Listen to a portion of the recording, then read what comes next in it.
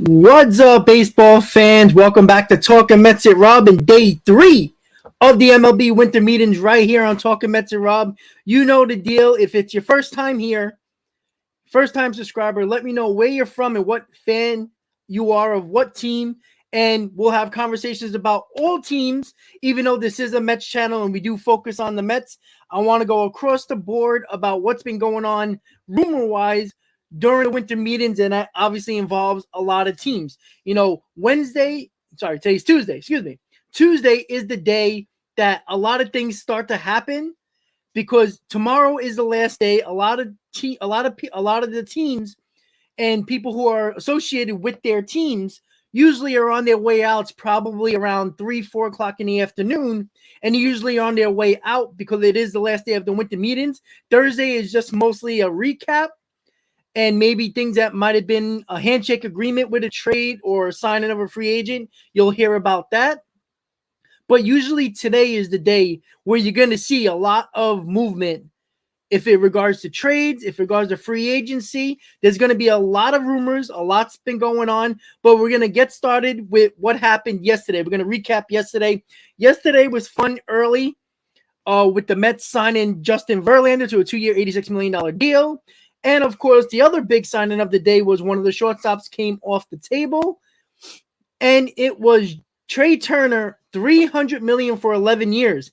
And a little caveat to that is that we just found out that Trea Turner was offered from the San Diego Padres well over $324 million, and it was around a 10-year deal. So he passed up money on the table to go to the Phillies, which is very rare nowadays that any player leaves that much money on the table. So I can assure you the union is not happy with that. But there's two things why that happened. Number one, there was so many reports that Trea Turner wanted to come back on the East Coast. He did not want to stay on the West Coast.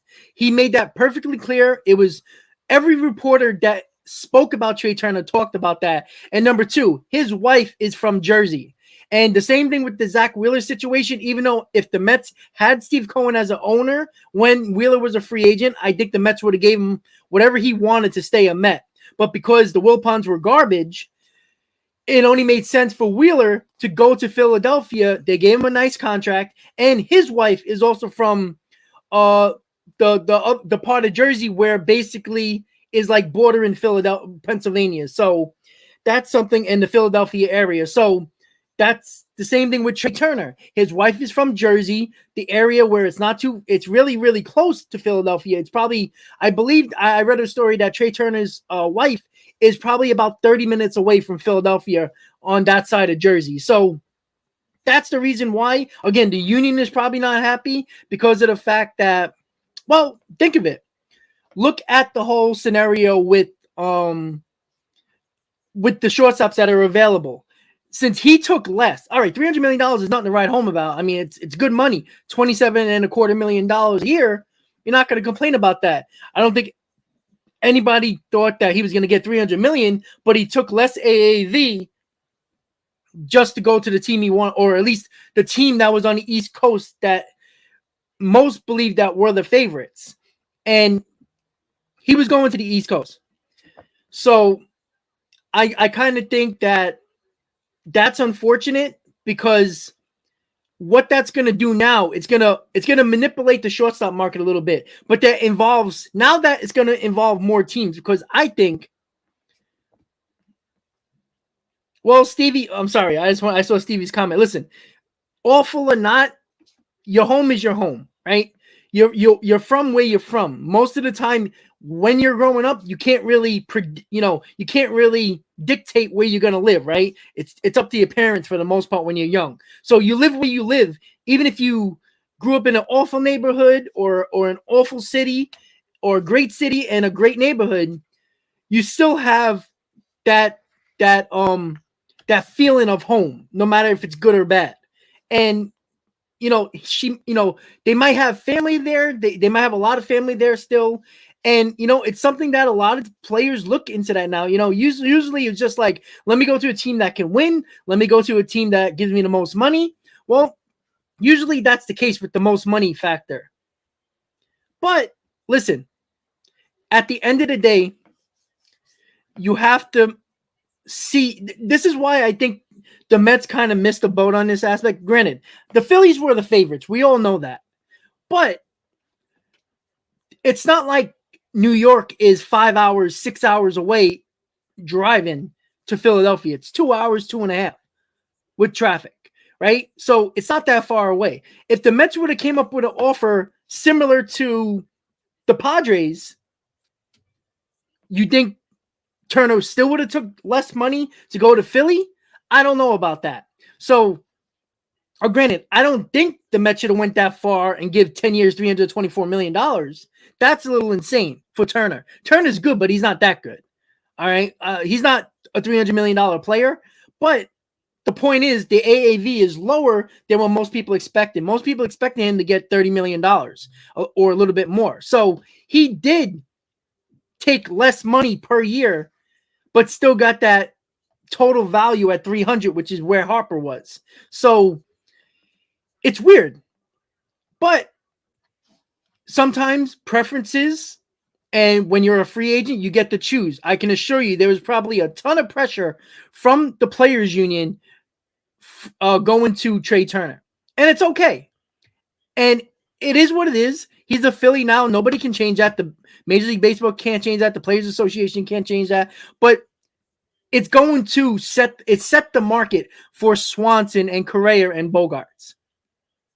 So we'll see.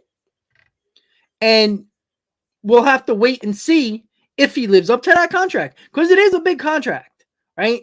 You know, he ain't a power guy. He's a speed guy. He's a gap-to-gap hitter, a lot of doubles, a lot of triples with his speed, steals a lot of bases. He's a guy that gets on base, which is very important for the Phillies, as I spoke about yesterday. He is a guy that the Phillies really, really needed. And that's the most important thing. So we'll see. All right, so I wanted to get something about a Japanese outfielder that just been posted. Hold on. So here we go. Where the hell is it? I just saw it. Some bitch. Hold on, guys. Sorry about that. I thought I just saw it. All right. So a little bit about the Mets before I look for the other information about the Japanese outfielder that just been posted by the Japanese, but was just posted today, and he got 30 days to sign with a Major League Baseball team, or he goes back to Japan. So Jack Ramsey, this is according to Joel Sherman on MLB Network. The Mets' preferences right now with regards to pitching is Kodai Senga and Jameson Taillon. Now, listen, we don't know what Kodai Senga is. All we can go on is what his stats look like in the Japanese league. It's been really damn good. He's basically pitched like 10, 11 years in that league, and he's pitched very well. But again, the Japanese pitchers pitch every 7 days. They don't throw. They throw a lot of pitches, but they pitch every 7th day. Obviously, it's a good league, but it's not Major League Baseball, right? We never know what's going to translate. Is it going to be a Hideo Nomo? Is it going to be a Hideki Arabu? Or is it going to be Yu Darvish or Shohei Ohtani pitching? We don't know. And what we see that Kodai Senga could be getting, you know, somewhere around the $70 million range, maybe a little bit more, since it'd probably be a little bit more considering the fact that there's other teams after him competing for him, so that might increase his value a little bit. But look at the whole fact of look what's been going on, right? So Jameson Taillon, we saw him with the Yankees. If you're a Mets fan and you live in New York, you probably see a lot of the Yankees, and you've seen a lot of Taillon. Nobody's saying that Taillon is a really good pitcher, because he's not. But we're not looking at him to be a number 3 starter, right? We're looking for him to be a 4 or 5 starter, right? Go around the league and name me one pitcher that is a 4th or 5th starter around the league. You can go through all of baseball and show me a pitcher that doesn't have that has a ERA less than a 3.8. That's a number 4 and number 5 starter. I can assure you, if you find one, you're probably lucky. 2, you're probably reaching. No team has that. And just because you see Taillon has a 4.5 ERA as a Yankee, or Senga, who had an under 2 ERA in Japan, why do you just assume that this pitcher is going to come in, dominate, have basically the ERA that's closely related to what he did in Japan, and then we're going to be happy about that? Like, we're just going to assume that, and then, because people are going to be ecstatic. If no matter what team signs him, the fan base will be excited about Senga.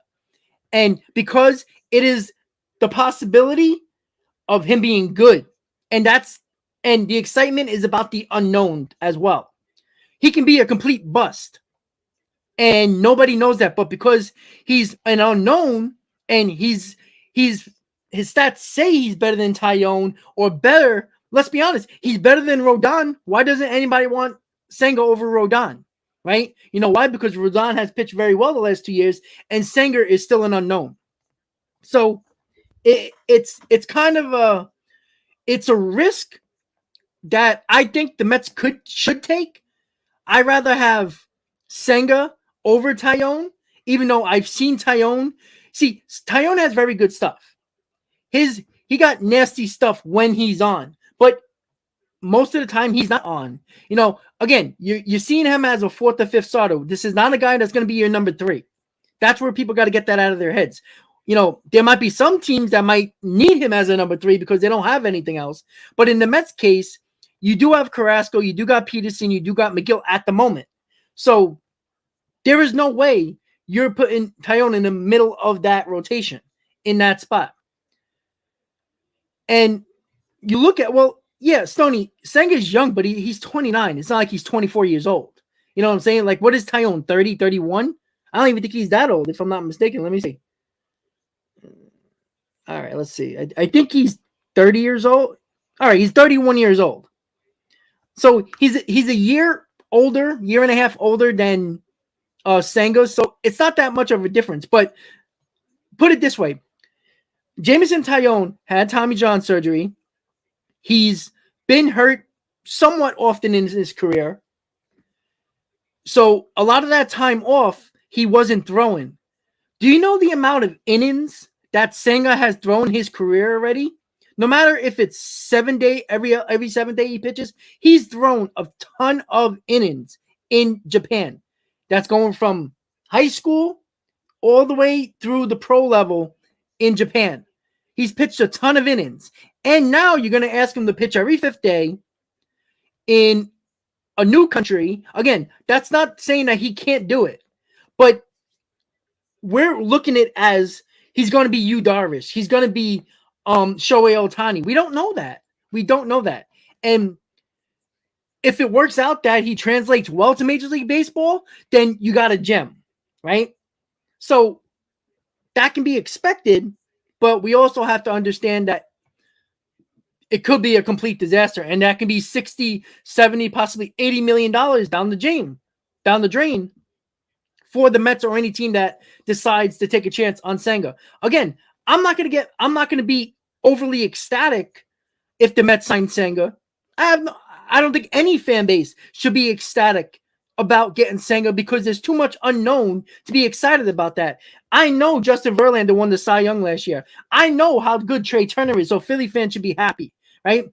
If, the Texas Rangers should be happy they got DeGrom because there's a known factor there. Jameson Taillon, we know what he is. So that's something that the unknown is exactly what it is. It's right down the middle.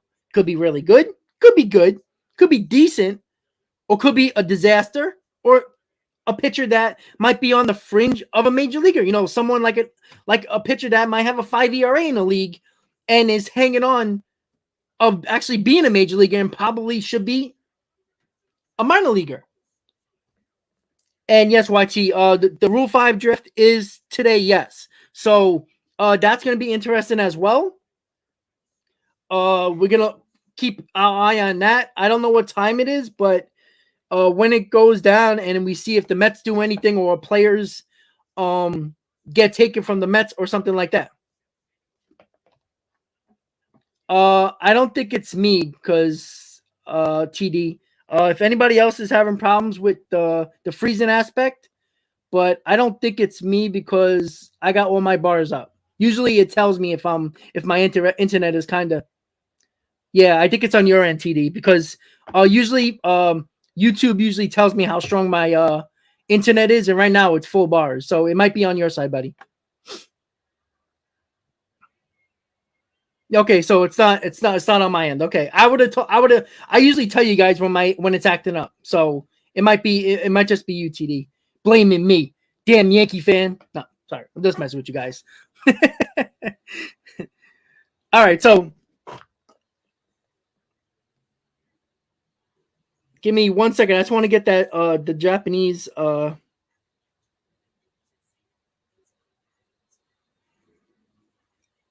All right, guys. So let me just check 1 second.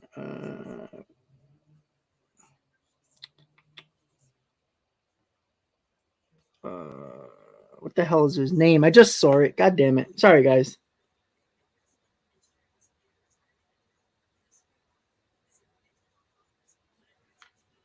All right. So where the hell is it? All right. So I'm going to find it. Don't worry. I'll find it eventually. Oh, yeah. And by the way, the Mets re-signed Tommy Hunter and Sean Reed Foley to minor league deals. Thank you, YT. Yes. Shinitora Fujinami.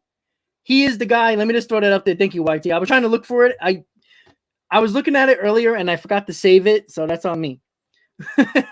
Yeah, Joe, thank you. I just saw your tweet as well. Sorry about that. I couldn't remember her name. I know it started with an S and I didn't want to sound stupid. But usually I am. So yeah, Shintora Fujinama, he is a guy that is considered a good bat really good bat in Japan. He is posted as of today. So today is the 6th. So January 6th is the last day he can sign with a major league team. Then he goes back to Japan. It's been posted again. It's a weird way that certain teams can do it. That can be posted, and it's weird. And oh, by the way, Tommy Kahnle is back with the Yankees on a 2-year deal. Last year he had Tommy John, or the year before that he had Tommy John. Oh, excuse me, it's not even that guy. Excuse me, guys, that is my fault. Shintaro Fujinami is another right-handed pitcher. That's not the guy I'm talking about. Thank you, Joe. It's this guy. Japanese outfielder Masataka Yoshida has officially been posted. He'll have 30 days to sign a deal with MLB team. There is significant interest in the 29-year-old. He had 335, 447, 551 with 80 walks and 41 strikeouts for the Oryx Buffaloes in Japan. So he's a guy that, and I'm going to look at his stats right now.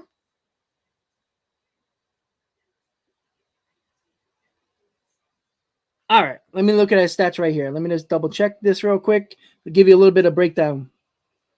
All right, so he's 28 years old, going to be 29. He's not a big home run guy. The most he had in his career is 29 home runs. So again, I always see these Japanese pitchers, hitters, if they hit they're averaging around 22 home runs. If they hit 22 home runs, averages 22 home runs in the Japan League, I'm dropping that down a little bit. So he's going to be hitting around what Brandon Nimmo hits, like 14, 15, 16, maybe on a good year, 20. So he's not a big power hitter.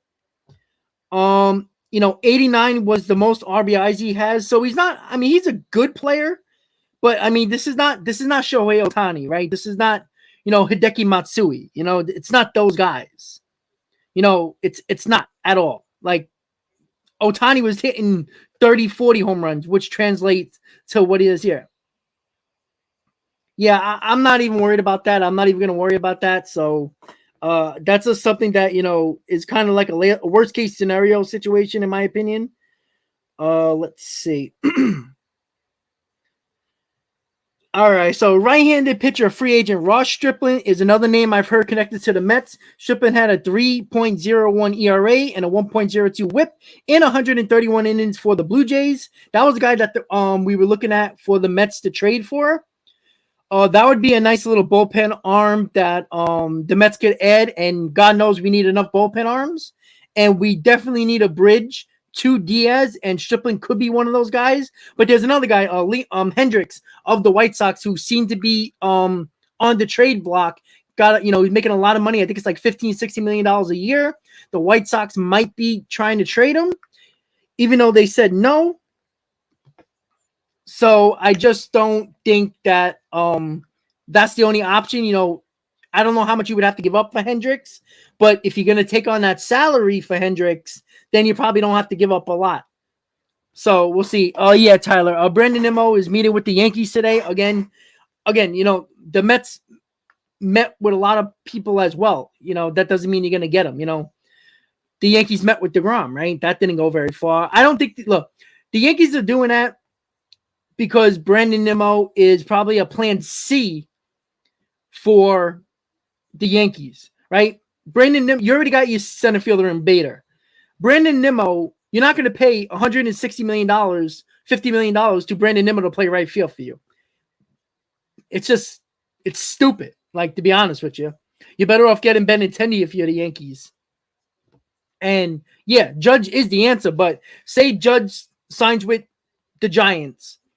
The Yankees obviously need a plan B, and they have Benintendi for a little bit of time before he got hurt. That's a guy that is going to be cheaper than Brandon Nimmo, who the Yankees already know, and he can play any corner outfield. You can throw him over to right field if you really need to. Or in this case scenario, if I'm the Yankees, I would move Stanton to right field. It's a shorter right field. He doesn't have to move around a lot. Probably can keep him healthy. And Benintendi can play left with Bader in center. That's not a bad outfield. Again, it's not Aaron Judge. You're going to lose a ton of power. But at the end of the day, other teams win without a guy like Aaron Judge, right? So you can win without him. It's just that when the Yankees lose Aaron Judge, there's a lot that you have to make up for that type of production. So waiting for news.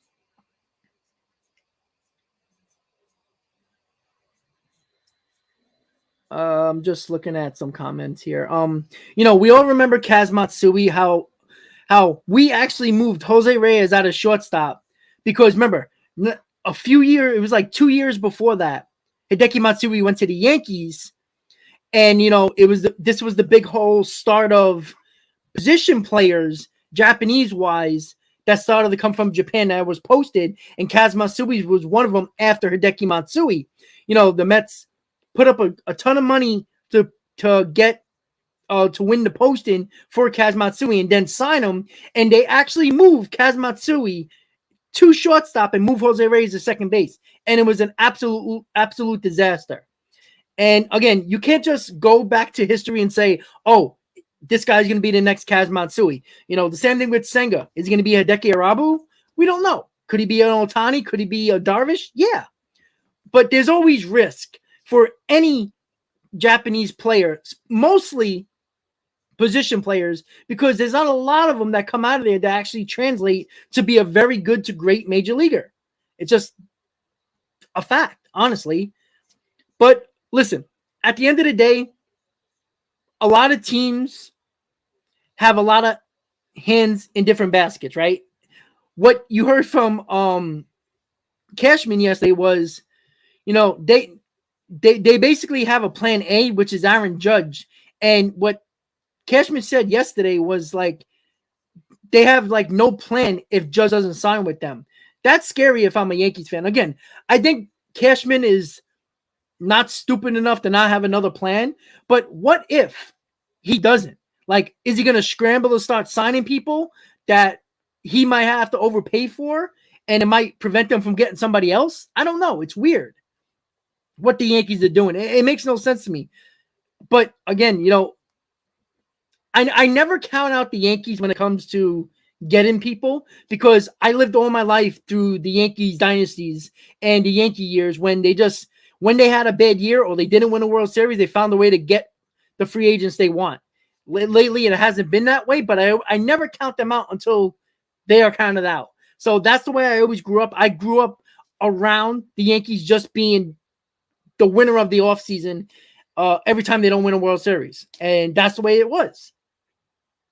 And, if the Yankees lose Aaron Judge, I think it's going to be a whole new shift of who the Yankees or how you portray the New York Yankees. And that's a fact.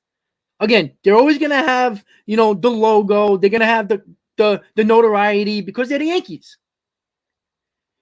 But they don't have that same aura they had in the late 90s and probably for the last 25 years. Yes, they were always known as the team, the Yankees. Everybody knew them, everybody like that. But let's be honest, the Giants have been around just as long. They've been around a hell of a long time, right? The Dodgers have been around a long time.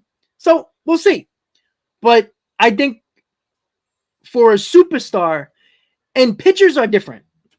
All right. With the Jacob DeGrom thing, it was all about Jacob DeGrom not wanting to be here. I don't know if Aaron Judge actually wants to be in New York. I don't know. No, he's very quiet, just like DeGrom. But stories haven't come out like there has been with DeGrom for the last year or so about him not wanting to be here. You haven't heard that on the Judge side. But that doesn't mean that he does want to be here. I mean, he might love it here, right? But he is from Northern California. His girlfriend is from Northern California. High school sweetheart, or his wife, from Northern California. So those things matter, especially when you're going to get paid regardless. And I'm sorry, if you grew up as a fan of a team and you have an opportunity to go to that team, you probably will if they pay you the money that you deserve, right? You're probably going to go there. Like, I'm sorry, if I've been playing for the I don't know, the Toronto Blue Jays for the last 6-7 years, and I had an opportunity to go to my favorite team, which is the Mets, and they're offering me similar money than everybody else, well, I'm going to go there because why the hell wouldn't I? So, don't make that as a factor as well. Can I not hear? I think I'm okay. I could be wrong. Is the sound a little off, guys? I just want to make sure. Give me a second, guys. Sorry about that.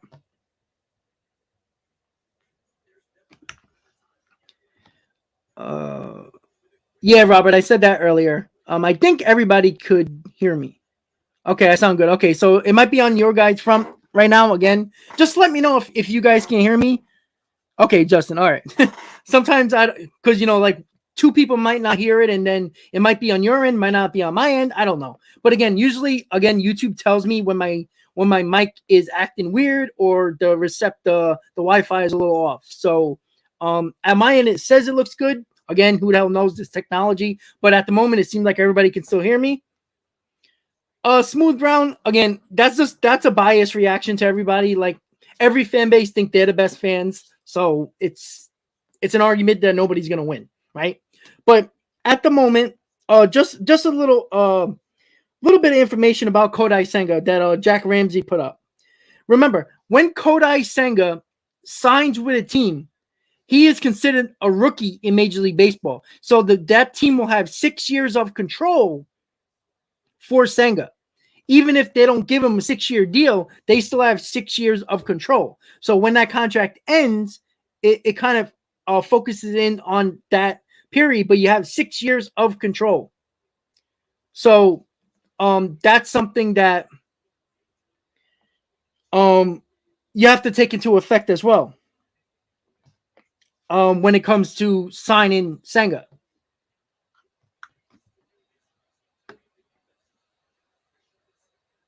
Rocky, that's not true. I mean, no. I mean, Judge is going to make any team better. Like, I mean, let's be honest. If Judge wasn't on the Yankees, would the Yankees would have made the playoffs last year? I mean, they could have. I mean, I don't think they would have won the division, but they probably would have most likely made a wild card. Maybe.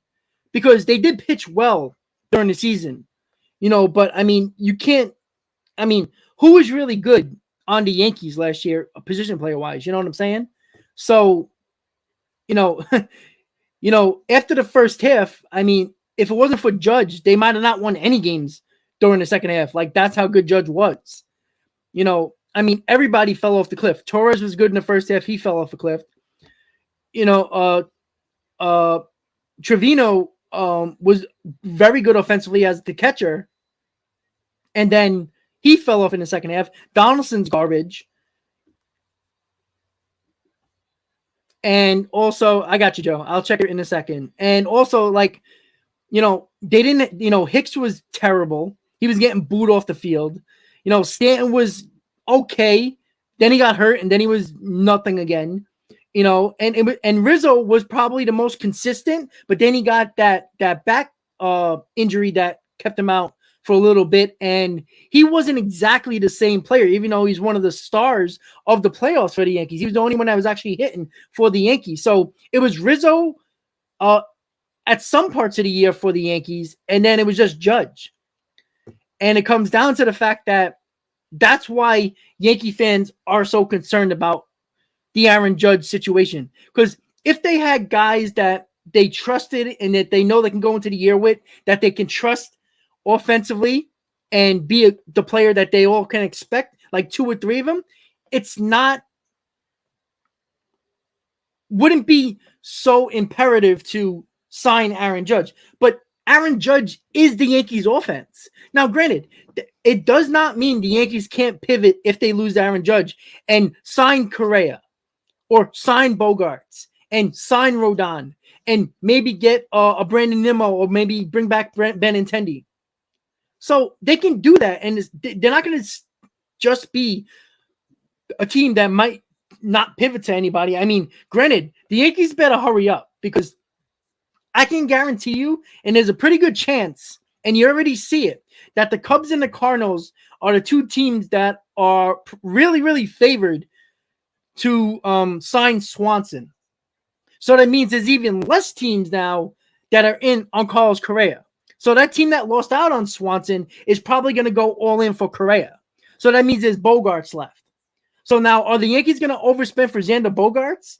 And are they going to put him at shortstop when they got Peraza that looked really good defensively at shortstop?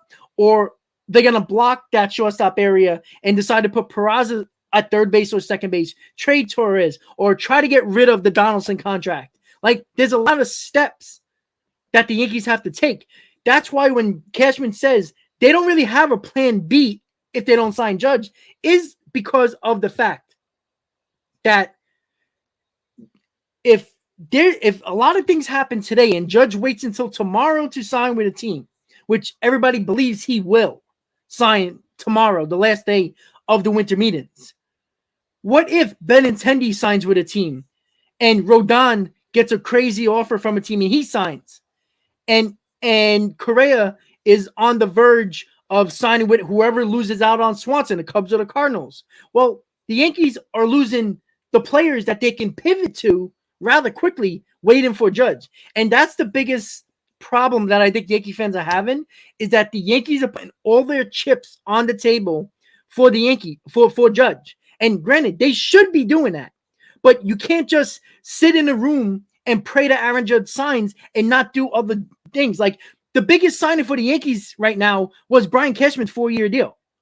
And Tommy Kahnle, who's coming off Tommy John. So I just don't understand what they're doing. And they're one of the oddest teams right now who were only one postseason series away from the World Series. It makes no sense to me. And then you saw the World Series champs get better with Jose Abreu. They didn't stay pat and pray to see if they can get a certain player, right? They weren't trying to go all in for Justin Verlander. And that's the whole idea that I just don't get. And I just don't get it. I really don't. And put it this way. The Yankees are doing what we've seen the Mets do with the Wilpons many years, right? Playing the waiting game, just sitting back, everything's going to come to us. And Cashman already said it. There has been no guarantee from the Judge's corner that they would come back for the Yankees to make a counteroffer. So if Judge likes a deal from whatever team, and he's not going to waste time, because what Judge doesn't want is a team that offers him, say, I'm just throwing out a number, 9 years, $375 million. If they offered that, but they're the same team that if they lose out on Judge, they're probably going to pivot to Benintendi or Nimmo. They can't wait for Judge to make a decision and go back to the Yankees or other teams with to get counter offers and might lose out on other corner outfielders. And if Judge signs with it and goes back to the Yankees and signs, now the Giants are holding the check in their hand and they lost out on a couple of corner outfielders. That's where the Yankees are, and that's where a lot of teams are. So there's no guarantee, and Judge gave no guarantee to the Yankees that he would come back with the offer of the team that has the highest offer and go back to the Yankees to see if they can either match or go higher. So that's already a problem for the Yankees, because in the last 20 years or so, almost every player wanted the Yankees to be involved to increase their price. It's not like that anymore, guys, because the Yankees have shown over the last couple of years that they're not doing that. So why would a player go back to them and say, well, what do you have to offer? Let me see if I can milk a little bit more from you guys to get more from another team, right? We see that with the Mets already, what players are doing with the Mets, because they know the Mets have, if the Mets are involved in a player and they want a player, of course the player is going to go back to the Mets. And not talking about DeGrom, because he really didn't want to be here. It's players that know that they can go to the Mets, know that there's another team desperate, go to the Mets, see if they can give an offer, and then go back to the team that's desperate and go above and beyond to sign that player. Jacob DeGrom did it. He took the Mets offer and never went back to the Mets because he knew how desperate the Rangers were. And he probably went into the Rangers office and says, listen, the Mets offered me 3 years, 120. I have no problem taking that deal. I don't want to be back there, but you have to sweeten the pot to the point where I don't want to walk out of this room and go back to the Mets and see if they would counter. If you give me a low ball offer, say if the Rangers would have gave 4 years, 160, right? And Jacob DeGrom wants that 5th year, and he didn't sign it with the Rangers. He could have went back to the Mets. The Rangers wasn't going to let that happen. So DeGrom knew how desperate the Rangers were, and he used it to their advantage, his advantage. Yeah, I put it this way, and this is why, the same that goes for Swanson, the same thing that go for Judge, right?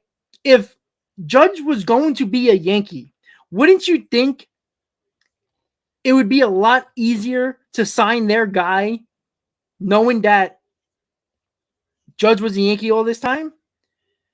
It's too much up in the air to me to believe that the Yankees are the favorite to sign him. If Yankee fans believe that, they're not paying attention, or they don't want to believe it themselves. They're still in this aspect that they're still the quote-unquote evil empire when they're not anymore, and they're really not. Just because you make the playoffs every year, which they are still an anomaly in Major League Baseball because most teams don't make the playoffs every year, I think it's going to take, with Hal and Cashman, to not make the playoffs a couple of years in a row, losing that ticket money, losing those sales, to realize that you can't, lowball the players on your team, especially your franchise player, and go cheap and trade for Donaldson, who was a wash. Trade for IKF, who is not really a shortstop, but you traded for him to be a shortstop, even though he's a Gold Glove third baseman. And that's the whole point. And until Yankee fans realize that, and some of them do, like they're already, you hear it on WFAN on the airwaves all day. And the whole point is, and let's be honest, Muted, and that's a good point about the Yankees in less than $300 million. Here's the point. Nobody knows the exact deal, what the Yankees offer. We heard 8 years around $300 million. What we've been hearing is that it was less than $300 million. What the last thing I saw that when I was really digging deep was 8 years, $285 million. That's a laughable offer. If the Yankees went under $300 million on their first offer, if I'm Aaron Judge, I won't even speak to the Yankees again. Like, are you serious? One, you leaked the offer to me, to the media, where there was no reason for them to do that except to make Cashman look good and make the Yankees look good for offering a fair deal to Judge at the time. and he leaked it just to save a little bit of face there because the Yankee fans were pissed off at Cashman of the lack of movement he made in the offseason to better the Yankees. And then they lowballed him and almost nearly took it to an arbitration situation to not pay Judge the $21 million he was asking for. And they offered him 17 and they settled on 19. And then on top of that, that was when the fans of the Yankees booed Aaron Judge the first week of the season at home because he didn't take the deal that the Yankees offered him. And then Yankee fans started to go crazy because he was the one that started to get closer and closer to the Maris's record. And then all of a sudden, the Yankees had no choice because Judge gambled on himself and he won. And that's it. And there you go. And I just don't understand it. I really don't. The guy won the MVP. He nearly won a Triple Crown. He's your guy that is the best player in baseball. And the Yankees, there's probably a better chance he leaves than he stays. And I'm telling you right now, the only way he stays is if he takes less money to remain a Yankee. The Yankees are not going to give the biggest offer. But I'll tell you right now, if somebody offers him $350 or $360 or $375 for 8, 9, 10 years, whatever it is, the Yankees need to be within about $10 to $15 million, or he's not taking a lesser deal. You're not going to give him $310 million, and he's going to take $60 million less to go back to the Yankees. What have the Yankees done for him? Everything they've done over the last year was piss him off. And basically, in the beginning of the year, turned the Yankee fans against him. And then when he played well and the Yankees were winning, Yankee fans turned on Cashman. Right? That's what fans do. But yet, the Yankees fans booed Aaron Judge after the season he just had in the ALDS against the Guardians. Like, come on. Like, it's just crazy to me that the Yankee fans who sold out stadiums all across the country during the run for Roger Maris, yet they booed him in the ALDS, which, let's be honest, does Judge deserve to be booed? I would say no, but I understand why Yankee fans did it, because it was about booing him during the postseason because he hasn't been good in the postseason. That's where I think some people kind of go 50-50 on that. But at the end of the day, you wouldn't have been in that spot to boo Aaron Judge if it wasn't for Aaron Judge helping you basically carrying the team to make the playoffs.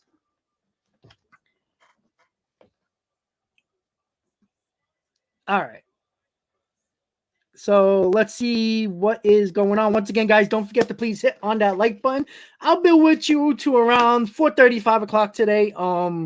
So we can hopefully get some good things going on here and some actual news, people sign-ins, maybe some trades. Today's one of them days where I think you're going to see more sign-ins than you usually would. Rather than trades. So that's something that I think that usually goes down on the Tuesday in the Winter Meetings, day 3. And like I said, Wednesday is kind of, you might see Judge is probably going to sign tomorrow. And then you'll probably get a Nimmo signing as well. Yeah, Andrew Heaney is another option for the Mets. The Mets, you've heard that apparently the Mets made Heaney an offer 3 years, $38 million or $36 million, excuse me. I don't know how factual that is, but if Heaney didn't take that deal, he's probably got deals that might be close or better, and he's still not signed yet. So I'm assuming the Mets offer is probably not the biggest. Again, Heaney and Tyone is on the same level as me. He's a guy that will probably be anybody's 4th or 5th starter.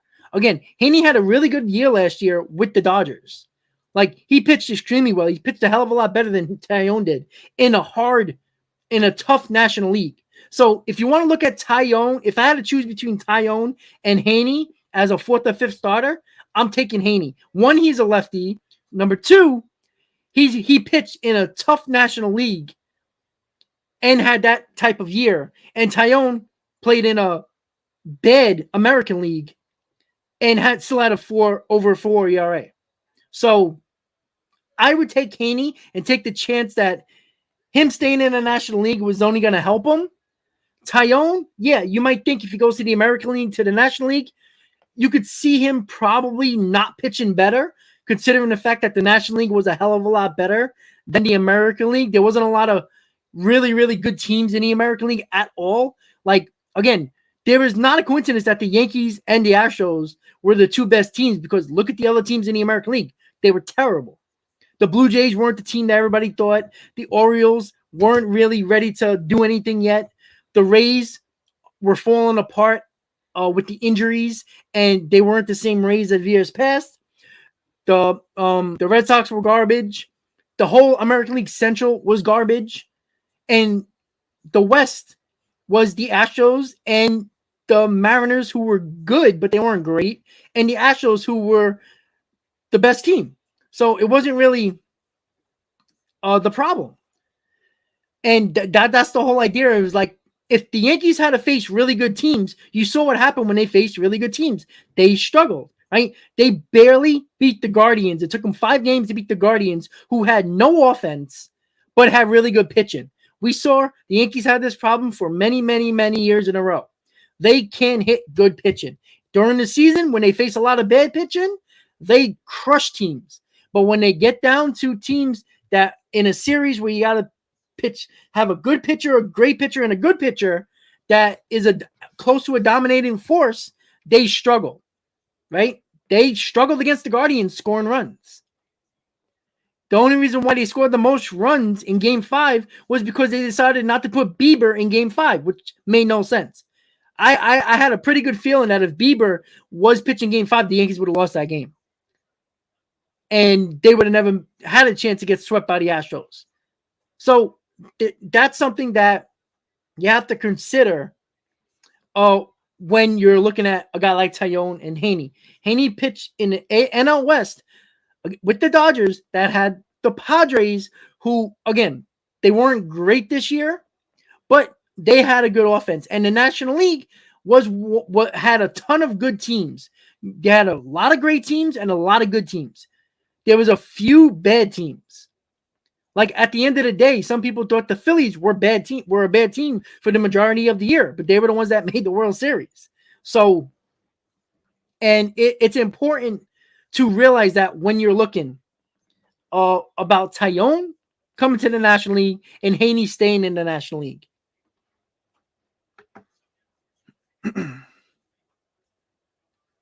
I'm just looking at the comments. Yeah, I still don't think Gerrit Cole is the best pitcher in baseball or in New York, to be honest with you. You got two. I think Nestor Cortez is. I think he's better, at least last year, than Gerrit Cole. Gerrit Cole gives up too many home runs for an ace pitcher, and ever since the sticky stuff, he's supposed to be a stopper. He wasn't very good this year. He was good, but he wasn't very good. Where the Yankees needed, he pitched well in the playoffs, but he had way too many moments where when he got on the mound, you didn't know if he was going to blow up or he was going to have a good outing. You can't have that as an ace.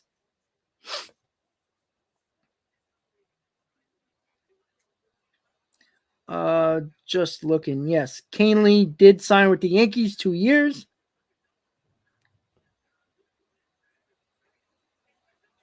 Let's see. I'm just looking at the comments, guys.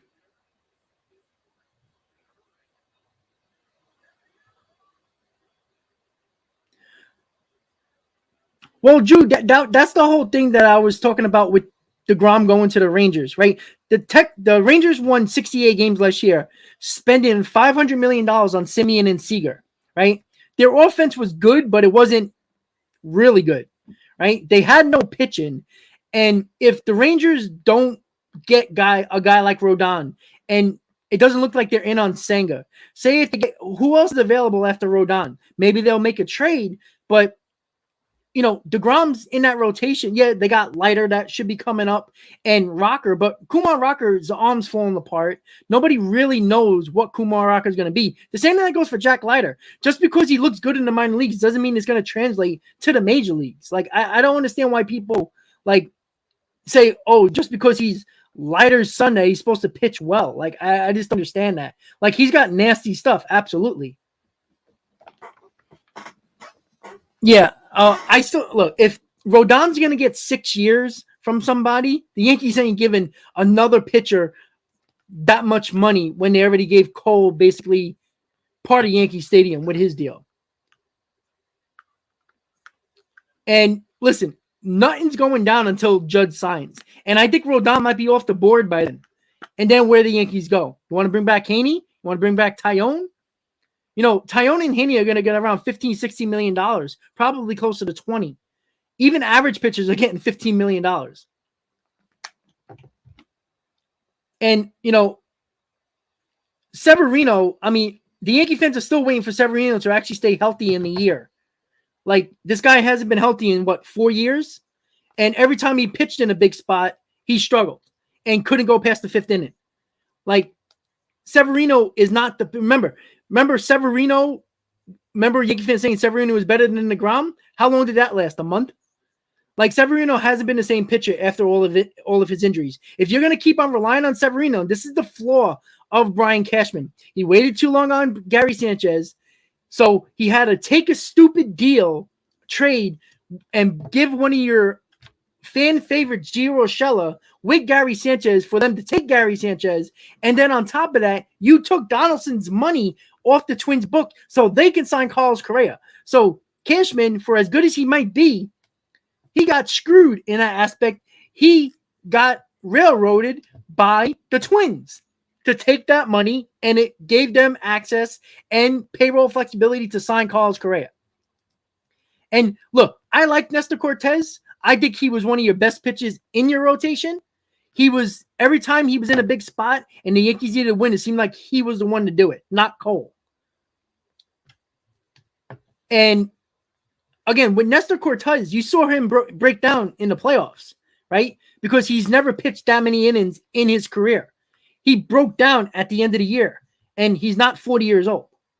So, David, that would be a good signing by the Phillies, Chris Bassett, to be honest with you. But then again, do you want a guy who complained, basically said that he was flustered by the fan base of the New York fan base and the pressure? Let's be honest, the Phillies are not that much, Philly fans are considered much more hard on their players than New Yorkers. They get after him a lot more. I don't know if Chris Bassett can handle that. He's a very good pitcher, but in the two biggest spots of his short Mets career, he fell apart. So he's a good pitcher. He might do well during the season, but when it comes to big games and the pressure that the Philly fans put on their players, I don't know if he's going to be good in a scenario like that. He's probably better off in Texas, to be honest with you, where nobody really cares about baseball out there. They're more concerned about the Cowboys and the Texans and, college football. You know what I'm saying? But Joseph, what does that really mean? Honestly, the average. The American League has been beating the National League for many, many, many years in the interleague play. Look at the records. The records were terrible in the American League. You know why? Because a lot of bad teams beat up a lot of bad teams. And the 2-3 good teams in the American League beat up on all the bad teams in the American League. Like, I didn't see any American League team basically gave any chance against the Astros, right? Like, that has nothing to do with anything. You had 300-win teams in the National League. How many did you have in the American League? 1, right? And there was a couple of 90-win teams as well, right? All right, so we're going to look at Twitter really quick. All right, so here we go. Boom, boom, boom. Giants are in with a big offer from Aaron Judge, believed to be $360 million neighborhood, but the assumption belief among rivals is that the Yankees remain the favorites. Yankees are hopeful, but say they still don't know. So there you go. I don't see, if the Yankees still don't know, then they clearly look. That's a big offer from the Giants. That's the first offer they gave him, or at least has been known. So 360 is where the Giants start. I'm telling you right now, guys, the Giants are going to go over $400 million to sign Aaron Judge. So if the Yankees are going to do that, good for them, and they'll get a ton of credit to do so. Honestly, I don't care what it costs the Yankees to keep Aaron Judge. If they believe that Aaron Judge is the guy that they need on their team, no matter what, I'm going to give him the credit, and they're going to get a golf clap for keeping their guy, because that's the guy they wanted. The same reason why I said the Phillies offer might have been a little bit crazy for Turner, but they picked the guy they wanted. They knew they needed him, and they got him. I never fault the team for going above and beyond money and years to get their guy. That's why I didn't kill the Rangers for getting Jacob deGrom, because they handpicked their guy that they wanted no matter what, and they did it no matter the cost. And I never say that deal might be crazy, because it might be a crazy deal for one team, but it's not a crazy deal for another team, depending on what that team needed. The Giants are desperate for Aaron Judge, right? The Giants want Aaron Judge because they need Aaron Judge, right? They're going to go above and beyond to get him because that's their guy. Have you heard the Giants rumored to be in on anybody else right now? No, because they're 100% focused on getting Aaron Judge. That's why if Judge gets over $400 million from the Giants, people are going to be like, what are they, crazy? No, they're not crazy. They wanted their guy, and they were not going to get outbid by anybody.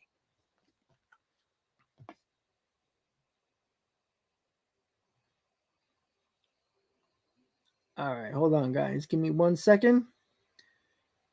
Joe, I'm sorry. I there was a ton of tweets that came in. Oh, yeah, Joe, I already said that about Tyone and Senga. So, again, well, smooth. I don't see how that they don't have an identity. They've won a hell of a lot more World Series than the Yankees done over the last 10 years, right? And, yeah,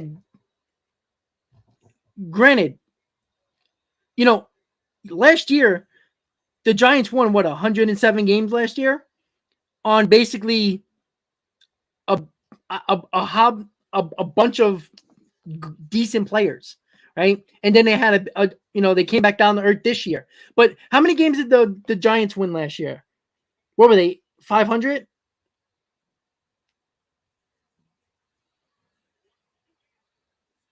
Let me see.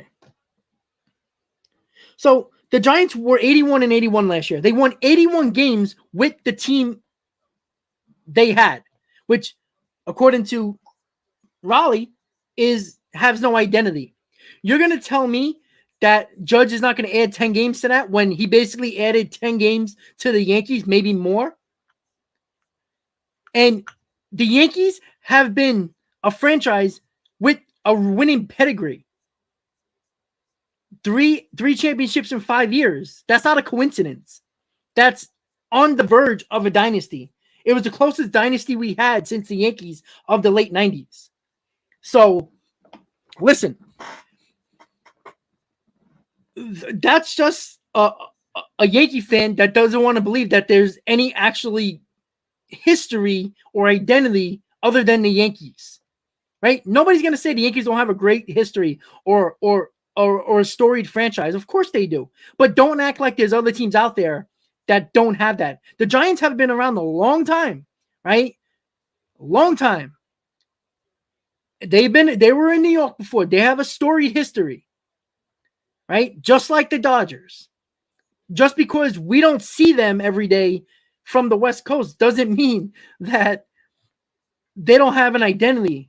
They don't have a storied history. Like, they won 81 games with no identity, according to you, Raleigh. You know what I'm saying? You know what I'm saying? I get what you mean, but they won 107 games in 2021, and they won 81 games last year. It's a 500 record in a division that is pretty tough with the Dodgers and Padres. So they held their own for the most part.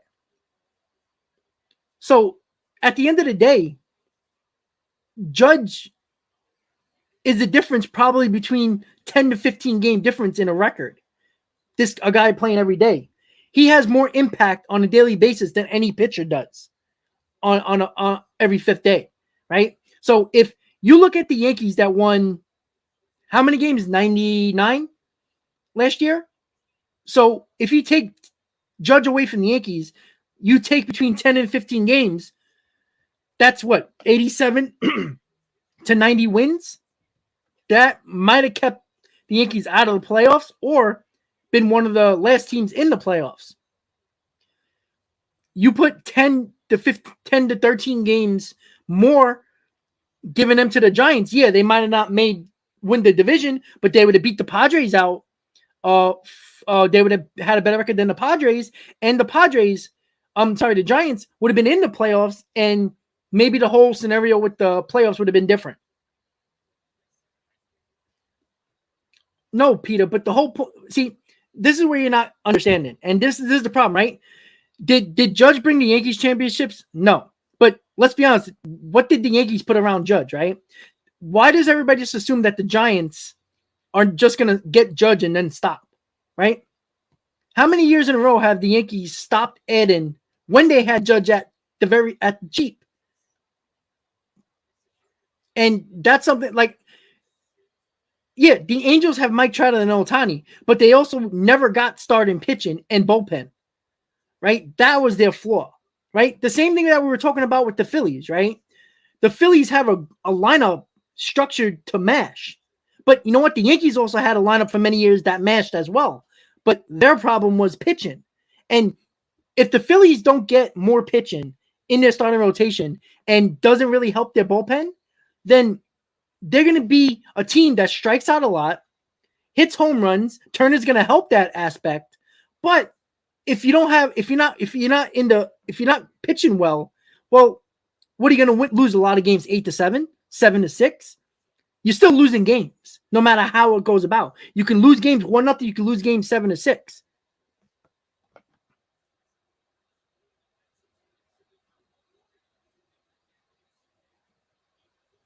Exactly, Justin. 100% on James McKenna. I said that from the very beginning. Well, listen, JG. You got the World Series, and Verlander was a part of that. Like, there's no, and you got 2 championships with them. Again, I like short-term deals with pitchers, especially really good pitchers. I like short-term deals. I think it's less of a risk on a short-term deal than giving Gerrit Cole a 9-year deal or giving Jacob deGrom a 6-year deal. If Judge goes to the Phillies, that's hilarious. But yet they still can't pitch. So good. They'll lose the games 10-9, right? With that lineup that they had last year, right?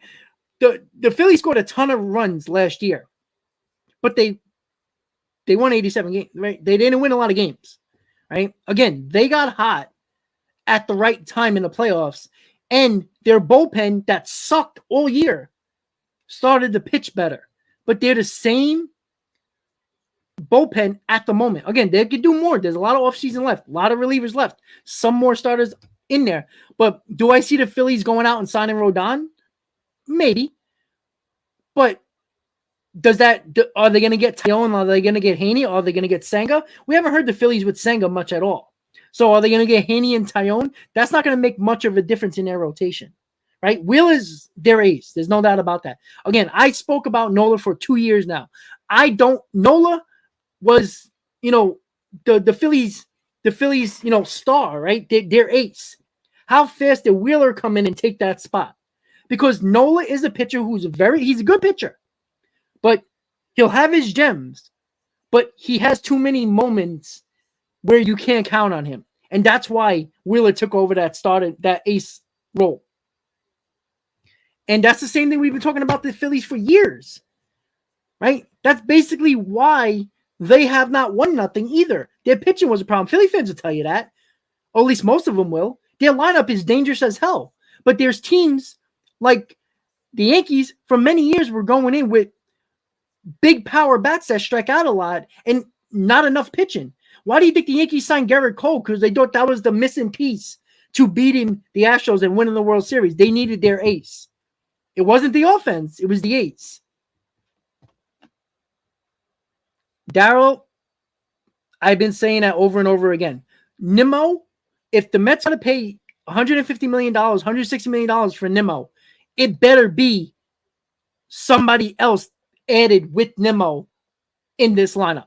You can't bring back Nimmo for $150 million and go with the lineup that they have. Like, what is that doing?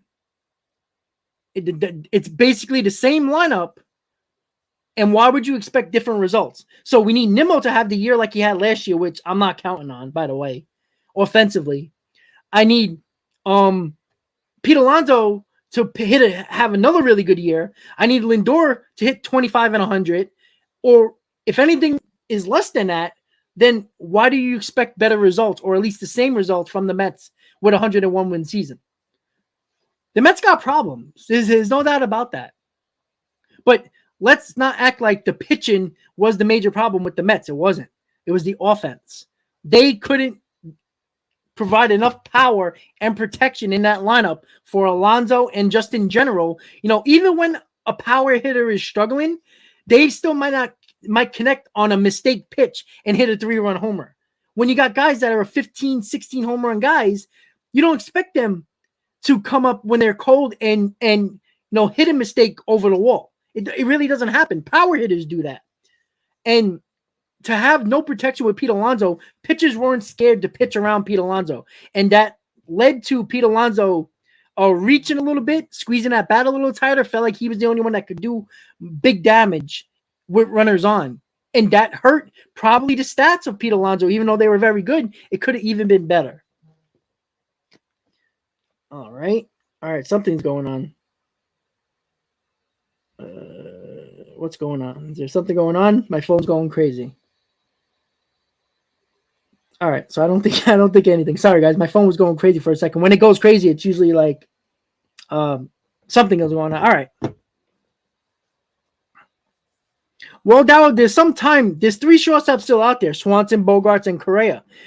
Somebody brought up yesterday that the Mets spoke to Correa's agent. Again, I don't know how far that in detail they went. Was it just to inquire about what he's looking for? I don't know.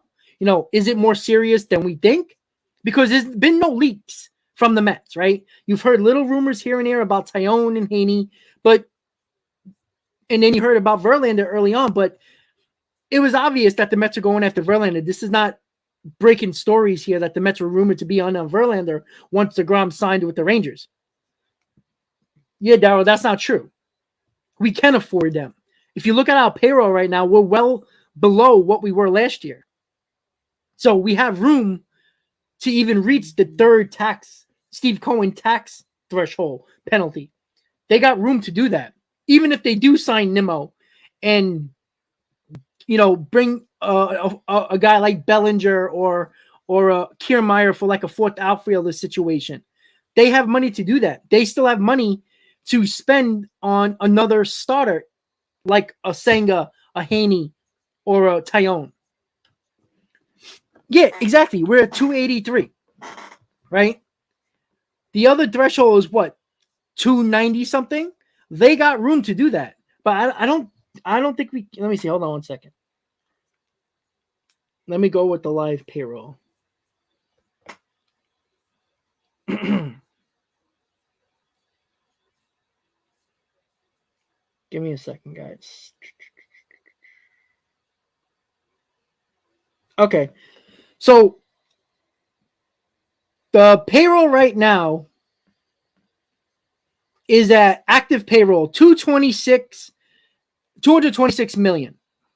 The biggest tax threshold. So right now they're under the first threshold right now. But they're just over the first threshold. Right? Which they've been over. They still have $65 million to get up to that big threshold. So if you do the math, if they sign Correa for $30 million, they still got $30 million to work with, or around $40 million to work with to get, a 4th or 5th starter, and also, or even Senga or Haney or Taillon, and do what they need to do in the bullpen, which is around $30 to $40 million combined. Because you one of the players like Senga, Tyone, and Haney are going to get between $13 to $17 million. So you still got $30 to $40 million to work with. Yeah, it's an active payroll. Verlander's in that. You got to remember, there's a lot of money that came off the books for the Mets. A lot. Verlander's on here. It's already updated. Because the Mets were under. They were around 188 before the Verlander deal, because I checked it the other day. So this is live right now. Verlander's already in there. And that's added with the Aaron Diaz new contract. You got to remember, we lost 4 starters for free agency, almost all of our bullpen. Jacob deGrom came off the books. Remember, that's $40 million. That's around what? A little over $60 million that would have been on the books.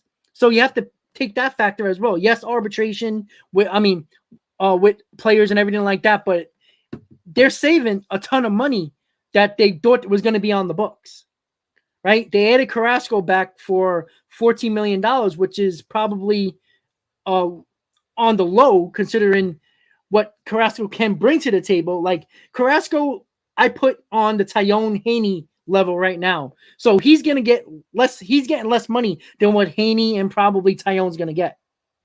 So they're in a spot where they can spend, even if they get a Carlos Correa for like $30 million, say, right? They still got between $30 to $35 million to work with, maybe even 40 for that matter, depending on if, they go Benintendi route.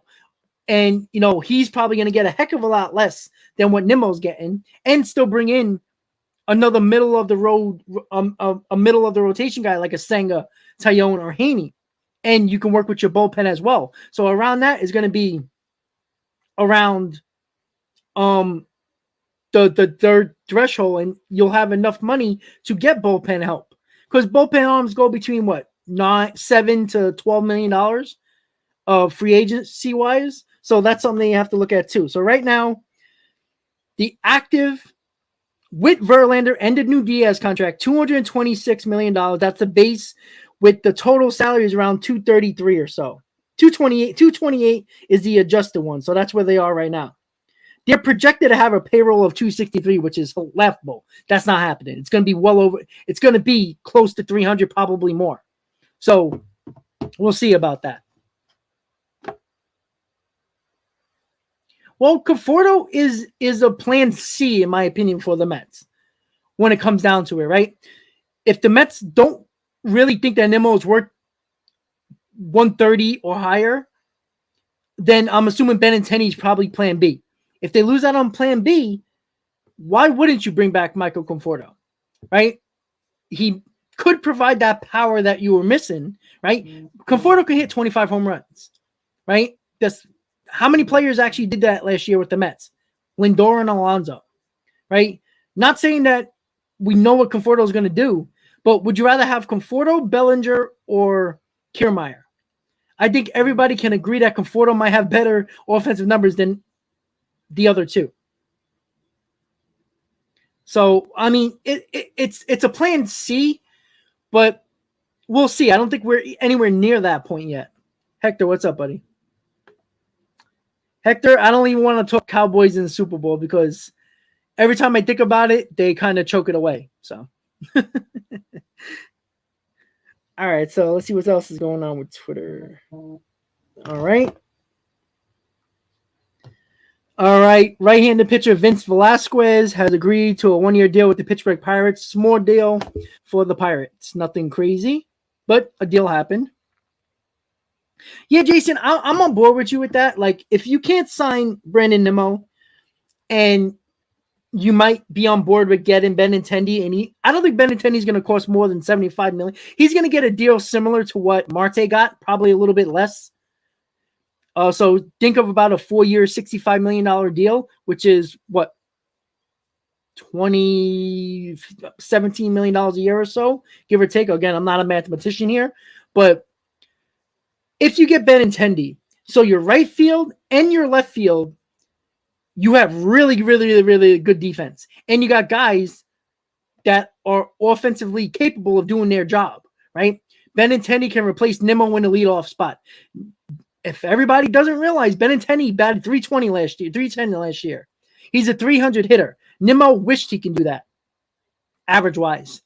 He doesn't hit as many home runs as Brandon Nimmo, but as a leadoff hitter, I'm not looking for home runs, right? I'm looking for a guy to hit for average, get on base, which Benintendi does, doesn't strike out a lot. He's better defensively than people give him credit for. And he's a guy that I think can provide a little bit more speed at the top of the lineup that the Mets, besides Marte, was lacking. Marte didn't steal a lot because he was hanging with that hamstring a little bit. So that's something that I think, especially with the new rules, with the pitchers can only throw over a certain amount of times, the bigger bases, stolen bases are going to be more prominent in Major League Baseball now. You need guys that can steal bases. Nimmo, I never understood in spring training why they didn't force this guy to learn how to steal bases. Nimmo is extremely fast. When you see him run around the bases, he is very quick. But when you don't steal bases, you lose the some part of your baseball attributes that you could use to be a better ball player. And that's something that I do think that Nimmo is lacking. Would I be mad if Nimmo comes back? No. Even whatever price you want to call it. If the Mets believe that Nimmo's their guy that they want, no matter the cost, then I have no problem with it. Like I said, I'm never going to fault the team for getting the guy they want or keep for whatever money it might take or amount of years it takes. If Nimmo is a Met, I'm not going to complain about it because I think he'll be, but it better be more than Nimmo. The same thing if Nimmo goes and Benintendi is the guy that they replace him with in the lineup. They still got to do more. And I don't know where they're going to go. That's why if it was up to me, I would get Benintendi. I would take a flyer on Bellinger or Kiermaier in center field and throw my chips in the basket or on the table for Correa because that provides the bat that you need in the lineup. But the Mets might go the trade route. Maybe they are intrigued about why the Red Sox haven't traded Devers yet. Maybe they will look at Brian Reynolds, right? Brian Reynolds is not a power bat, but I think he did hit 27 home runs last year. So, I don't see him as a big power bat, but he's a good player. But there's a lot of options for the Mets, and I think a lot of people don't realize that there's actually options other than Nimmo. Nimmo is not going to make or break this Mets season. I think people got to get away from that. Nimmo's a good player, but Nimmo is not the impact player that is going to put your team over the hill. He's not that guy. And I'm just reading the comments, guys. Give me a second. You definitely need one more bat in the lineup, and you need somebody off the bench. That the bench was terrible at the end of the year. Yeah, but you know what? Guillermo got hurt, right? Guillermo got hurt. The Mets bullpen, after J.D. Davis and Dominic Smith went away, the bench kind of got in flux there. And, we had a really good bench early on in the season. The second half was a problem. So, yeah, Evil, I agree. He's a 20 to 25 home run guy. I have no problem doing that. If you got Lindor, Reynolds, and Alonso hitting 25 home runs and Alonso hitting 35 to 40, that provides a little bit more power that the Mets lacked, right? Nobody else hit. I think Escobar got to 20 home runs, if I'm not mistaken. Maybe he didn't. Oh, sorry. I thought I got. All right. Cool. All right. Sorry. I thought something happened. No, Muttley, it's not the point. The point is, if you're going to overspend for Brandon Nimmo and it's going to prevent you from doing something else, it's not a good signing. Because if you get Nimmo and you're lacking in other parts of the lineup and you don't do nothing else because you decided to get the guy that they wanted for $150 million and it prevents you from getting another big bat in that lineup, then it's a bad move. I've been talking about this. It's not that Nimmo's a bad signing, but you can't overspend on Nimmo and it's going to prevent you from doing something else. That's why Benintendi is on the radar for the Mets. Because if you can spend $100 million less on Benintendi, you're getting basically nearly the same player offensively, if not better offensively. So it's basically you're getting a better offensive player, lacking a little bit of power, but it gives you money available to go out and get a guy like Correa or make a trade for a big bat.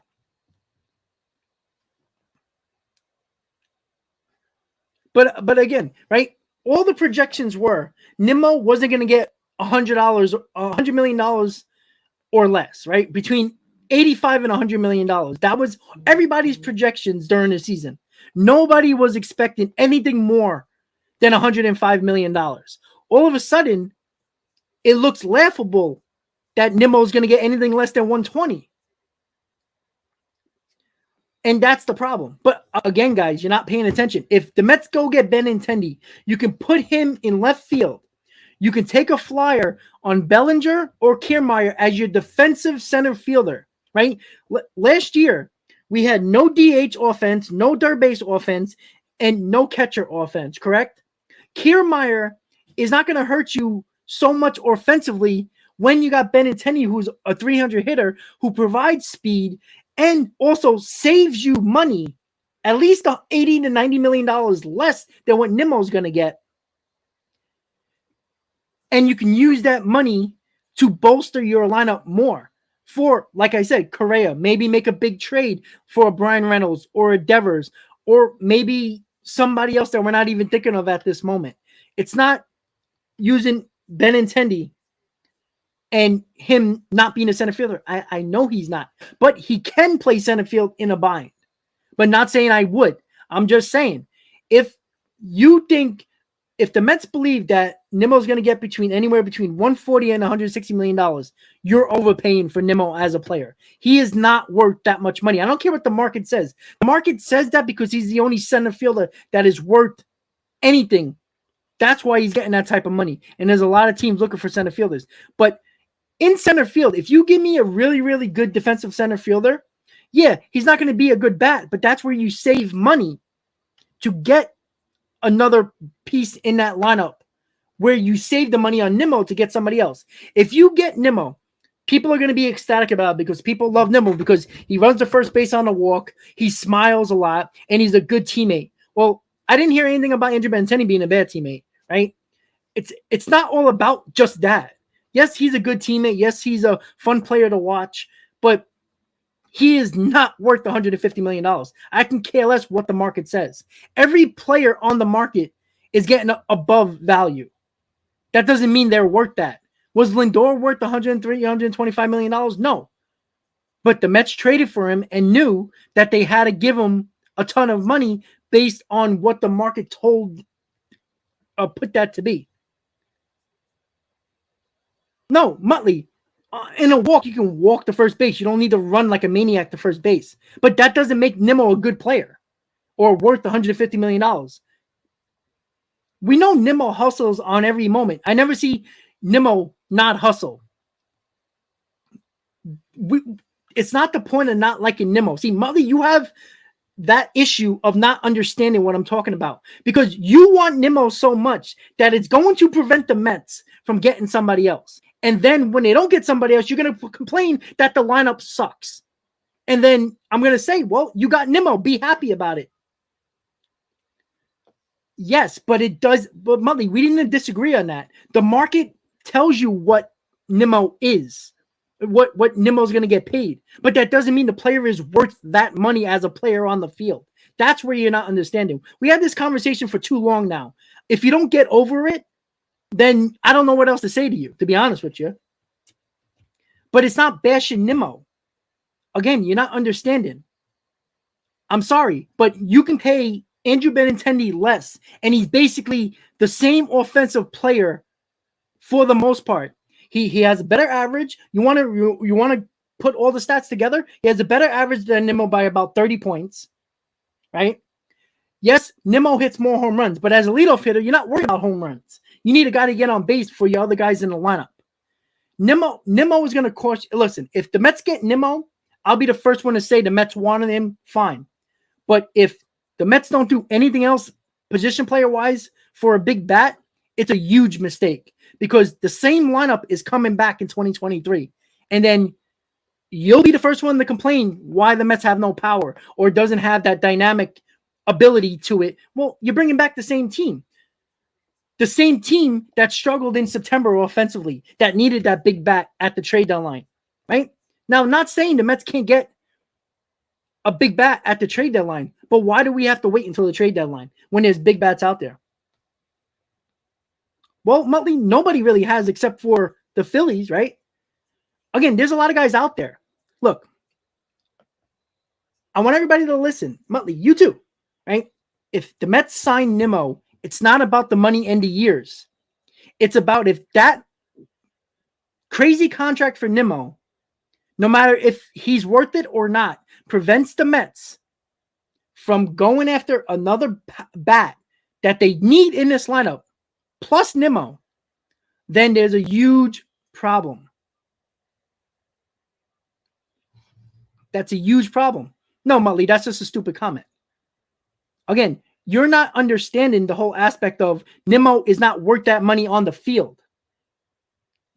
Every player is getting over market value. All right, Muttley, but there's indications now with the reports coming out saying that Nimmo is going to get well above $100 million. That's where it's coming out. I'm not saying listen, if it was going to be that easy to sign Nimmo, there's too many teams to sign Nimmo thinking that it's not going to be well over what everybody projected him to get. Yeah, the market determines his value, but that doesn't mean the player's worth that money on the field. Is Turner worth $300 million? Probably not. But he got it. But that doesn't mean on the field.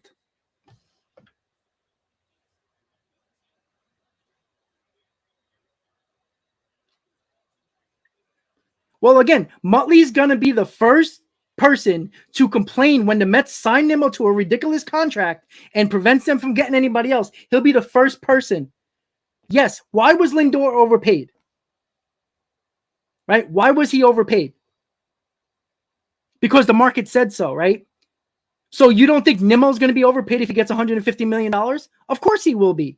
That's the whole point. You just contradicted your own comment. But you will complain. You're complaining now about Lindor. So the same problem you have with Lindor, you're going to have a problem because Nimmo was never going to live up to a $150 million contract. George Springer is going to get, Nimmo's going to get George Springer money. If he gets that, do you think that Nimmo deserves George Springer money? George Springer hits more average, hits more home runs, hits more RBIs. And oh, by the way, he is actually the leadoff hitter for Toronto. So he's going to get a similar contract to Springer, but he's nowhere near the talent of Springer. Yes, but the market isn't the issue. That's the whole point. The market is not the issue. The market always tells what the player should get, but that doesn't mean the player is worth that on the field. Yes, and Lindor will never live up to that contract. Nimmo would never live up to a $150 million contract for 6 years, which, oh, by the way, George Springer got. And George Springer is a hell of a better player than Brandon Nimmo. Average, power, RBIs, and speed. No, Muttley, I'm the one here trying to explain it to you. You keep on saying the same thing about the market. I just said to you, the market matters of what the player gets, but that doesn't mean the player is worth that money on the field. Again, you are a paper player. You see a team on a piece of paper that says this team is really good, but that doesn't mean they're going to be good on the field. That's the problem. Again, Muttley, I hope the Mets sign Brandon Nimmo and they don't sign nobody else so you can bitch and moan about them all year when they can't hit for any power. And that's the way it's going to go.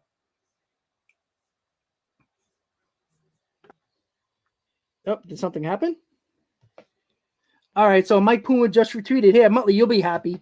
Mets and Brandon Nimmo have remained in contact, but the two sides are not scheduled to meet this week here at the winter meetings. Good, Nimmo's gone. Yes, Muttley, congratulations. We spoke about this for 20 minutes now.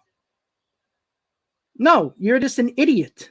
Sorry, you are. You're not understanding the whole point of the fact that Nimmo is not worth that money on the field. He's going to get George Springer money, and he's not even close to George Springer. That's the problem. The same way, I think Lindor is not worth that $325 million because he's not on the field. Because he should be hitting 40 home runs and hitting 120 RBIs for that type of money. You just don't like the fact that you can't get over the market value, and then that's the whole issue. But Muttley, let's talk about something important, because we've been talking about the same stuff for 2 weeks. And then when Nimmo signs with the Mets and they don't do nothing else, you're going to be the first one. Wow, the Mets offense sucks. Well, that's what we get. I'm not childish. You just keep on going. Ken, get the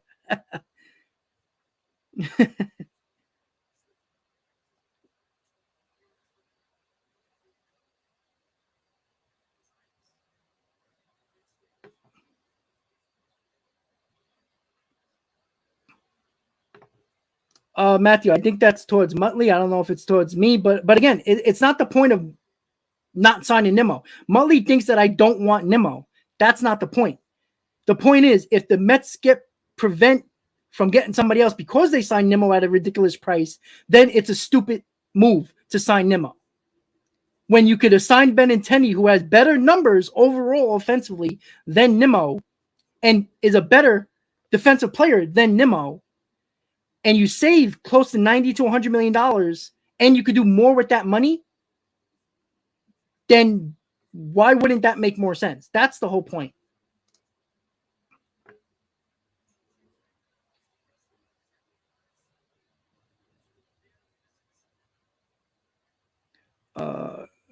Let's see. Just subscribe. Respect the passion question. Would you be good with signing Swanson 25-7 no shift best?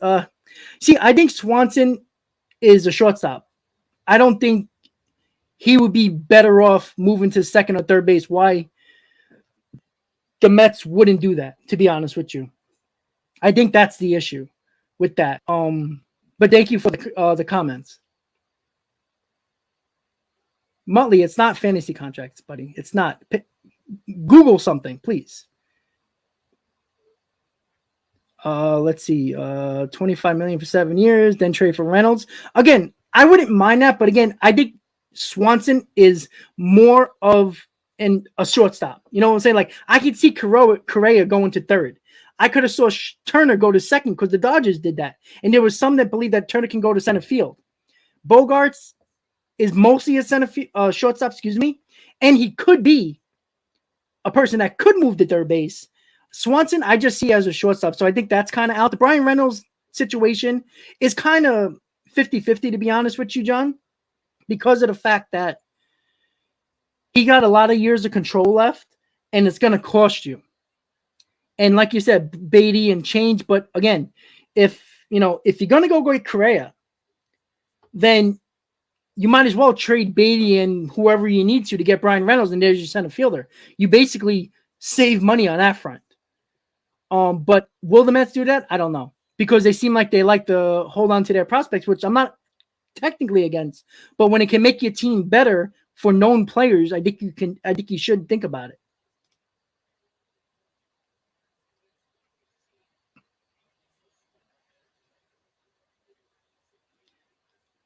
Hunter, the Mets are still involved in Senga, but they're also in on Tyone and Haney.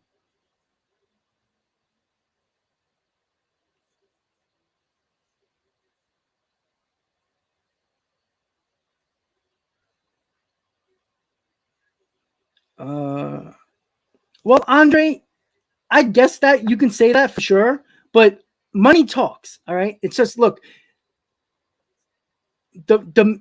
If somebody pays Correa the most money, the same thing happened with Marte. The Mets paid Marte center fielder type money, and the Mets put him in right field. Money talks. If Correa gets the most money from the Mets, Carlos Correa is not going to bitch and moan to play third base. He's going to be playing with Justin Verlander, who he's very close to, and he's going to play next to Francisco Lindor, who is both. They're both from Puerto Rico, and don't think that's not a situation where the Mets are not thinking that as well.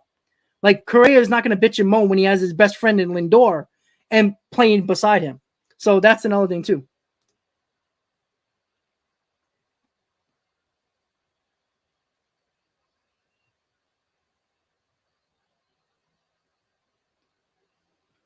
DBZ, I'm surprised the Orioles haven't made any signings yet, to be honest with you. Like, we all know they need offense, right? They probably could use a shortstop, right? There's 3 more out there.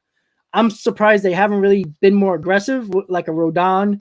Maybe they will go after Senga. Maybe they'll go after. I feel like they can go after Chris Bassett.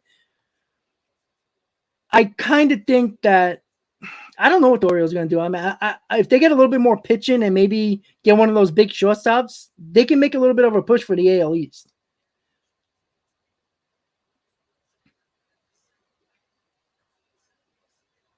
John, I feel you just like Correa will end up 40 million. Maybe.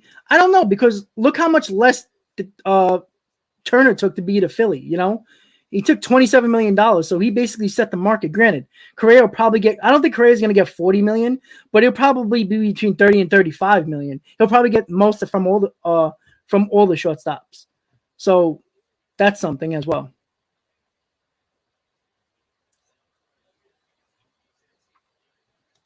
Brad, maybe.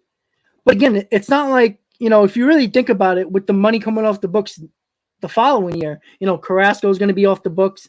Escobar, Canna is going to be off the books. Let's see. You're going to get so that's about what, 40 something million dollars. I don't think it's going to dictate too much, but it might dictate certain things for sure.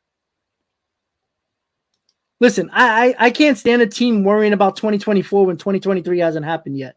That makes no sense to me, especially a team that won over 100 games and should have been better in the playoffs than what they were, and they weren't. They didn't do enough at the trade deadline for whatever reason. They didn't. And to worry about Ohtani in 2020 after the 2023 season, it's like, hello, there's a 2023 season that has to go down, that we have to play. Could we worry about that season first and try to win 2023? Because there's teams in your division that are doing, or at least the Phillies are doing things, and there's no guarantee that you're going to be as good as you were last year. So let's get it going here. I hate when people talk about the future like it actually, yeah, of course it matters. But that's why you have prospects, right? But it doesn't really mean that you have to, basically throw in the white flag for 2023 because you're waiting for Ohtani. There's no guarantee that the Mets are going to get Ohtani, right? What if he becomes a free agent and there's somebody else that goes above and beyond to get Ohtani and the Mets lose out on him? Then what they do? So they wasted 2023. They saved a couple of dollars to try to go get Ohtani. This is the Knicks in the NBA, always saving their bullets for the free agent. Like, they were waiting for LeBron, they were waiting for KD, they were waiting for this guy, they were waiting for this guy, and they lost out on every one of them, and they continue to suck, right? You can't do that. You can't do that in baseball. You can't do that. You can't wait for that free agent. What are the Mets going to wait for Ohtani and Soto to be free agents in the next 2 years? Well, great. So what about 2023 and what about 2024? Like, it just doesn't make sense to me.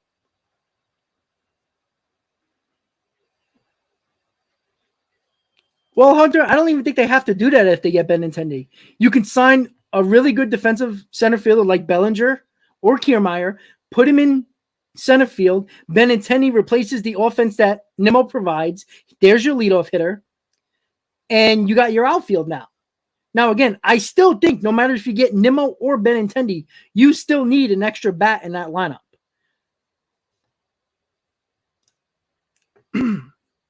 So it's 2:40 right now. We're just going to keep on looking to see if anything else is going to be happening at the moment.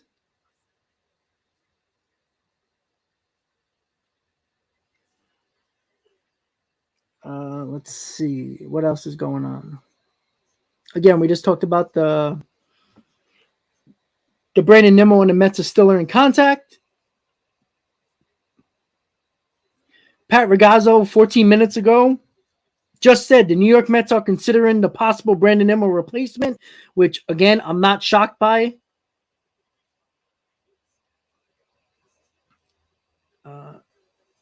Let's see. What else is going on? Just scrolling through. All right, so it doesn't.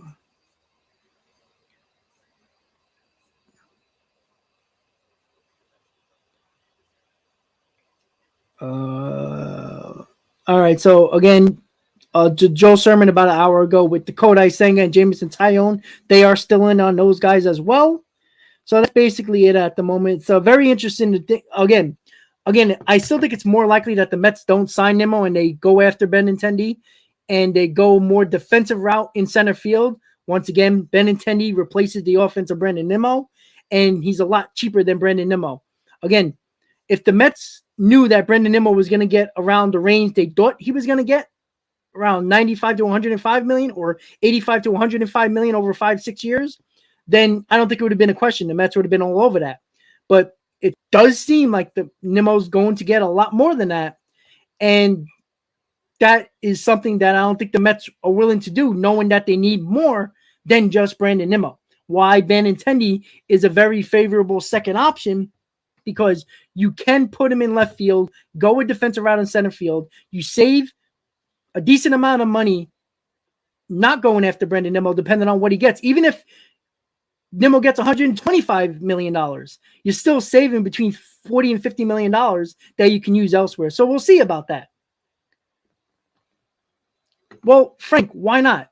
Benintendi is very good defensively. Kiermaier is very good defensively, or Bellinger, whichever one. And Marte has showed that he can play a very good right field.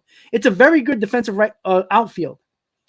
Now, granted, you're replacing Nimmo's offense with Benintendi's offense, which is basically very, very similar. Marte showed you he was one of the best offensive players on the Mets, basically all around. Kiermaier, we know, can't hit. Bellinger, who the hell knows about his offense? But at least you get a shutdown center fielder in either of those guys, and you're still replacing the offense in center field with Benintendi in left field. And basically, Canna, you can find, Canna wasn't great offensively this year. Can Kiermaier be Canna offensively or Bellinger? Probably. You might even get a little bit more power from Bellinger. A terrible average, but it's like Canna's average was like 290. So that's something that I think would be fine.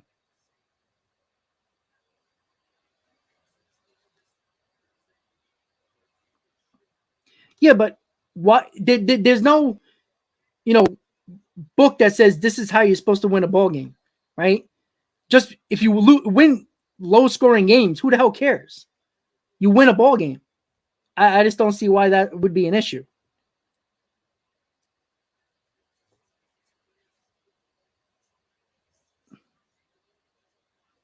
Matthew, no, he didn't. Do you see how many really good catches Marte made? Marte never played right field in his life, and he looked better than most right fielders that play every day. That don't make sense. Yeah, David, that's just something right there that Turner did not want to go to the West Coast at all. He already said he wanted to go to the East Coast, and it benefited the Phillies in that aspect. It might save a little bit of money for the Phillies to get some pitching that they need.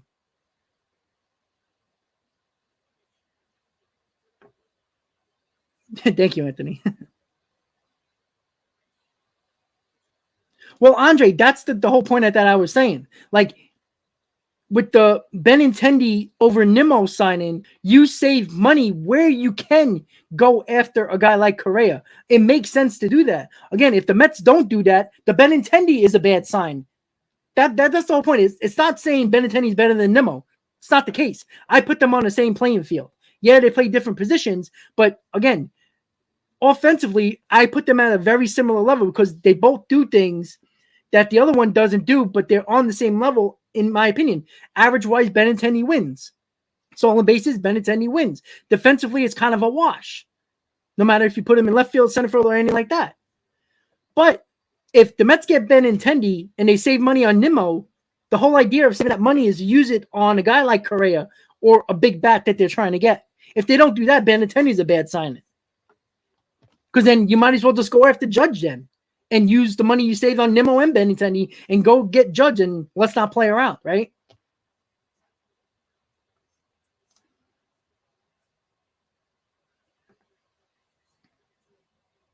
Well, Steve, that's the issue when it comes to if Judge don't go to the Giants going to be all over Nimmo. That's why Nimmo is not signing anywhere, because he's waiting for Judge to make a decision, because whoever misses out on Judge, and listen, Nimmo's hoping that Aaron Judge goes back to the Yankees, because that means the Giants are going to be desperate for an outfielder. And listen, don't they got Yastrzemski in center field? You think they're going to move Yastrzemski out of center field? Nimmo? No. Nimmo's playing right field. So that's something that I think that Nimmo is probably hoping for, because if the Giants get Judge, I don't know if the Yankees are going to pay that money that Nimmo probably will get to put him in right field. They might, but I think it's more likely that Nimmo wants Judge to go back to the Yankees. So the Giants are very desperate for that outfield help that they're looking for. Ovadia, the bullpen is not an issue for a lot of teams yet. Again, once a lot of position players and starting pitchers signs, that's when the bullpen market starts to develop a little bit.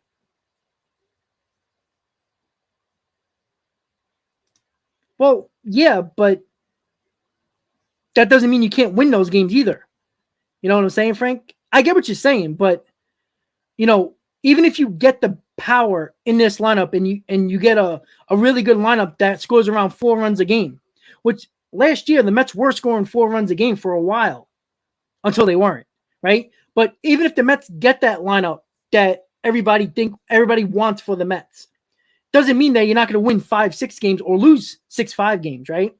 It's the same thing. You can use any narrative in low scoring or high scoring where, yeah, it's like the Phillies, for example. We can use that example. Okay, you're saying the Mets could lose a lot of 3-1 games, 2-1 games, 4-2 games. Well, why can't the Phillies lose a lot of 9-8 games with the lack of pitching they have, but the great offense they have? It's the same. It's the same argument that you can have on both ends, right? The juggernaut of the lineup for the Phillies and the lack of offense from the Mets. They might lose a lot of low-scoring games. Well, the Phillies might lose a lot of high-scoring games. There's no difference. You both lose. So there's no exact science on how to win a ball game. And that doesn't mean you can't win ball games a certain way. Would I like more power? Yes. But the Mets won 101 games last year without power, without a lot of power. So, I mean, what does that tell you, right? And the Braves, who had a ton of power, won the same amount of games as the Mets. So I don't understand. And the team that won the World Series didn't hit more home runs than the Braves.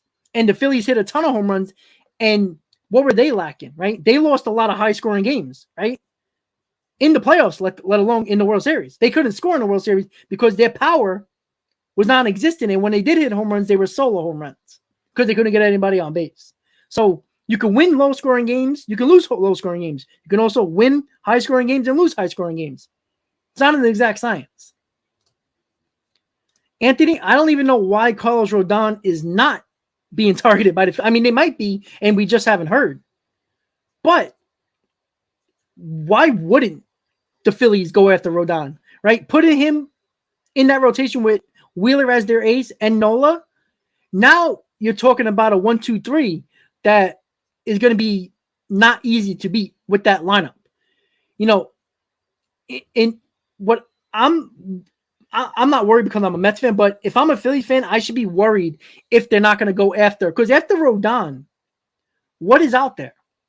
Andrew Heaney, Jameson Taillon, Walker, Bassett. Yeah, you might be able to get Walker and Bassett might not be bad ideas, but if you watch the Mets and see what Walker and Bassett did, Walker I think is very good, but he's going to get a decent amount of money as well.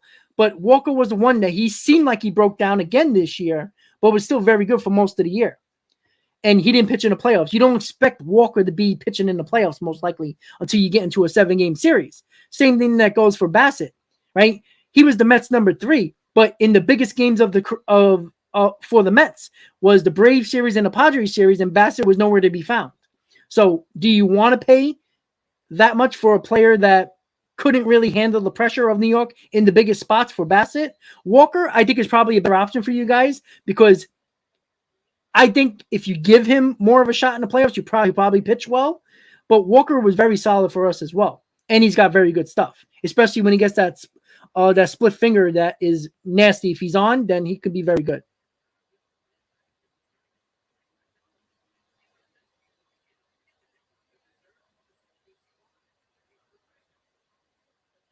Yeah, Matthew, he wasn't average. Well, then you could say the same thing about Brandon Nimmo. Brandon Nimmo had every ball fall in front of him because he played 390 feet deep in center field. Right? Again, Marte isn't a right fielder. Right? The Mets, he played center field and left field his whole career. Never played right field. The Mets put him in a position he never played before. And he played better than most guys that play right field every day. Nimmo's not a center fielder. He's better in the corners, but he struggled coming in on balls because he played so damn deep and couldn't throw anybody out because he played so damn deep. If Nimmo played at normal depth, he would have problems going back on balls. That's why he plays so deep. Marte plays deep, yes, but he plays deep because he has a strong arm.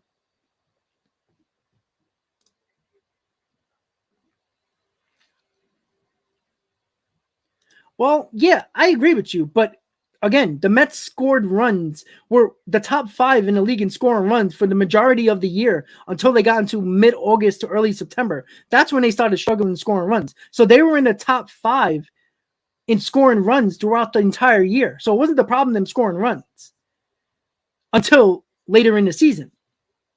And again, remember, we didn't have Jacob deGrom for an entire half a season. And also, we in a half a year, and we didn't have Scherzer for 6 weeks. Now, if we get one of those guys for say 2 more weeks, that's an extra couple of wins we might have had, right? It's not an excuse. It's just common sense, right? When you got the pitchers that you're supposed to be counting on injured for all that time, those 3-1, those victories or that losses that we had that were close games could have made a difference if those guys were healthy, right? Even if the runs weren't getting produced in those parts of the time. But the Mets were better without deGrom. The pitching wasn't the problem, though. You know what I'm saying? Yeah, the runs are the problem. But the Mets were scoring 4.5 runs a game for the majority of the year.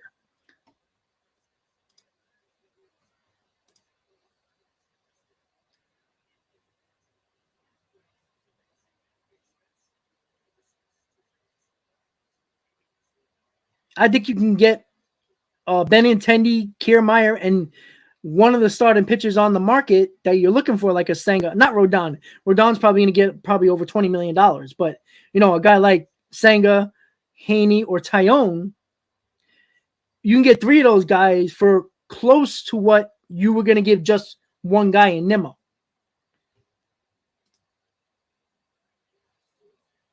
Oh, that kind of makes sense. Their shortstop's getting older and older for the Giants. So that makes kind of sense. Again, that's a scenario where the Giants are looking at, all right, if we lose Judge, which we were going to give $360 million to, you could probably get Correa and Nimmo for that amount of money. It's not a bad plan B, right?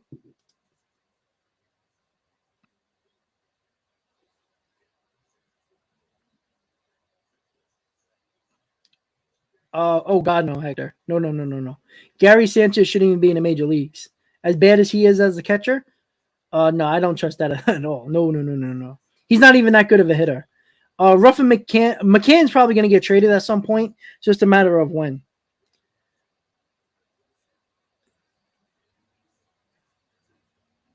Yeah, it's kind of funny how there's not been much of an option.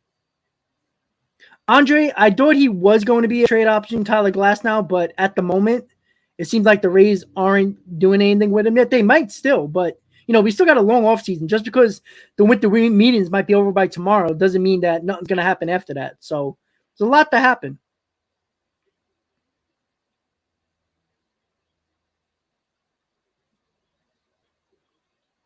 Yeah, I don't see the Phillies doing that. If they do, that's probably the smartest move. It's probably a smarter move than the Turner move.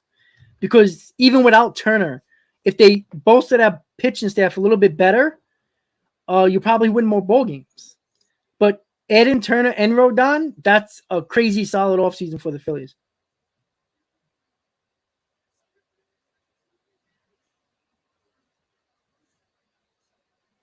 Yeah, John, that's a good idea. It's a possibility. Well, Daryl, I agree with that. I think that was the biggest problem. I see guys that, you see power hitters that might be struggling, but they'll still find a way to hit a mistake and hit it over the wall. Hitters that are not home run hitters, that are more singles line drive hitters that are struggling don't usually hit the ball over the wall when they're cold. When they're red hot, yeah, they'll hit mistakes over the wall. But guys that are not power hitters don't hit home runs when they're cold. It usually doesn't happen.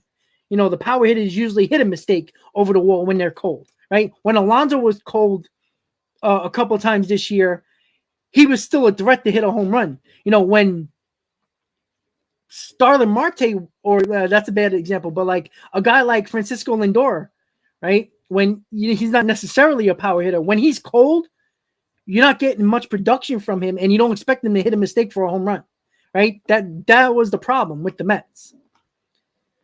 That's why a power bat would help, or at least somebody that can hit between 20 and 25 home runs to add to the Lindor and Alonso totals of total power.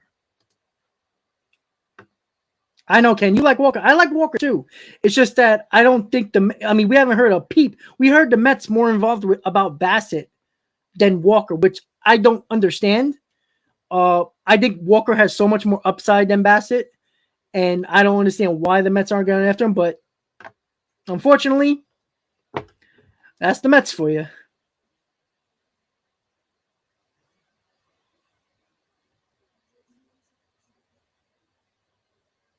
Yeah, Frank, but again, it's, how many time warnings they got between them? 5, 6?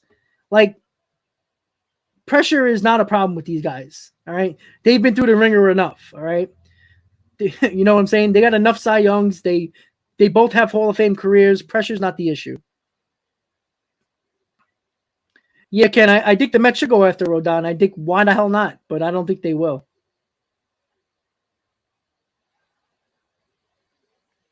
Well, Anthony, that's true. I want to see why the Philly fans would think otherwise. But here's the problem. I don't think the Phillies are going to spend 6 years, $180 million on Rodon, what some people project to him. Well, that's what he's asking for. Would he get it? Who knows? But, he's going to warrant a lot of money. And I don't know if the Phillies are going to go that route because, yeah, you might get Rodon, but now you still need help in that bullpen as well, which, could save the bullpen a little bit, getting Rodon. But I don't know. Like, that's why I don't think the Phillies are going to go that route, even though they should. The same thing with the Mets. The Mets can use Rodon. Shit. Replacing Rodon with Bassett is probably a better idea. But I don't think either of them are going to do that. Like I said, you're going to see Senga, Tyone, Haney, and, the middle of the road pitchers that you guys are going to be looking at. Probably the Mets too. So, yeah, I don't know.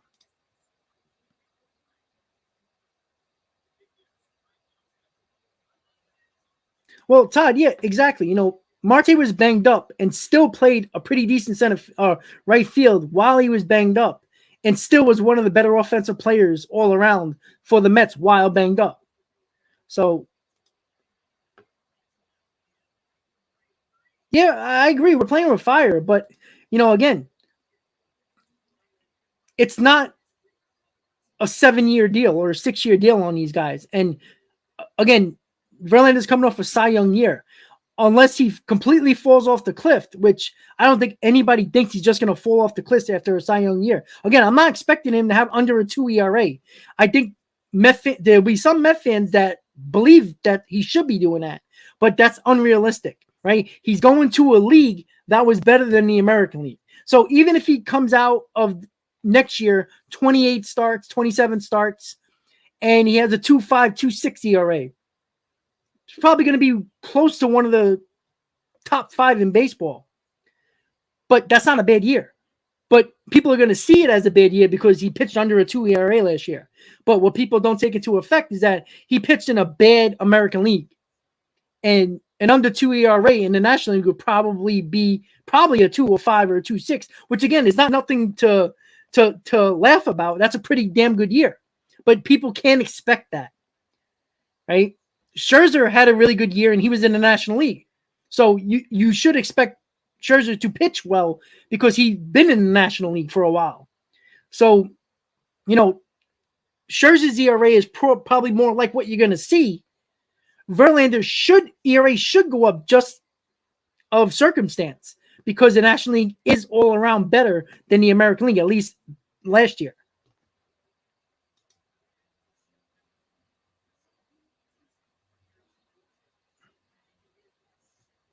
John, that's a great point. That's a good point, and I think that's what the Mets are focusing on too, right? Correa is an option for the Mets because Correa doesn't have a qualifying offer attached to him or draft pick attached to him. Also, Turner, I don't think had a qualifying offer as well. So he saves. That's not a draft pick attached. That's why Correa is probably more of an option than Aaron Judge when it comes to the Mets, because of the fact Judge has a draft pick attached. Correa doesn't. So that's why it's probably more appealing for the Mets to look at Correa because of no draft pick attached. The same thing that goes for Andrew Benintendi, who doesn't have a draft pick attached to him. And that's why Verlander was probably more appealing than Rodon, because Verlander doesn't have a qualifying offer attached, a draft pick attached to him, and Rodon did. So, John, that's an excellent point, by the way. Reggie. I agree with you, buddy. Again, I like players staying on teams that they came up with, but again, it's not the way baseball is anymore, unfortunately.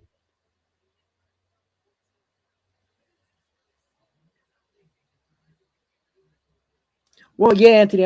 Well, again, it's the Cubs, and according to everybody that we've seen yesterday, it's between the Cubs and the Cardinals for Swanson. It seems like the Braves are out of it, which I don't get. But whoever loses out on Swanson is probably going to go after Correa.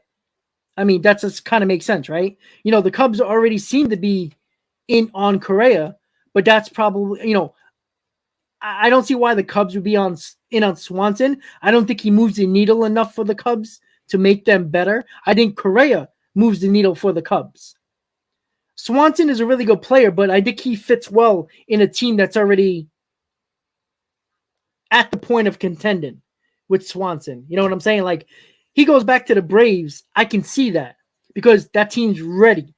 Like the Dodgers, if they decide to go after Swanson, makes sense. The Dodgers are ready.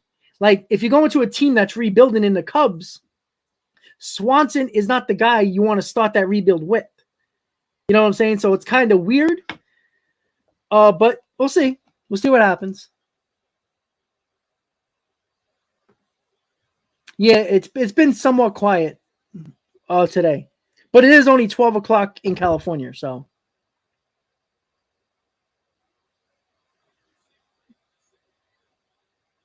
Ramon, I can see that more of a possibility than just Nimmo coming. Andre, at the moment, I think that's what they're doing, but that's a lot. That's a big risk. Again, I'm all for giving Alvarez a shot because of the fact, like, why continue to waste him in the minors when he might provide that power that you might need? If Alvarez is the everyday DH and he catches like once or twice a week and Nito's the starter, if Alvarez can hit 25 home runs for you as the DH, well, there's the power that you were looking for, that protection. But it's still an unknown, right? Just because he's hit like a maniac power-wise in the minors doesn't mean it's going to translate. We don't know. And it's too much of an unknown. But again, would I be against them trying with Alvarez? No. But if you're trying to win, why take risk of him not being good? Because if he doesn't provide that power and he's not the guy that most of us assume he might be, then the Mets have to wait until the trade deadline to do something while they're in the first half struggling to find power.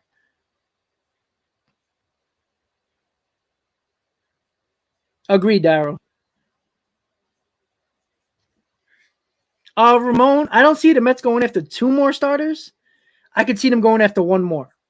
Whoever that is, I don't know. But there's many options out there right now. Well, Jay, listen, I've been talking about Chaim Bloom, and the Red Sox fans can be a little bit delusional on Chaim Bloom, right? He signed Trevor Story when Trevor Story was the last shortstop out there. Because, well, Story really had nowhere else to go. And the Red Sox like, all right, well, we thought we were going to get a lot more. Let's just get you, right? Henry, the owner of the Red Sox, hired Chaim Bloom because he wanted Chaim Bloom to be competitive while fixing up their finances, lowering their payroll, basically, right? That's why they didn't really try to sign Xander Bogaerts, and they're having a hard time sending Rafael Devers.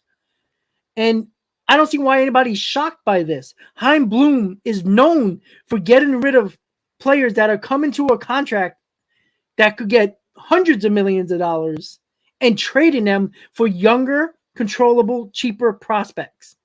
I don't understand why anybody thinks that that's not what Chaim Bloom is going to do. Like, I don't understand why you don't sign Rafael Devers. He's young enough. You can put him with Trevor Story and then build around that. But it doesn't seem like it's a rush to get Devers signed, and that's a huge mistake. Because I'm telling you right now, if the Red Sox don't sign Devers by the end of the offseason, Devers is going to go to free agency. And then if Chaim Bloom doesn't trade Devers, possibility you might lose him for nothing. Maybe a draft pick if you give him the qualifying offer.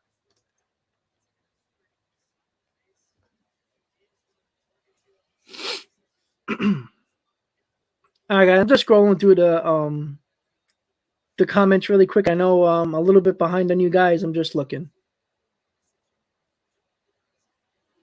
Yeah, Scotty, because the Astros had no competition in the American League, and they faced the Phillies, who were one of the worst teams in the playoffs record-wise. They didn't have to face the Dodgers, the Mets, or the Braves, or even the Padres for that matter. Like, you're only looking at the World Series. The American League was garbage last year. There was one team that was anywhere decent in the AL West, which was the Mariners. Other teams were garbage. Everybody in the AL Central was garbage. And the Yankees were good, but they weren't even a really good team because they had really no competition in the East because the Blue Jays weren't as good as everybody thought they were. And then you're not going to count the Orioles. You're not going to count the Red Sox because they were terrible.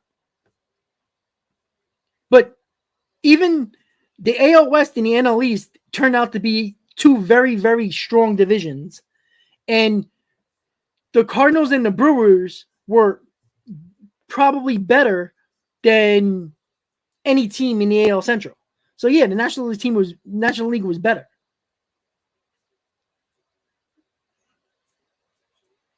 Turner did have a qualifying offer? Okay, well then the Phillies lost the draft pick then. Okay.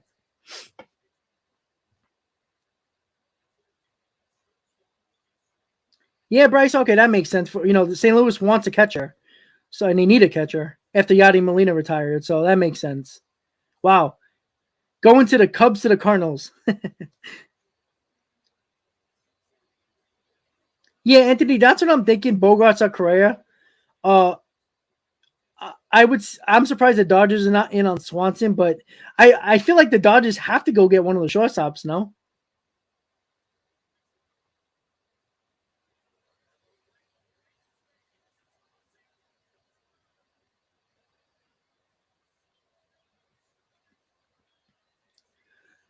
Anthony, it's kind of hard to say with Bogarts because, you got to see what teams land those shortstops, right? Like I said earlier, if Swanson goes to the Cubs or the Cardinals, right?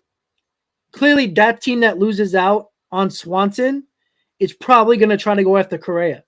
So whoever loses out on Swanson gets Correa. So the Cubs and the Cardinals are out. So where would Bogarts go, right? I mean, could they go back to the Red Sox? Probably not. Could he go to the Mets? I doubt it. Phillies, they already got their guy. The Braves might go after him. I mean, they have a whole lot of shortstop. Maybe they will. So maybe the Braves. Would the Yankees maybe take a play at him? I doubt it, but maybe. So Bogarts has a little waiting game to play to see where the other two guys go.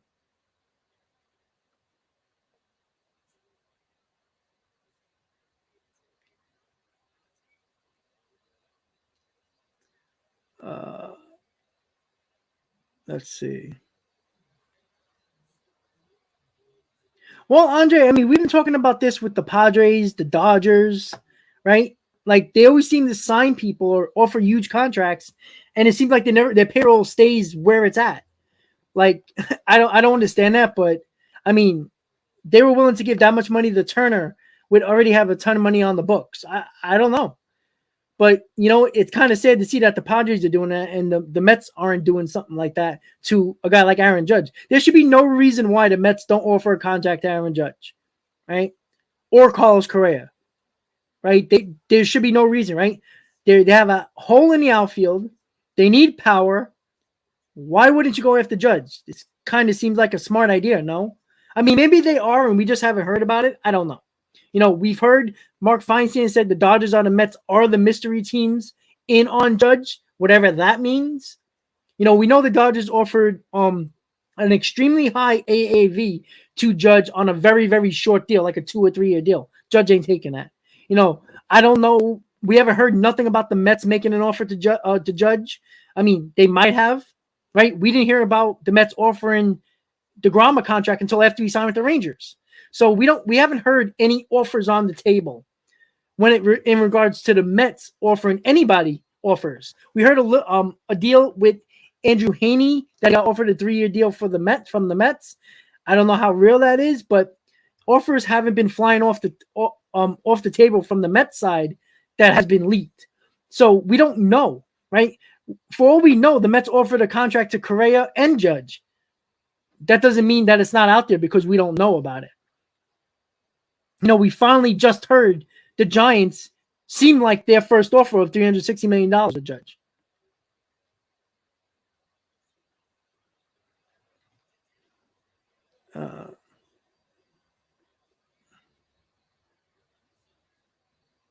Yeah, Andre, that's what I'm thinking too. Infielders to me means Correa. I mean, what other infielder besides Turner at the time before he signed? Did the Yankees offer 340? Did that just pop up? Because the only thing I heard from the Yankees was $300 million or around $300 million.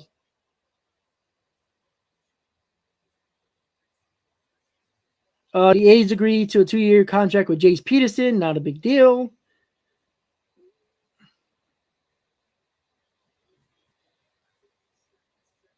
Let's see. Not really much going on, guys, to be honest with you. It's been basically the same stuff. And Twitter's acting stupid right now. I'm just looking at stuff. I'm just seeing if anything pops up that we might be looking at that might give us anything.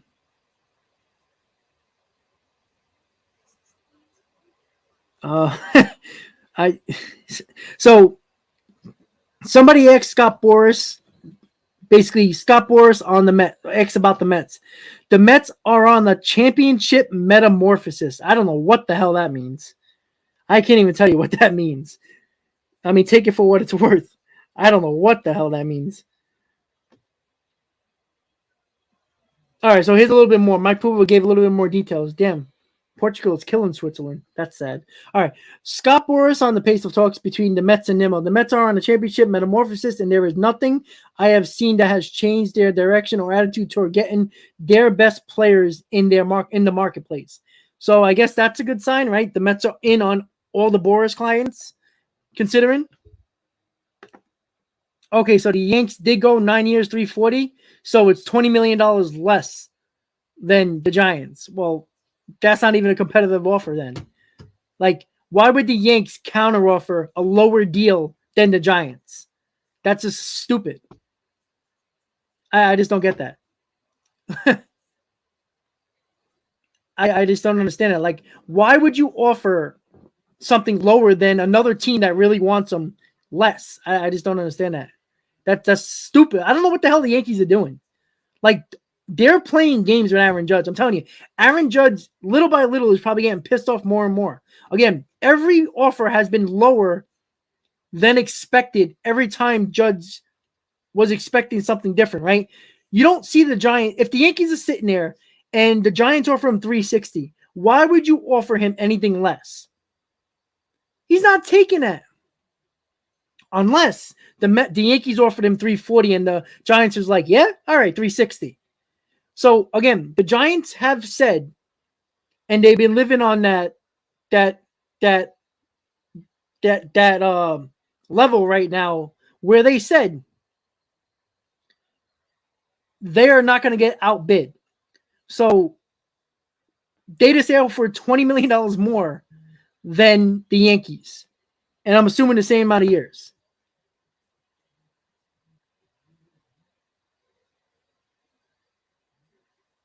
All right. So again, the Giants said during the season that they are not going to, or during the offseason that they weren't going to get outbid. That seems like what's going on. So again, unless Judge takes less money, he's not going to be a Yankee. I think that's very fair to say. Well, Al, that's the important thing that again, I'm not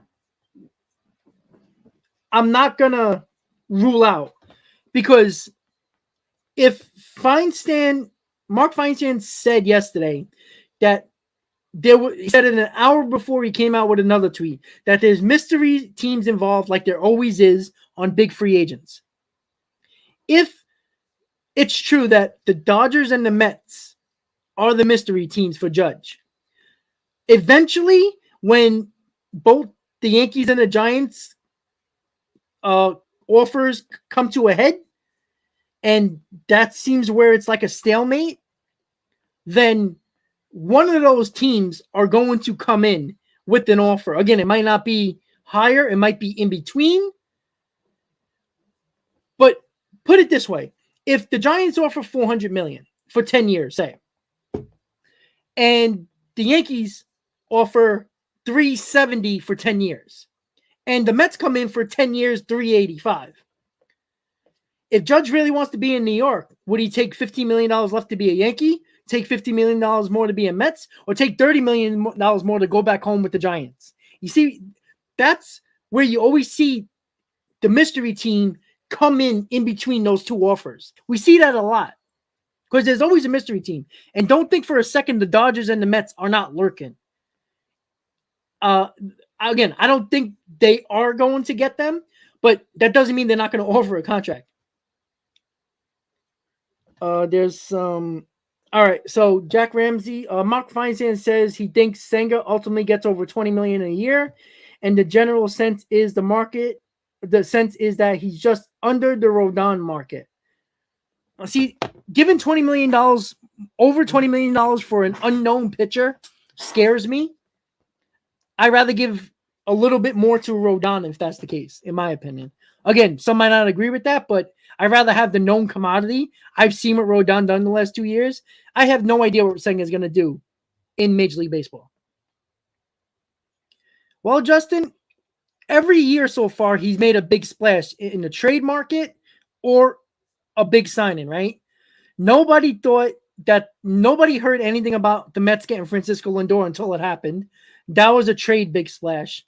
Last year, everybody laughed at the scenario of the Mets getting Max Scherzer, and they ended up doing that. And this is 2 years in a row. He made the biggest splash of the offseason, right? The shortstop that was available before any free agent was Francisco Lindor. Everybody knew he was on the trade block. Multiple teams were in on him.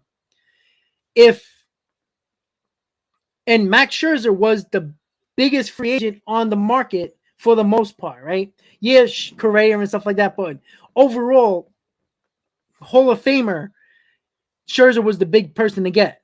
The Mets got him. So why wouldn't the Mets do that as well? Again, I don't think the Mets are going to get Judge. I think that's kind of like, a pipe dream, but you can't rule it out 100% because of the Steve Cohen money. I agree, Andre. I think it's a huge risk. Well, again, Reggie, even if the Yankees go 380, the Giants are going to go 400. Like it seems like they're not going to get outbid. Two offers so far. Yankees offering 8 years, 300.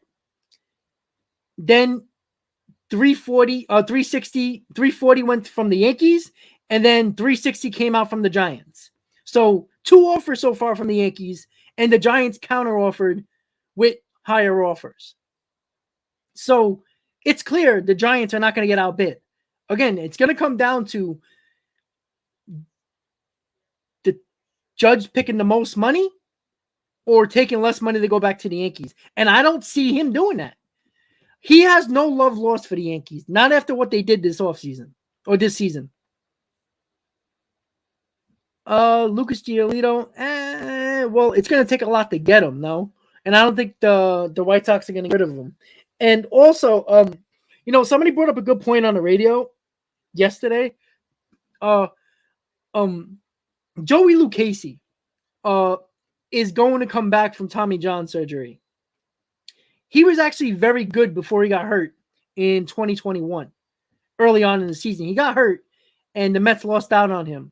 He's a lefty option that the Mets might be looking at. You know what I'm saying? And again, that's not something that the Mets should be worried about at this point, but that isn't also a depth piece that the Mets actually have in their team. So that's something that the Mets can actually look at as a possible left-handed bullpen guy, or putting him in the rotation if they think Sanger is too much money and still go after a Haney or a Tyone.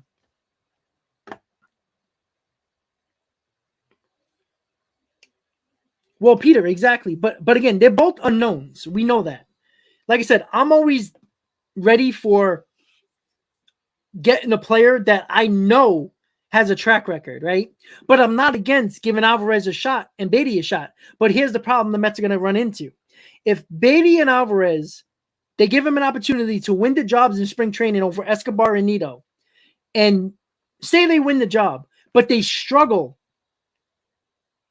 when the season starts, the Mets have their backup plan of Nido and Escobar for them. But what if those don't work out the way everybody thinks they should work out? Because now you have to wait until the trade deadline to make moves to better those positions. And that's where the Mets are kind of in. They're kind of in a conundrum, basically. They're going around in circles in this aspect, because yes, if you go with Alvarez and Beatty, not a lot of fans are going to get mad, and I don't think they should. But you're also taking a huge risk that if they don't turn out what people project them to be, turn out, where Beatty, I don't expect him to be a big power hitter, but a good offensive player, and Alvarez is supposed to provide that power. If they don't do that, now you're in trouble. And that's where the Mets are probably like on that thin line right there of, should we not risk it and go after the known players or give these young guys a shot? They're in a tough spot, I'm not going to lie.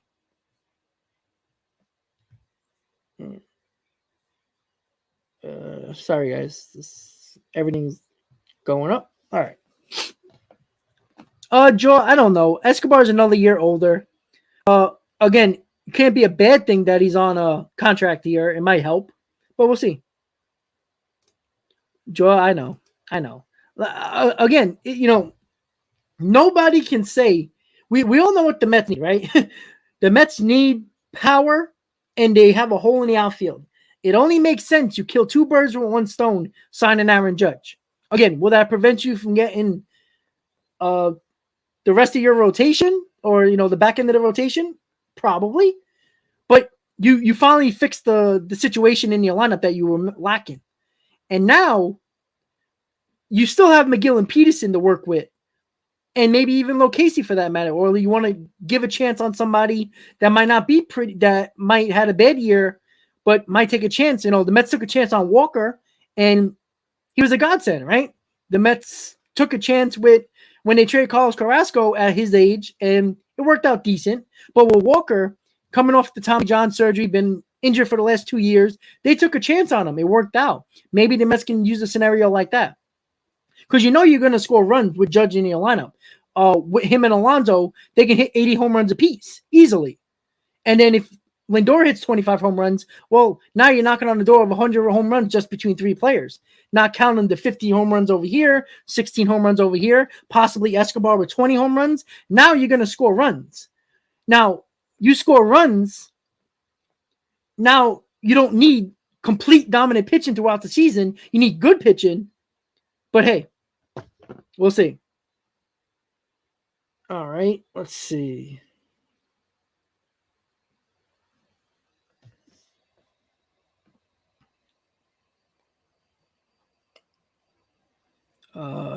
Just going over Twitter one more time just to see really quick if anything popped up.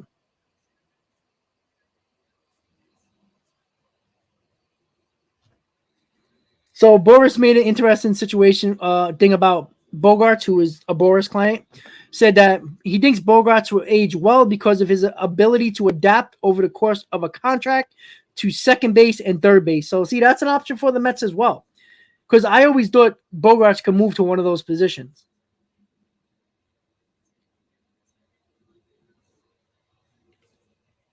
Yeah, it's been pretty quiet, guys.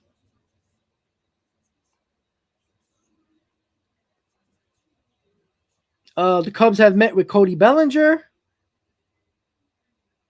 Scott Boras says Bellinger is looking for a one-year deal to hit the market again after 2023, which makes sense. Somebody put up a poll. If the Mets don't re-sign Brandon Nimmo, which free agent outfielder would you prefer? Benintendi, Bellinger, Kiermaier, Haniger. Haniger's an interesting option, but he's more of a right fielder. I don't know if you could throw him in left field. Benintendi or Haniger, I won't mind either one of them. I would still go more Benintendi, even though Haniger probably will provide more power. But, yeah, there's not much going on, guys.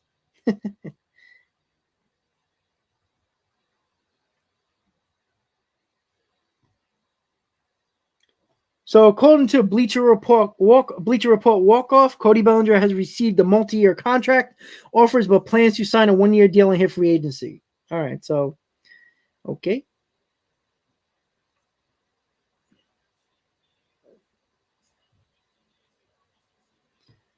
Yeah.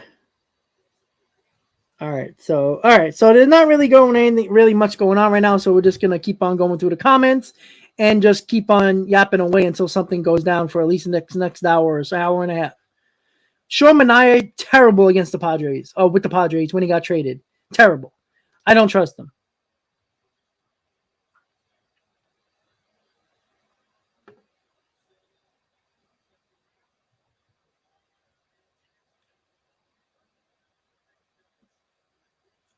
Rocky, not really necessarily judge news on the Mets. Again, I think the Mets and the Dodgers are on wait and see mode and see where the contract offers level out for the Yankees and the Giants. Because at some point, the offers are gonna level out.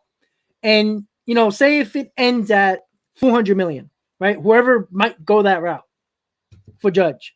Say the biggest offer is 10 years, $40 million. The Dodgers and the Mets, who seem to be the mystery team, might say, is it worth to go 10 years, 425? And if they sneak in at the last minute and say, all right, 10 years, 425, it's going to be pretty hard for Judge to not take that offer no matter who it is.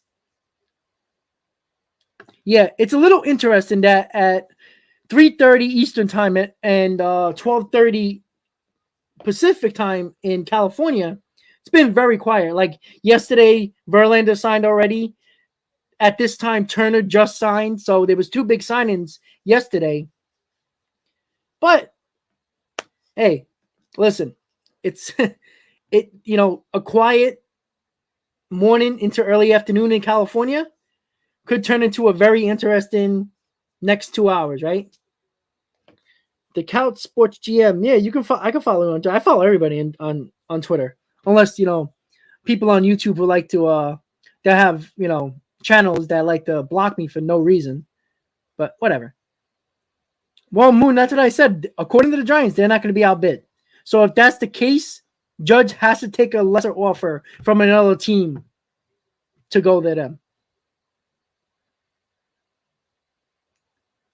Steven, I wouldn't mind the Mets doing that, but I don't think they are because, oh, great, we have three dominant pitchers again. Didn't we have that last year? And what was the problem? The offense.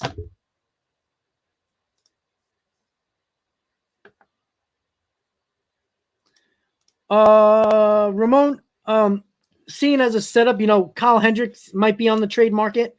That might be a guy that could be a bridge to Diaz.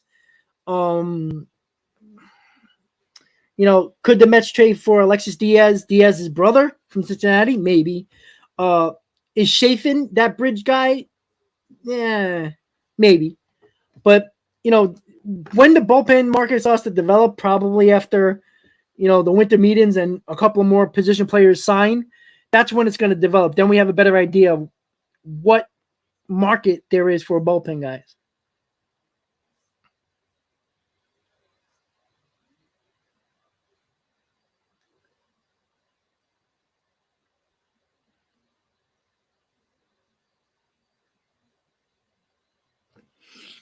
Sorry, I'm just looking at the comments, guys. Let's make sure I didn't skip over many.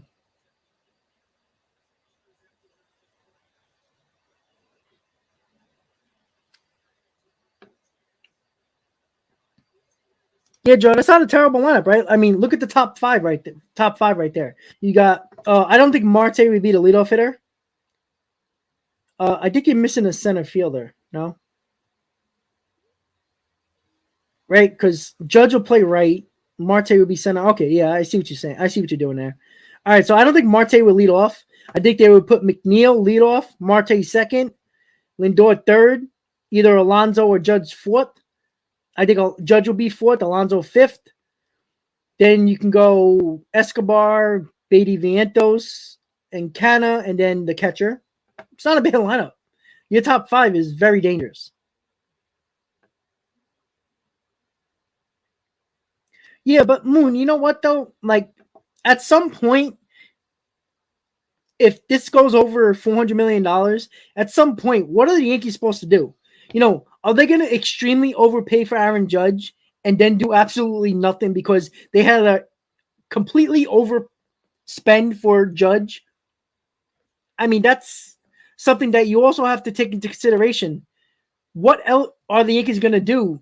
If you're bringing back Judge and you basically didn't have the same team, you're not going to – what results are you going to expect? You can't expect Judge to have the similar year in 2022 and 2023. So there's going to be a downgrade in performance in the next year. So where are you going to get that offensive production that you're probably going to lose from Judge? Even if Judge hits 45 home runs, that's 17 home runs less than he hit last year. So minus 15 RBIs to 20 RBIs off that total. Even if he does hit 320. So you're not going to have 17 home runs and 20 RBIs off the total from 2022. Where are you getting that production if you're going to have to completely overspend for Judge, right? If the Giants' final offer is 10 years, $400 million, and the Yankees go, all right, we can't lose this guy, 10 years, $425, and Judge takes it. Well, I can assure you the Yankees didn't think they would have to go that far. So now they're really in the hole in probably not having not enough flexibility in their payroll to get some other offensive talent that can help this offense, which was the problem for the Yankees in the playoffs. Pitching, I don't see it was a problem for the Yankees for the most part. It was still their offense. So if Judge, which everybody should expect to have him to downgrade a little bit offensively, home runs and RBIs wise, then you need some production to add to that total again. And if you're going to overspend for Judge, then you're not going to do anything. Again, the worst part for the Yankees is that they have a desperate team bidding against them for Judge. The same way DeGrom had a desperate team needing a pitcher like the Rangers. That's the problem for the Yankees right now. If there was a team that wanted Judge but wasn't necessarily going to go all in on Aaron Judge, then the Yankees had a better shot. But that's the problem right now the Yankees are in. The Yankees let it get to this point, and they knew the Giants were a desperate team for Aaron Judge. They said it before last offseason. And now the Yankees played games with Aaron Judge with offers, with a low ball offer in the beginning of the season, leaked it. And what they could have done, they could have negotiated a little bit before the season started with that contract they offered and see where they're at. Maybe they could have signed Judge for $275 if they offered him that. Maybe he would have took that deal instead of risking injury and becoming a free agent. But now they played enough games with him knowing there was a desperate team waiting for him. And that's the problem the Yankees are in, the scenario they're in.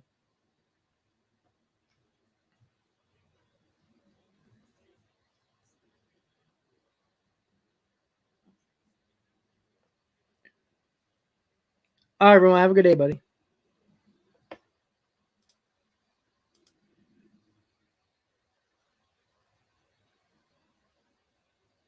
Well, Daryl, I just brought that up considering the fact that Boris just said that he sees Bogarts could translate to a second and third baseman rather quickly. So that's something that could be an option for the Mets as well. Again, Bogarts is pretty damn good. I don't even know what Bogarts' numbers were last year. I haven't really checked that. He hasn't really been on my radar for the Mets, but let me see.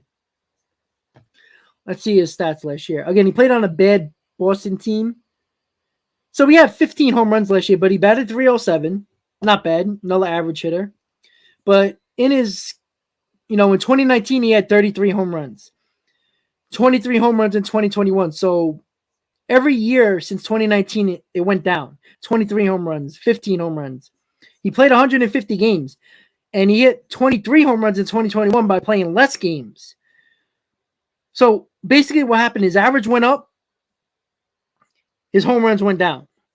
In 2019, he had a 309 average with 33 home runs. So that was a really good year for him.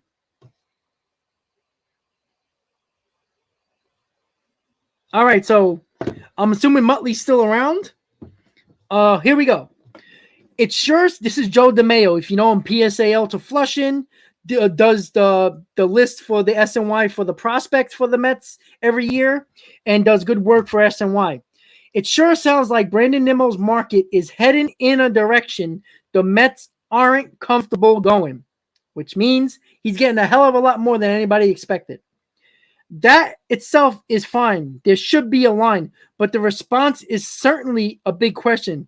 When they lost to Grom, pivoted to Verlander. If Nimmo leaves, the pivot is question mark. Again, good question. But it's clear what the Mets are pivoting to if they don't go after Nimmo. Again, the Nimmo's market is headed in the direction the Mets aren't comfortable going.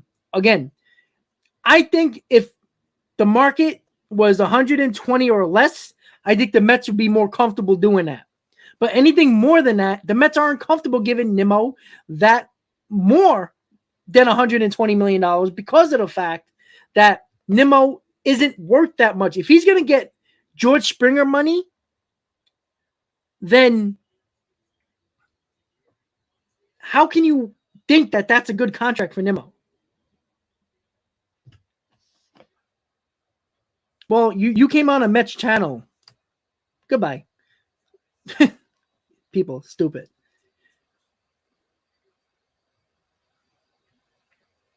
And you know what I'm saying, guys? Like, again, George Springer got 6 years, 150, right?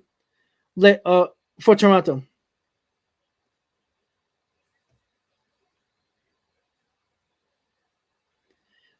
Sorry, I'm just looking at something that popped up on Twitter. All right. If Nimmo gets over $120 million and closer to what Springer got, if you compare the two players, it's no contest. Like, Springer's a better player than Nimmo. How can they warrant the same contract? It makes no sense to me. They're not even close to the same player. Raleigh, nothing except a lot of rumors, buddy. We know that the Yankees offered $340 for 9 years from the Yankees to Judge, and the Giants counter offered 9 years, $360. That's basically the offers that are on the table. We know that it's looking more and more likely that Brandon Nimmo's market is not where the Mets are comfortable going, right? And it's starting to be in a trend now. Joe DeMayo just tweeted that. Danny Ambriano just talked about Nimmo as well as a serious possibility the Mets are not going to retain Nimmo. So if you hear multiple reports about that, that's where you start to believe that Nimmo's probably not on the table anymore for the Mets, right? So, Danny Ambriano said this: if Mets lose Brandon Nimmo, they better have something serious up their sleeve, especially with the reported plan to go internal at DH. I 100% agree. But we all think there's a pretty good chance that if they're not going to spend the money that Nimmo is probably going to get on the open market, then if he gets anywhere between over 120 and closer to 150 for Nimmo, well, I don't think the Mets are ever going to go there. So if you were going to ever think about getting somebody like Nimmo for $150 million, wouldn't you pivot and use that money on a guy like Correa or Bogarts? Yeah. Oh, this guy's here again? Jesus, Lord. My Lord. Seriously, that guy just lives in the basement and can't do anything else, I swear. Hector, I don't think Nimmo's going to get $200. If Nimmo gets $200 million, then that team is smoking some good stuff. Yeah, Raleigh. Just curious to see where Rodon and Judge go. Yeah, I mean, Rodon, he got so many suitors. Who the hell knows? Again, it does seem like Judge is Yankees or Giants. We know the mystery teams were supposedly figured out. It was the Mets and the Giants. Again, take that for what it's worth. But again, it does seem like 2 offers the Yankees made. The Giants made 2 offers. So I don't think the Giants are going to get outbid.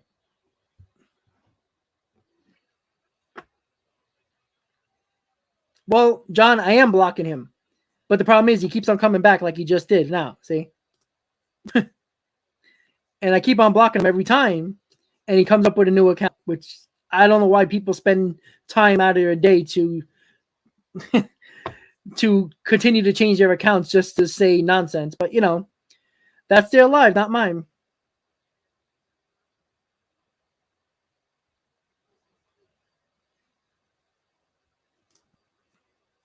Yeah, Hector, I don't think Nimmo's market is going to be that crazy. Look, I think 150 million is a lot for Nimmo. Again, does he get that? I don't know.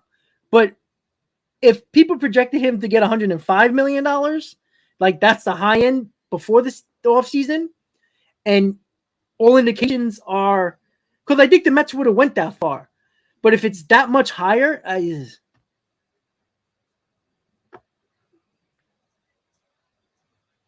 think Nimmo's going to get 6 years.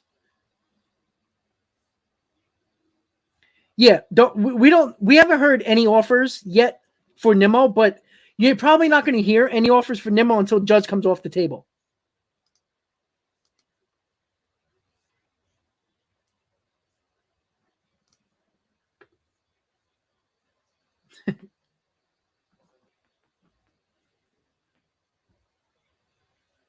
Steven, well, you're letting one of your prime jewels in Swanson get away. I don't understand why you do that.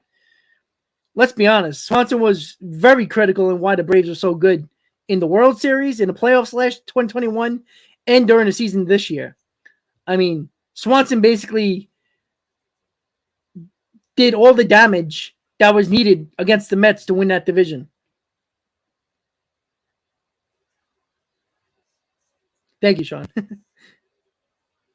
Oh, Pui. No, I can't deal with Pui. He's got a ton of legal issues. He's a hot bed. He's just a hothead. We don't need that.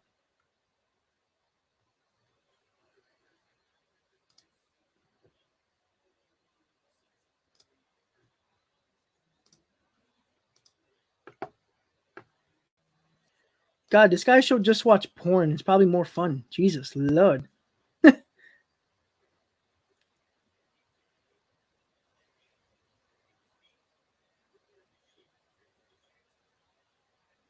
Yeah, Justin, I agree with you, but again, if the Giants are not going to get outbid, then the Yankees are just wasting their time. And there might be guys coming off the board that they could pivot to Like at some point, the Yankees got to say, all right, the Giants are not going to be outbid. They got to go to Judge and say, listen, Aaron, listen, we're not going to bid higher than the Giants. Whatever their highest offer is, we can come between $20 and $30 million from that. If you're willing to sign that deal a little bit lower, we're on board. But we have to go with plan B if we're just going to have this back and forth on and on and on. Yankees can't wait that long. The Giants, if they're never going to get outbid, they can play this game all day. But the Yankees can't wait until all the guys go off the board that they could go after if they lose Judge. That's where the Yankees are going to have. That's why the Yankees are in a big bind right now, because they got all their chips on the table for Judge right now. That these other guys that they could possibly pivot to for Plan B could be coming off the board. Mothman, if it's really going to be a number that is probably well above where the Mets think Nimmo should be getting, I think they need to pivot, to be honest with you.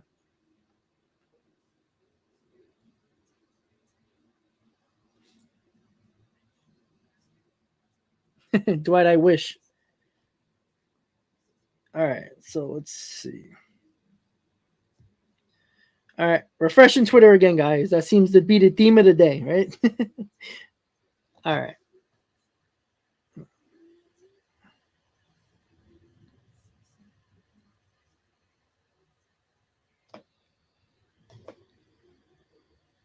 All right, here we go, guys. So DH off the board. First baseman Josh Bell and the Cleveland Guardians are in an agreement on a 2-year contract. So Josh Bell is off the board. I don't think the Mets are going that route. They already told you they're going internal on the DH spot. So Josh Bell wasn't really an option. I know some people wanted Josh Bell as an option for the lineup, but he's a Cleveland Guardian. That's a nice piece for the Guardians, who had a hard time. They had a hard time with power. You know, they were a singles, doubles hitting machine, but didn't have a lot of big bats. And Jose Ramirez is a power bat, but he's more of a gap-to-gap hitter who can hit 25 home runs, right? He was that only guy. He was like Alonso in the Guardians lineup. Bell can provide that a little bit more power now, so that's a good pickup by the Guardians there. And the Guardians are looking to get a catcher as well, so we'll see how that goes.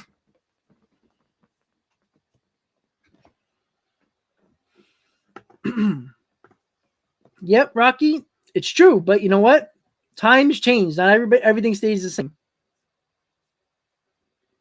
Yeah, it's crazy, Gary, with the whole pitching market. Like guys that are middle of the pack, like Andrew Haney and Jameson Taillon, these guys should be getting more than $10 million a year. They're not extremely good pitchers over their career. They're number 4, 5 pitcher. They're a 5th starter, 4th at best, and these guys are going to get between $50 and $20 million. That's a little crazy, but that's what it is. I don't think so, Mothman. I think the Mets are in a good spot, to be honest with you. Like, they know there's options in the outfield, right? They know Judge could be that pivot option. If Nimmo's off the board and Benintendi might be asking for way too much, well, hey, if you're going to spend that much money on Nimmo or Benintendi that don't deserve that amount of money, then pivot to Judge and see what happens, right? You know, at the end of the day, the Mets do have Canna and Marte in the corners. Yeah, they might have to go a defensive route center field, but maybe they can still go after a Correa if they don't get any of the outfielders that are available, right? Again, not exactly what we were planning on having, but still. But I think they're going to be in on one of these guys. Somebody that's a big bat, I think they're going to be on. Yep, good pickup for the Guardians. Well, see, fire blazing, that's what I'm thinking, right? And the problem is with anybody who gives him that's $30 million or $40 million more than anybody thought he was going to get prior to the offseason. That's where I have the problem with. Nimmo as a player isn't worth Springer type of money. He's just not. Because he's not better than George Springer. And that's the problem. And that's why you just heard two reports now with Danny Ambriano and Joe DeMayo that it seems more and more likely that the market, that Nimmo, the Nimmo market is heading in the direction the Mets are not comfortable giving Brandon Nimmo, even though they like him. There comes a point where you have to have a limit on players because you can't just pay a player because you might want him, but he's necessarily not a player that is worth that type of money. Because, again, I keep on saying this. If Nimmo gets close, even if it's $10 million lower than what Springer got over 6 years, Nimmo's not the same player as Springer. He's not warranted that much. And that's the problem. And I just see it as the Mets have a limit. They were willing to go. Maybe they were willing to go up to 120. Say if Nimmo gets 130, 140 million dollars, they didn't want to go much higher than 120. Can I blame them? No. But they have options, and they're probably going to go on those options. Again, if you get Benintendi for $80 million over 4 years, or $80 million for 4, or $75 million for 4 years, you know, it's a lot less than Nimmo. And now you got room to work with to improve your team with the money you saved on Brandon Nimmo.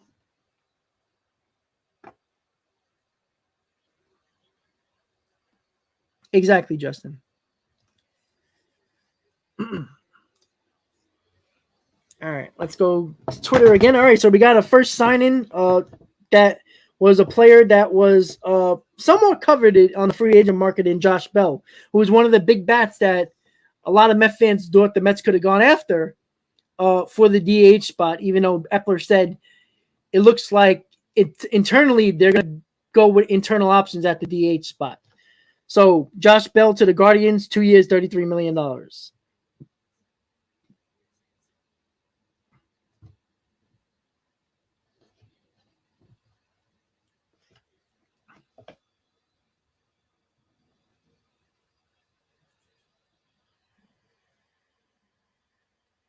All right.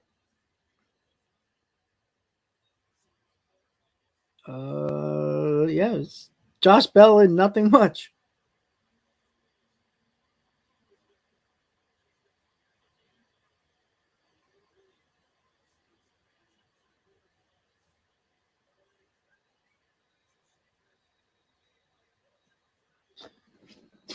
All right. So just looking at here, not much else going on.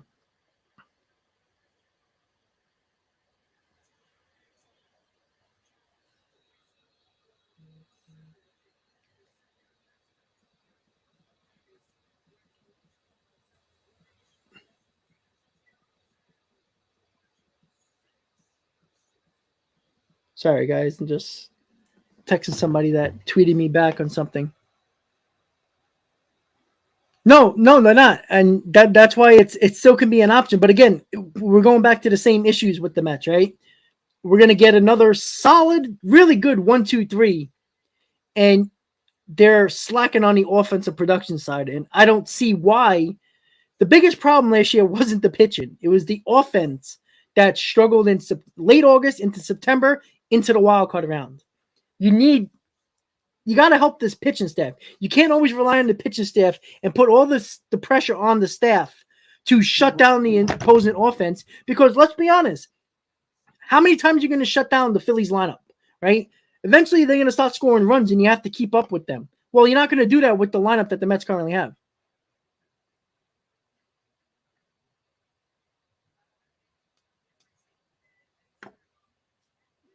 Well, yeah, I already think the spike in the market was Turner getting $300 million over 11 years.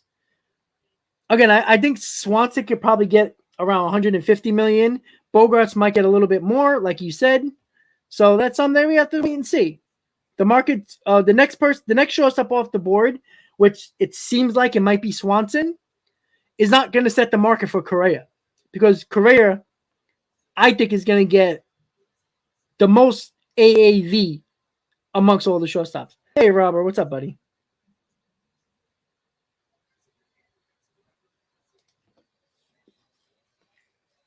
Yeah, I could see the Jays probably looking into that because the Jays were very heavily involved with Nimmo.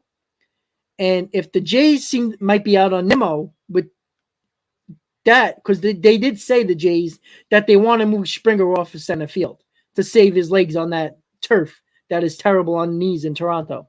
So that's something that you could see them doing. Putting a defensive wizard in Bellinger in center field, moving Springer to right or left. He doesn't have to man that big center field. Makes sense, right? And if Nimmo was their option, and again, seems like Nimmo is going to get paid a really good amount of money, probably more than he should get. That's something that some teams are probably just going to shy away from. Go with defensive situation. And listen, the Blue Jays don't need that much more offense. Like, how much more offense is Nimmo going to provide for the Blue Jays, right? Their problem was pitching, and they can get a little bit better defensively. That's where they are. Well, Mothman, because of the fact that Swanson is more of a shortstop than Bogarts and Correa, right? I don't see Swanson moving to second base or third base. I think he has that situation where Gleyber Torres was, right? We all knew Gleyber Torres is a second baseman, but the Yankees forced the issue with Torres at shortstop.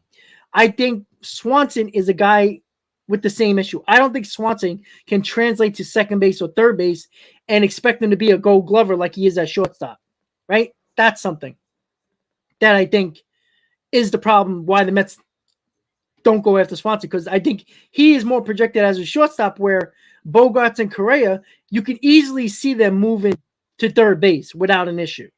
That's why. I think the Cardinals might be pretty interested in Contreras. But I can see the Guardians going after Contreras as well. They need a catcher. Just imagine that bat with Bell and Ramirez. That's going to be a really good team offensively. And they still got really good pitching.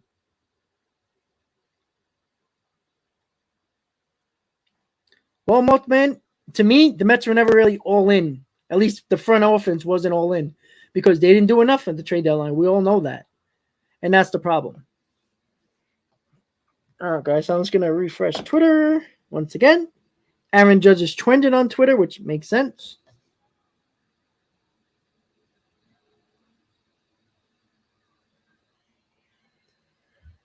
All right.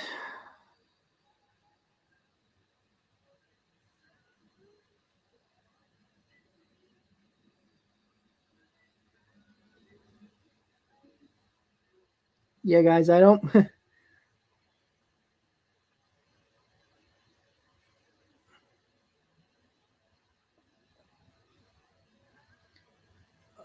Yeah, not looking that good.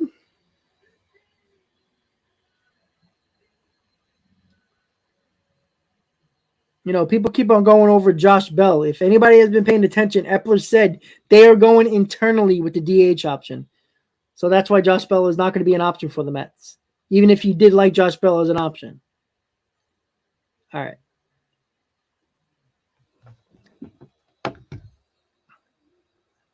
Andre, they might go that route. Again, it's not like these guys are coming off the board yet,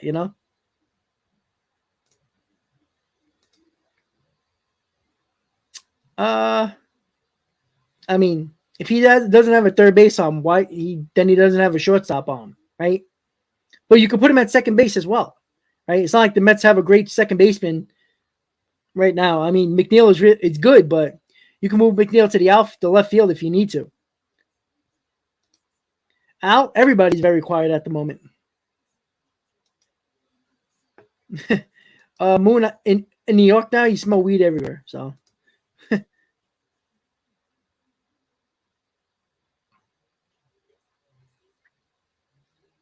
the best snack at Citi Field. I have a lot of things. I mean, there's so many good options.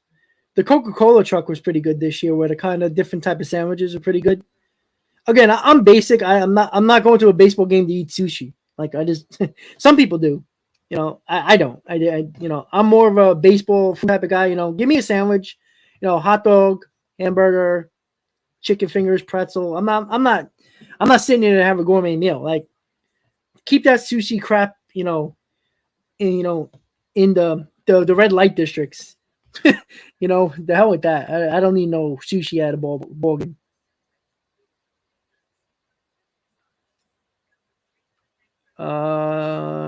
Let's see. Did I miss anything? Well, Drew, that's not true. Because if you notice, Turner actually struggled when he went to the LA at second base when he first got there. Again, not saying that if he worked on it, he probably couldn't get better, but he wasn't very good at second base. And of course, the Dodgers knew they weren't going to sign Seager, and they moved Turner back to shortstop.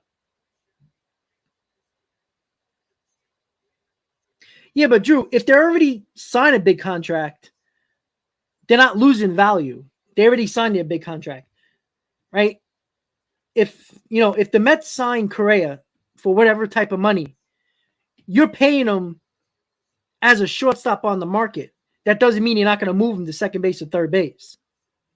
The Dodgers traded Turner, and they got the Nationals got shortstop, a package back for a shortstop, not as a second baseman.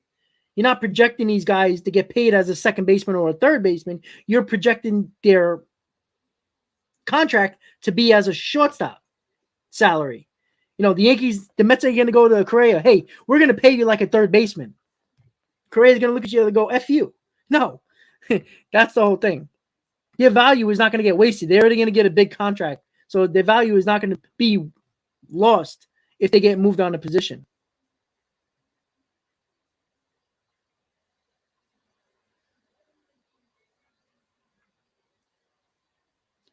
Well, Jason, again, Alvarez is still an option at DH. That's an internal option as well.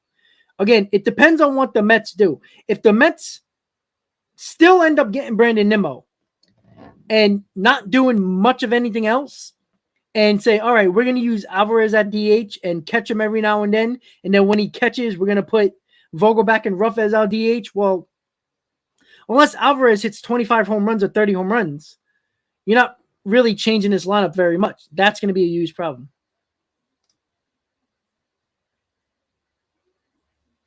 Well, I don't think Judge needs to make a decision yet. I mean, why should he give the Yankees the benefit of the doubt? Judge can care less him holding up the Yankees to doing anything else. Honestly, he knows he's getting more money from the Giants.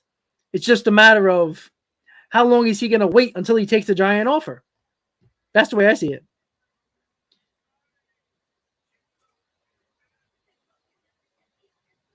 But Drew, I don't think so, though. Because it's not like Correa is going to move to shortstop and be a butcher at third base. Is he going to be a great third baseman? Probably not. But probably going to be better than Escobar and Beatty. And even if he's good at third base, you're not losing anything. Because the Mets ain't looking at Correa saying, all right, he's going to be a terrible third baseman, but we need his bat. The Mets are paying Correa for the bat, right? The same way Turner isn't a second baseman, but the Dodgers loved his dynamic ability offensively to warrant his subpar second base skills, defensive skills at second base, because he was so good offensively. That's what the Mets are looking at. If Correa is a good third baseman and not a great third baseman like he is at shortstop, yeah, you might be losing a little bit defensively, but you're getting that bat that you need in the lineup. Sometimes you have to make that risk because at the moment, the only person that you can use or spend money on and not move position is Judge. But if that's unrealistic, but Drew, you already have Lindor. So it's like, no. Like, that's the whole point. If you're going to go what the Mets need power in their lineup. They need a protection in the middle of that lineup. Correa can be that guy, but you have to move him out of position. that's why the Mets should be going after Judge, because all they got to do is move Marte to center field, which he's comfortable being, and put Judge in right field where he's always been. But there's no reason why Correa can't play third base. He's a big guy, right? He is pretty much a big guy. He's probably much bigger than what some type of shortstop would be, right? He's bigger than Turner. If he's a good glove, he's got a good arm, he's got a good glove. Both of those things translate to third base. If A-Rod can do it, Correa can do it.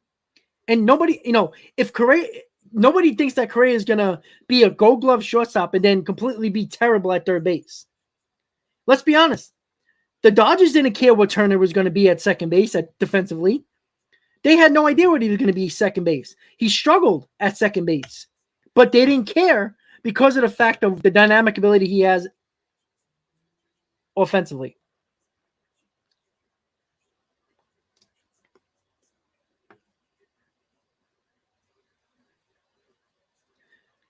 I think going to shortstop to third base is easier than going third base to shortstop or even shortstop to second base.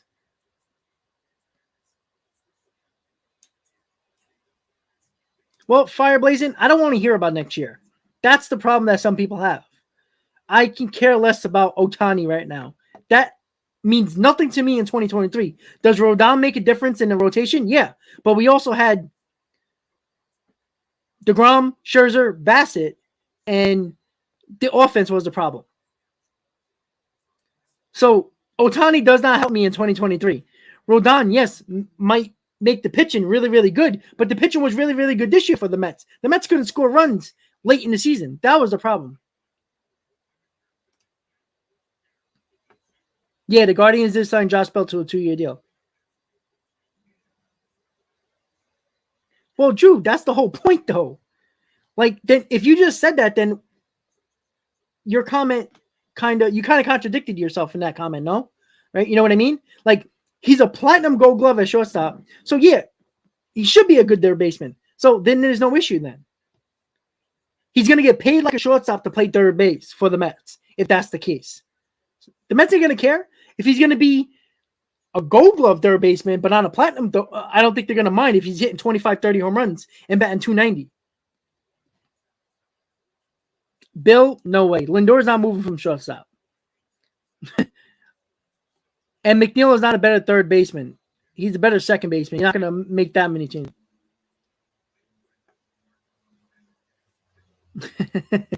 Wow, Mayfield to the Rams. Jesus. God. Surprised the 49ers didn't go after him. I guess they'd rather have Purdy than Baker Mayfield, right? All right, guys, so we're about 3 hours into this hogwash of MLB Winter Meetings Day 3. The only signing that there was Josh Bell, 2 years, $33 million to the Guardians. I'm going to put that up so people who come in know what's going on. Not much.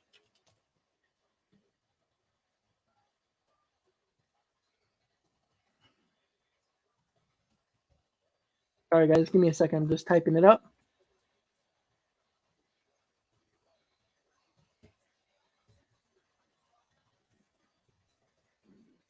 All right. There we go. So I'll just leave that up there for a little while. So once again, guys, the Guardians signed Josh Bell to solidify that DH spot for them. 2 years, $33 million, $11.5 million per year.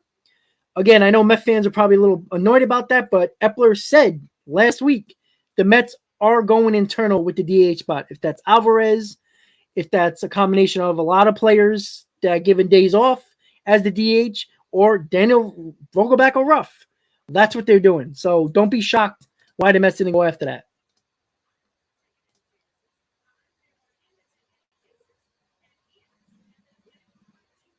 Yeah, Tylee, I don't think Ohtani is going to sign with the Dodgers. I mean, yeah, it's LA still, so it's kind of like the guy doesn't have to move, but I don't know how real he is about staying in LA, right? You know, he's already bitching and moaning about not being on a winner. The Dodgers are a winner. You know, they're a contender, obviously. But maybe, see, here's the problem with the Dodgers, right? They're another one that's looking for 2024. Like they didn't win in 2022. If they don't do anything, why do they expect different results in 2023? You know what I'm saying? With another year older for Kershaw and Gosselin, who had a really good year last year, but broke down at the end of the season. Do you expect him to have another good year? Who knows? He only did it once in his career. Can't expect that again.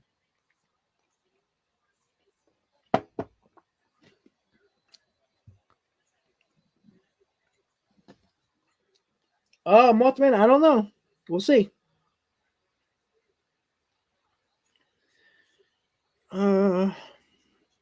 Let's see. All right. All right. I'm going to refresh Twitter again, guys.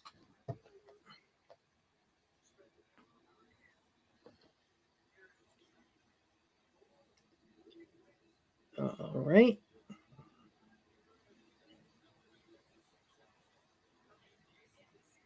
So somebody asked Scott Boras on the idea of Carlos Correa signing with the Dodgers. Let's see what he says.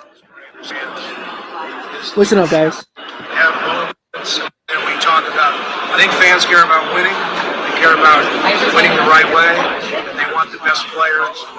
I think anybody who knows Carlos Correa understands his leadership and his commitment, and also a rare skill level that he brings to any team. I think he's got it. All right, so he basically gave the company line, like any team we'd be happy to have Carlos Correa. He's a winning player. Every team would like to have him. So nothing on that front. So somebody asked him, would the Correa be a good fit for the Dodgers? Well, duh. They just lost Turner. Like, of course. But, Boras is not going to, sway away and just say, yeah, the Dodgers are good for him. Yeah. He wants a lot of teams involved with him. Mike, yeah, of course it's a 50-50 split. I mean, you can't make it higher, like lower or higher than that. I mean, again, but that doesn't mean that the Giants are not the favorites. They are. They're outbidding the Yankees. Well, Anthony, you know what? That's what happens when you spend all the money on spending more money on a quarterback that's basically in a wheelchair. Basically, he's always hurt now. Yeah. Yes, that was Boras. I don't know, Davin. Can't tell you that. It seems like the Padres and the Dodgers never go over the biggest threshold. I just don't get it. All right, guys. So if something doesn't roll up in about 30 minutes or so, I'm going to call it a night. I do got work, so I got to get ready in a couple hours and get a little bit of sleep. But again, if anything really, really pops off, I'll do a YouTube short and then go into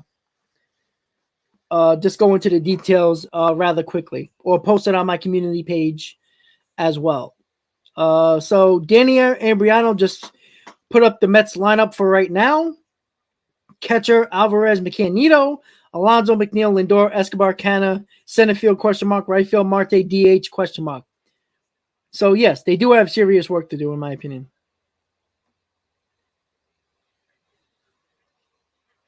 Again, I still like the Mets have something up their sleeves when it comes to signing somebody nobody thought they were going to sign, like Correa or Judge or Bogarts for that matter, or making a big trade. Every year so far, the last 2 years, Steve Cohen made a big splash, trading for Lindor, signing Max Scherzer, and then signing 3 guys basically at the same time around 10 o'clock at night on a random day. Because I kind of think that the executives are still looking at the evil empire Yankees and not the current Yankees. That's what I keep on thinking with these executives, because of the fact that these executives have been in baseball so long, have seen what the Yankees done throughout the last 20 years, where they were never the ones that were going to get outbid. Yet over the last 5 years to 6 years, they didn't make the big trade to get Verlander or Cole at that 2017 situation or time. They never went. They had to get Cole because the whole scenario was they never had an ace. They got the ace. And that was around the same time they got Stanton, who bolster their payroll as well.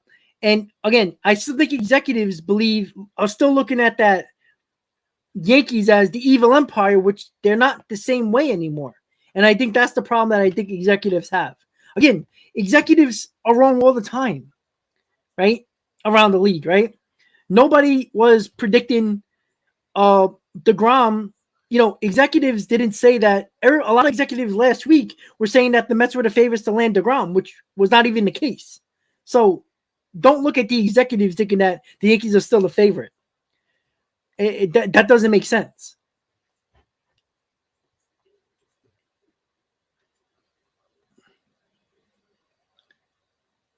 Yeah, I'm not going 6 years on Senga. I can't do that. He's completely unknown. Again, he could be a great pitcher, but I think it's too much of a risk. The same way DeGrom was a risk for all those years with his injury history for that amount of years. Anthony, I didn't even think of that. Since Gene Segura is now a free agent, I mean, he's not a bad player. He hits for average. He'll sneak in a little bit of power here and there. He's okay defensively. Let's see who. Oh no, because he's a second baseman. So I was gonna say the Braves, but that doesn't make sense. What about the Orioles? They can use a veteran guy in that lineup.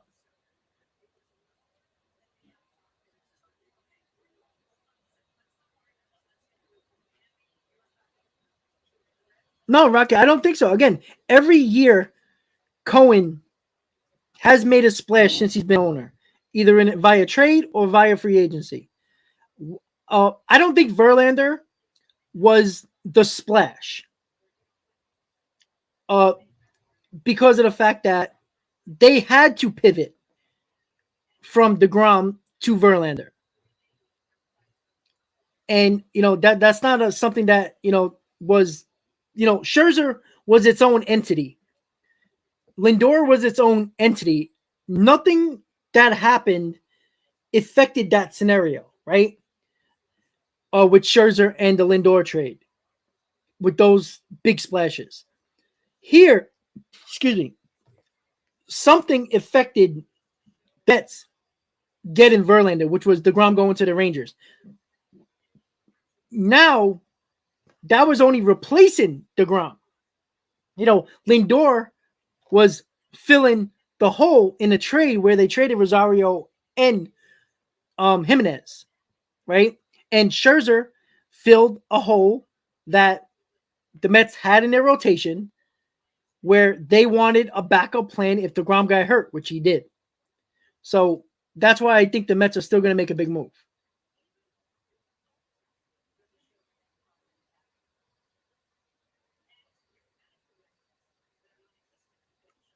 That's fine, Mothman. Senga to the Mets 6 years is just not worth it, especially from a pitcher. You just don't know how he's going to translate. Again, can he be great? Yeah, but he also can be really bad. And now you're stuck on a 6-year contract with a pitcher that, if he's bad, you're stuck for 6 years. Yeah, Jimmy, let's go. I'll do that trade right now. I'll drive him to Los Angeles. I wouldn't even fly him. All right, guys, I'm just refreshing Twitter. If nothing comes down in the next 10, 15 minutes or so, we'll see you guys tomorrow around 12 o'clock or so, when tomorrow's going to be the last day. It's 9 o'clock Western time, so West Coast time. So, it'll be 9 o'clock California time. So I do got work tonight, so I got to at least get at least 2 hours of sleep, 3 hours of sleep before I head to work. So, again, if anything pops up Mets related wise, I'll do a YouTube short. I'll put something on my community page just to throw it out there for people who didn't realize it, and for that matter. Yeah, Jim, I don't see why that's not a possibility, right? With Kevin Kiermaier, right? Because of the fact, all right, you don't get Nimmo for whatever god awful number contract he's going to get, right? Kevin Kiermaier will be that defensive replacement. He's better defensively than Nimmo. Now you got to worry about replacing the offense of Nimmo, right? You can move to Andrew Benintendi, and he'll be less than, of course, much less than Nimmo, say $75-80 million for a couple of years. So now you save money on that front. Now you got your outfield. You got Benintendi, Kiermaier, and Marte, which is a pretty good defensive outfield. Kind of goes to your fourth outfield position, which is not a bad option, fourth outfielder-wise, to give rest to everybody in the outfield because kind of can play every outfield position. And the Mets have the payroll flexibility to still sign the starter, get a couple of bullpen arms, and still probably make a big splash either in the free agent market or the trade market because they got the payroll flexibility to do that. Oh, it is, yeah. It's 4:21 right now. It's already almost 1:30 in California. I don't see Judge signing tonight. I'm probably going to see it tomorrow. Maybe a shortstop comes off the board tonight. And it does maybe Rodon, but man, let's see. I'm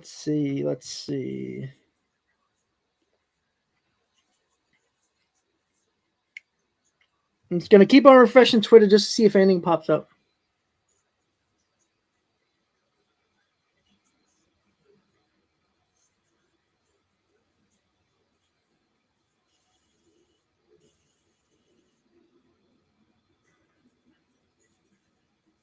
All right, guys. So I'm just checking here if anything is worth noting, just to tell you guys real quick.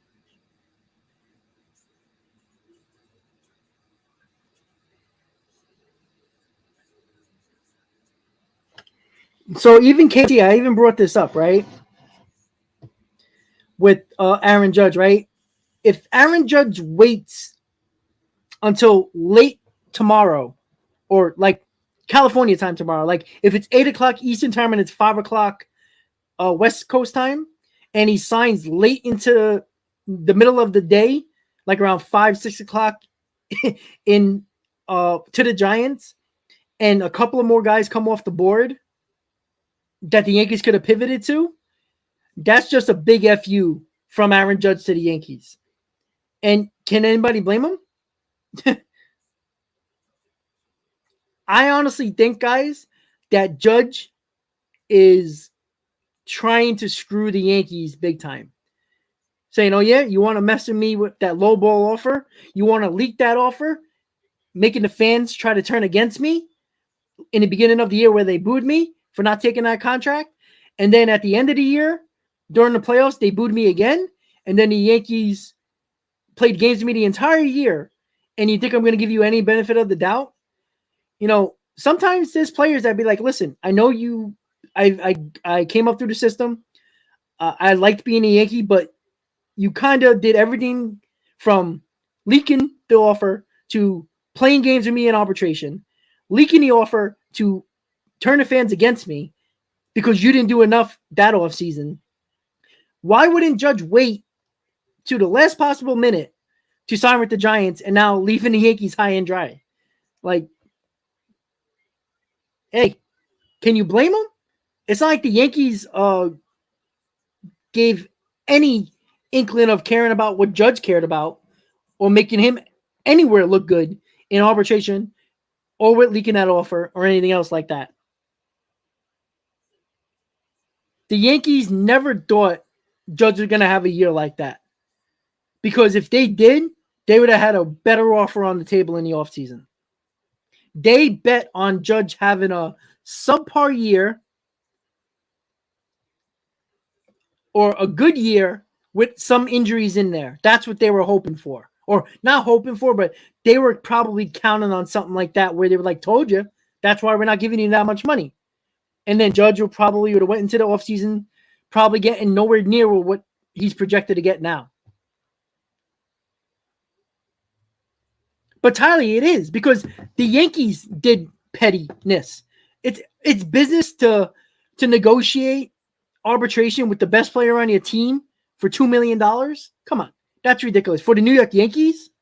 And then we know why Cashman leaked that offer in the beginning of the end of the offseason to the media because Cashman was getting destroyed by Yankee fans on local media, on local radio, for not doing more during the offseason, letting Correa go, making that stupid trade for IKF and Donaldson, and not doing more to make their team better, right? Cashman was getting destroyed all over New York from Yankee fans. He leaked that to save face and say, hey, look, we gave a fair offer to Aaron Judge with his injuries, and a lot of Yankee fans agreed with that. And they booed him on the first week of the season when he was struggling because of the offer that was leaked, and Judge said no to that offer. He bet on himself. Cashman leaked that to turn the fans against Judge and not him and the Yankees front office. That's why he did it. So it might be a business decision, but it was petty from Cashman to do that.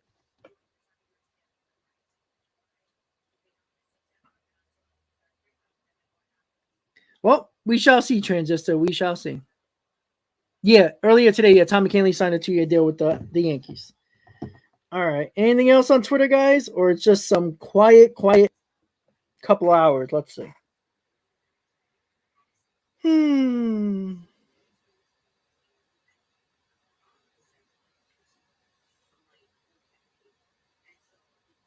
All right. So Cody Duncan, I'm assuming he's a Seattle beat reporter. Yes. Whoops. Oh no, he's a. Hold on, guys. Sorry, just lost. Okay. He's a Pittsburgh Pirates beat reporter. He said, per source, the Seattle Mariners are in on Brian Reynolds. Names being thrown around for the Mariners to trade for Brian Reynolds, Matt Brash, Jared Kelenic, their number 1 prospect, Harry Ford, and number 2 prospect, Emerson Hancock. So that's a haul that I don't think the Mets can even come close to matching. Tilly. Okay, sorry about that. So the Seattle Mariners are in on Brian Reynolds. No, Mike, I agree with you. I thought it was a fair offer from Cashman to Judge, or the Yankees to Judge, because of his injury history. I'm not saying it was a lowball offer, but in Judge's eyes, he believes he's the best player in baseball. He believes he is worth more than that. In his eyes, I put it this way, if the Yankees never leaked that offer, and if Cashman would have said, we thought it was a fair contract to Judge didn't take it, that's his right, that's up to him. I don't think the backlash would have been as bad, or if any, towards Judge if that was the case. Because Cashman got destroyed during the offseason, because he did absolutely, or at least not enough to what the Yankees wanted the Yankees to do, and Cashman did very little to make the team better. He leaked that because he was getting destroyed all over New York. And now, with Judge, yes, it was a business decision. I'm not saying the Yankees made a wrong decision, because I thought at the time, I'm like, oh, that's not a bad offer. But Judge is not stupid. His agent is not stupid. He knew the Giants are going to be all over him and desperate for him. So why would he sign a lowball offer that he thinks is way below market value, which clearly it was, to just sign back with the Yankees? And then on top of that whole contract scenario, they went into the middle of the year trying to not give what Judge was asking for in arbitration, over $2 million. That's a problem. And I don't care who you are. I don't care how much you like the team or how much you like being a Yankee. When a team does that to you, you feel a little bit jagged and a little bit pissed off. And yes, Judge was pissed off. No, just the only news was that it seems like more and more likely that the Nimmo's market is developing where the Mets don't feel comfortable going to that length of whatever his market seems to be. Again, we haven't heard any type of numbers for Nimmo, but it's clear it's probably well above what anybody projected for Nimmo. Alrighty, so free agent Andrew Heaney is in agreement with the Texas Rangers. No details on how much yet.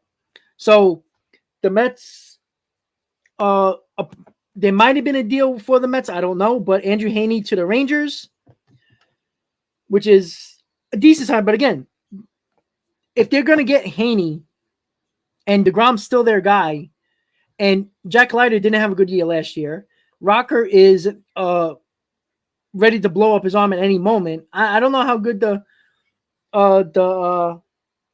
Rangers are.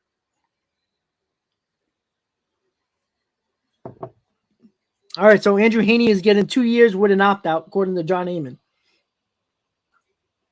So 2 years. Does that mean that the Rangers are out on Rodon? Maybe. I don't know. I mean, they got their lefty, right? I mean, he's not better than Rodon, but he had a good year last year. Going to the American League now again. So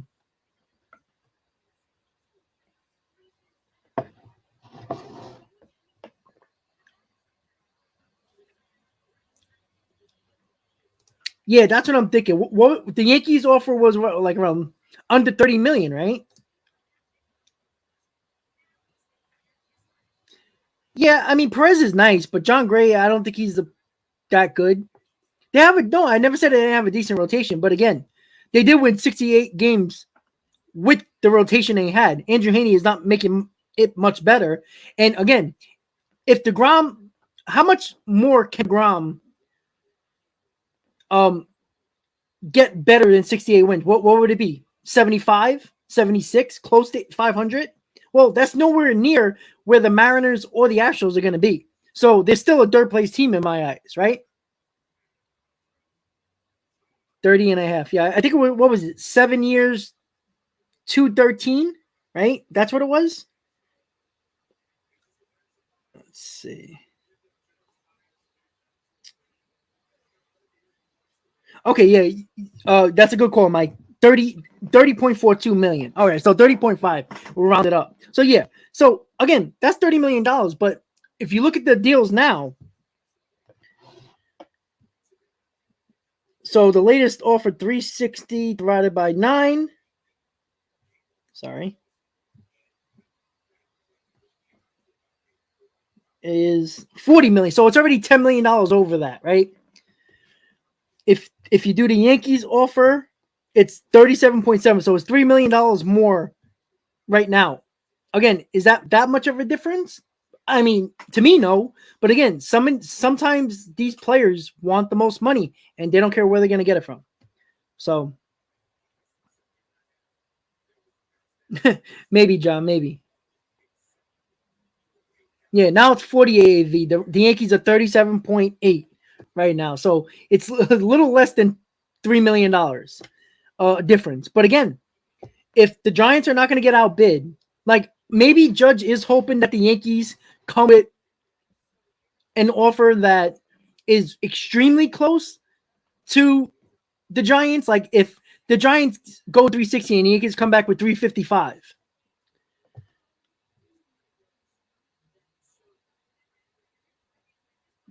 So I see things are happening now. All right. Let's see. Things are happening. We like it. A little bit of movement. All right. Let me just go real quick. Let's see. What else is going on? All right. So Andrew Heaney, 2-year deal with an opt-out.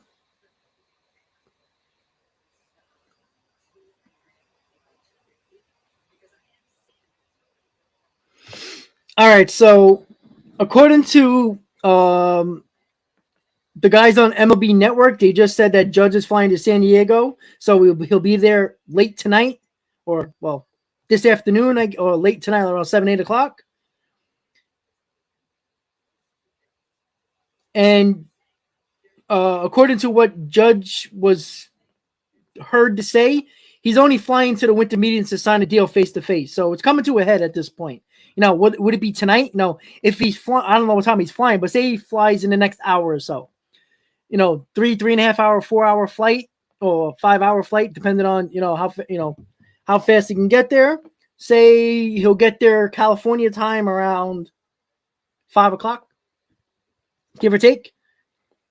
Or maybe like 6 o'clock tonight. Would the deal get done by then, or they will wait until tomorrow morning? Who knows? But Judge is flying to San Diego, so it's definitely going to come to the head. Yeah, so 6-hour flight. Florida to California is like one of the longest flights for the most part. Tampa, New York, it's about 6 hours or so. So if he leaves in the next hour or so, it's 1:30 now in California. 6 hours, 7 o'clock at night, right? Oh, yeah. So 7 o'clock at night there. Yeah, I do think the Mets, I don't know if they're lurking in the weeds necessarily for Judge, but I think they're going to still do something. I mean, yeah, Mike, that could be a possibility, buddy. But again, like, even if the Yankees go 10 for 400 and the Giants go 425, 430 for 10, like, it's up to him to either go back to where he knows the team or go back home to San Francisco and be a Giant. Like, both scenarios work out pretty well for him, don't you think? So, but again, I don't think Judge is giving the Yankees the benefit of the doubt. I don't think, and even Cashman doesn't seem that very confident when the media spoke to him multiple times. Are the Yankees very desperate? Hell yeah, because they don't seem like they have another pivot move to make after Judge, and that seems a little scary.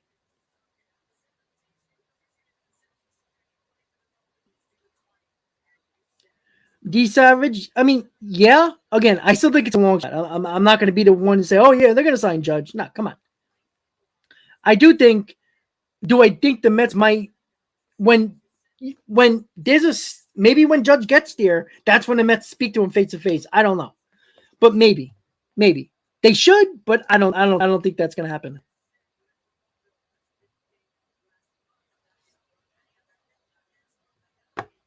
Joe, unfortunately, work, but I'm gonna stay until 5 because it's only like 20 minutes away. See if something breaks by then, but I do gotta get 2 hours of sleep before work, 3 hours maybe. So, Ratchet, I agree, but again, this is a whole business decision at this point for the Yankees, right? They know how much money Judge brings in. Listen, if the Yankees don't get Judge and they don't do enough to make the Yankees better without Judge, you're going to lose a ton of money. Jersey sales, tickets, all that stuff. And, that's a huge hole in your pocket for Hal Steinbrenner. All right, so Bob Nightingale said Aaron Judge was in Tampa on Monday night to watch Tom Brady and the Bucks. Guess where the Bucks are playing Sunday? Yep, in San Francisco against the 49ers. Can you imagine the crowd reaction if Judge is at the game, particularly as the newest member of the Giants? There's stories there that, you could say it's conspiracy theory, but it's not a mistake, right? It's not a coincidence that Judge lives in Tampa. Obviously, the spring training facility for the Yankees is in Tampa. He was with his wife watching the Bucks games on Monday Night Football, is now flying to California. To everybody assumes, why are you going to just show up not to sign a deal? That doesn't make sense. So you expect him to sign a deal by, if not late tonight, tomorrow, most likely. And then the Bucks play the San Francisco 49ers in San Francisco Sunday. So, yes, that is a nice little present to all the San Francisco Giant fans who are going to be in attendance at the 49ers game. For him to be front row. Well, Victor, again, they're all in on Judge. And the worst case scenario is Aaron Judge waits until midday tomorrow, like 2, 3 o'clock. Who knows who would be off the table by then? What happens if 2 shortstops are off the table and Nimmo signs somewhere? Now they got 1 shortstop left and Benintendi. So you lose Judge, and could you sign one of the shortstops and Benintendi? Could that be an option? But it doesn't seem like the Yankees have another plan after Aaron Judge, and that's a huge problem. And Cashman usually doesn't lie to the media. he usually gives long, drawn out answers, but it's usually the truth. If he says that,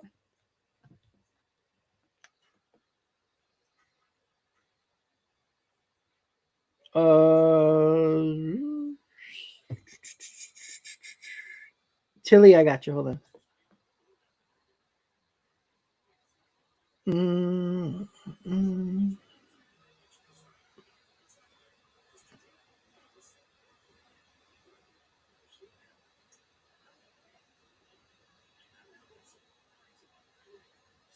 All right, so according to SNY, Kodai Senga agent says that the Japanese pitcher has deals of 5 and 6 years already on the table and is looking to sign with a team that wants to win now. So 3 AL East teams, and the Mets are in it as well. What else? Hold on, guys. Let me just make sure I got everything here.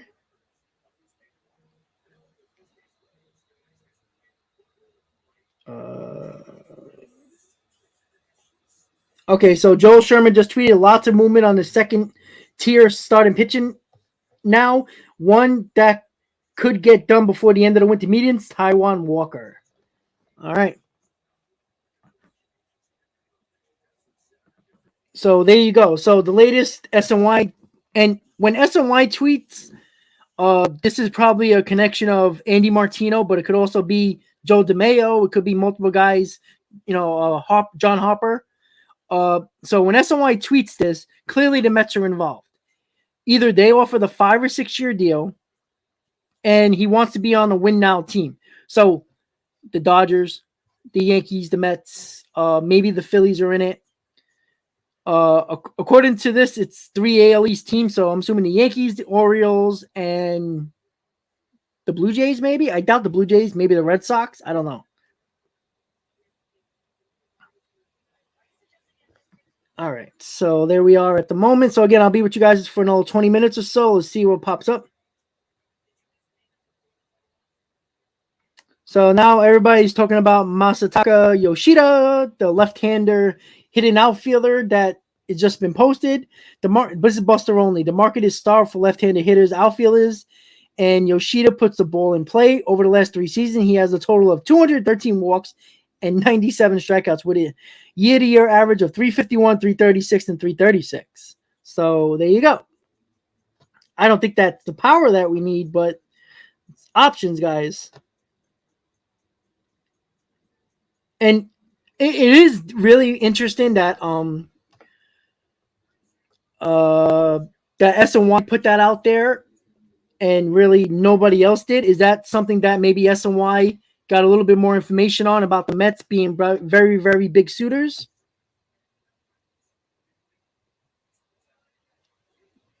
That's a possibility as well. More information is coming out. The Dodgers are interested in former Met Noah Syndergaard to be at the back end of the rotation. All right. So there we go. All right. So be with you until 5 o'clock, guys. Anything that pops up after that, I'll put on my community page as a breaking news or a YouTube short, because I'll probably be at work.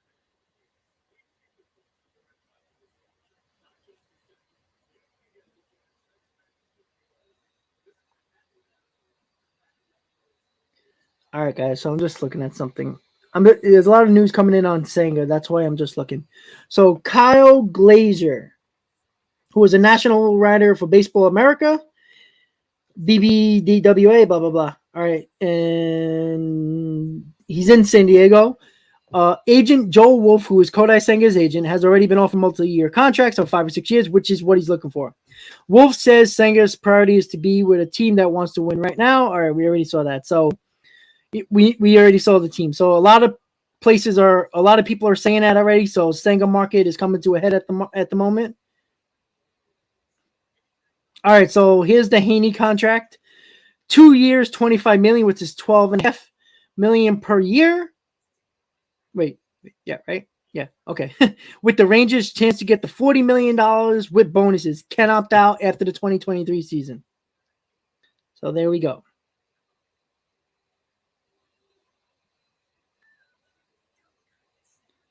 All right. What else is going on? Seems like news is flying out right now, so that's the important part. All right, guys. So we got about 15 minutes to go before I call it a night. So with that said, all right, guys. So as we know, Andrew Heaney signs 2 years, $25 million with the Rangers. What's up there? The Guardians signed Josh Bell, 2 years, $33 million. That is the bat that has signed. Andrew Heaney is mid-level type of pitcher, 4th to 5th starter. So that's something that is not of utter importance to a lot of teams, but interesting. And again, that's a really good move for the Guardians, considering that they lacked power in their lineup. They got a lot of base runners. They couldn't get them in. Bell could provide that extra power that they need and also hit 300 last year. So that's something the Mets could look at as well. Again, John, I said that earlier. I don't see why the Phillies wouldn't be on Walker. That would be a really nice signing for them. That makes sense. And LA with Syndergaard, depth is never that bad. And Syndergaard is not a 1 or 2 anymore. He's not probably even a 3. He's probably a 4 or 5. So, well, Stoney, Peterson, and Joey Lucchesi are probably going to be one of your 5th starters, including Miguel. One of those guys is going to probably be a 5th starter.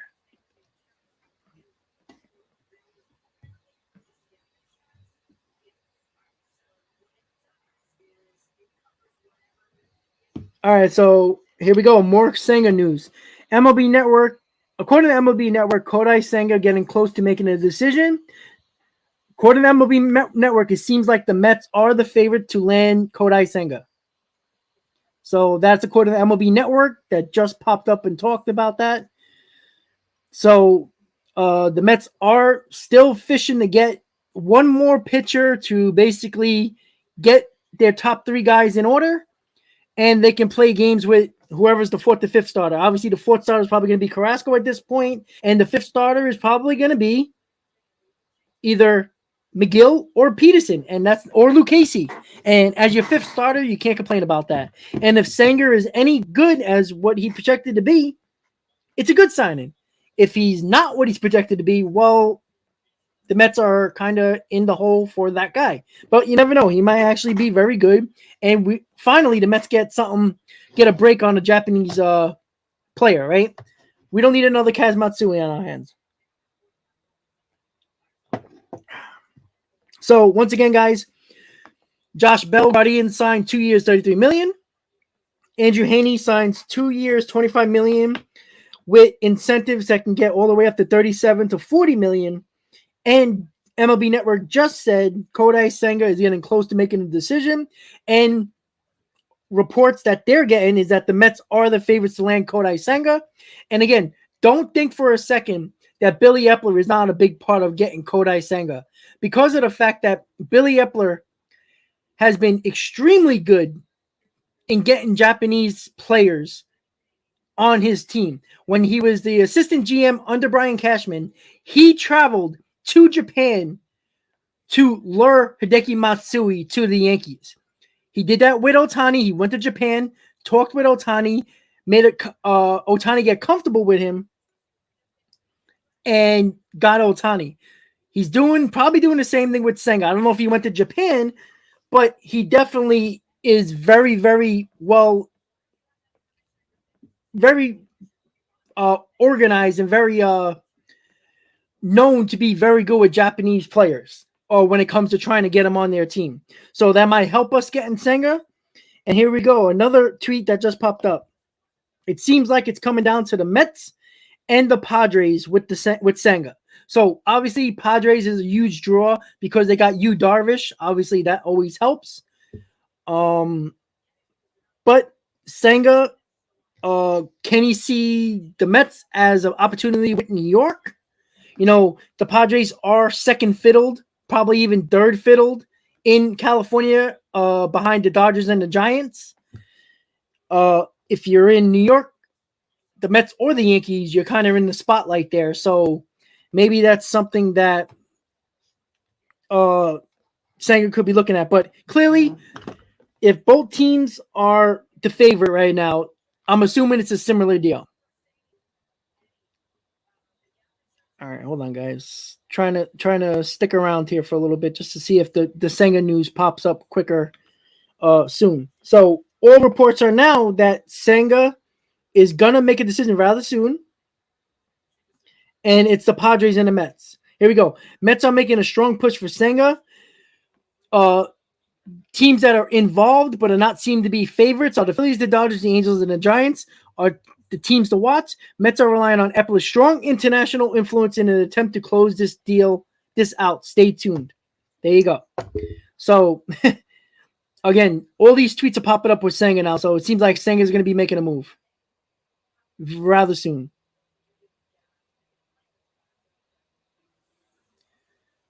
All right, guys.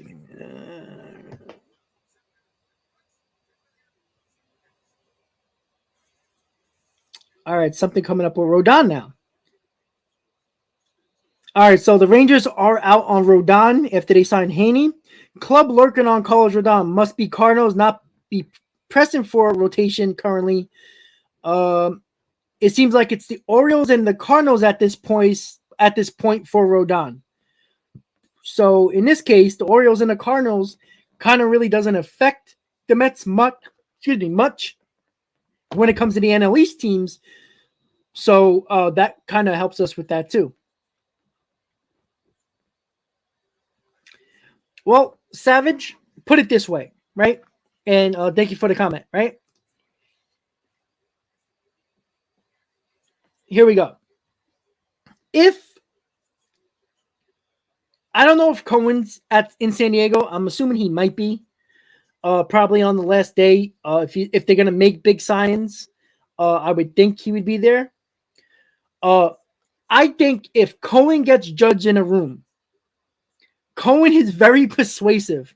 He was look. We heard Verlander's comments, right? He says that he wasn't really all in with the Mets as a whole, but he got in a room with Cohen, and Verlander felt very, very good about the Mets' plans going forward. And Cohen had that same effect on Max Scherzer. Yes, he paid him a lot of money, but these guys are not afraid to sign elsewhere if they don't think this team is going to have a plan to win. And that's what Verlander said. And I do think Steve Cohen is a master businessman. He knows how to be very persuasive in the business area. This is a business. When players and teams and owners and GMs go into a room, it's not about a fan base. It's not about the hat you're wearing. It's about business. When Cohen knows when you get a guy in a room and it's all about just the numbers, Cohen knows what he's doing. And it seems like he did it with Scherzer. He did it with Verlander. I think if Cohen can get judged in a room, it could be a possibility. Will it happen? Probably not. But I think that's a possibility. All right, guys. So rumors are flowing up. So it's, I think somebody said, yeah, they're done from lunch now. So that's why they're doing everything. All right. So it's right now, it's almost 5:00. It's 2:00 in California right now.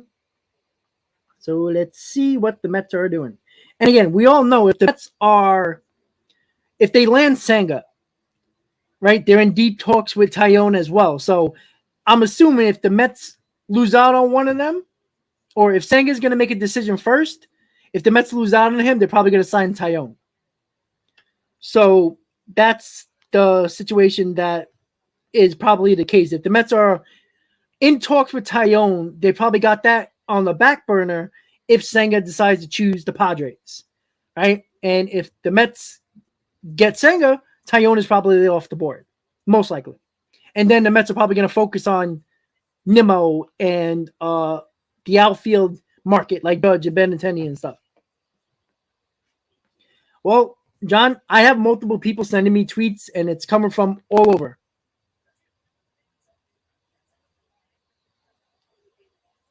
I'll tell you all the tweets right here. These were from Alden Gonzalez. There was from Joel Sherman. This was from SNY. This is from Bob Nightingale. This is from Ken Rosendale and John Heyman. And also other people that, like these MLB executive burner, U Stadium, who actually called the Turner deal before anybody else did. So these are all legit reports, and they're coming in all at the same time. So that's how you know. Ginger, have a good day, buddy. That's how you know that when there's multiple reports about that, it's clearly coming to a head. So it's really hard to believe that 5 or 6 legitimate accounts are all wrong on that.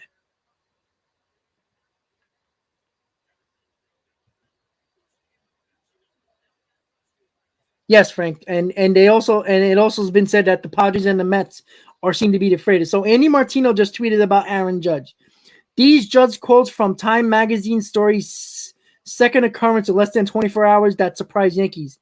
Team did inform Judge's agent Paige, oddly, that Cashman was going to announce offer in April before he did it.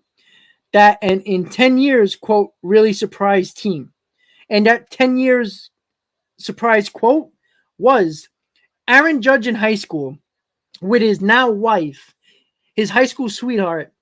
He promised his girlfriend at the time, that if it ever came in 10 years that he was going to be able to go to San Francisco, he promised his girlfriend that he would go to San Francisco no matter where he was in baseball if it happened. So that means that doesn't mean anything 10 years later. Who knows?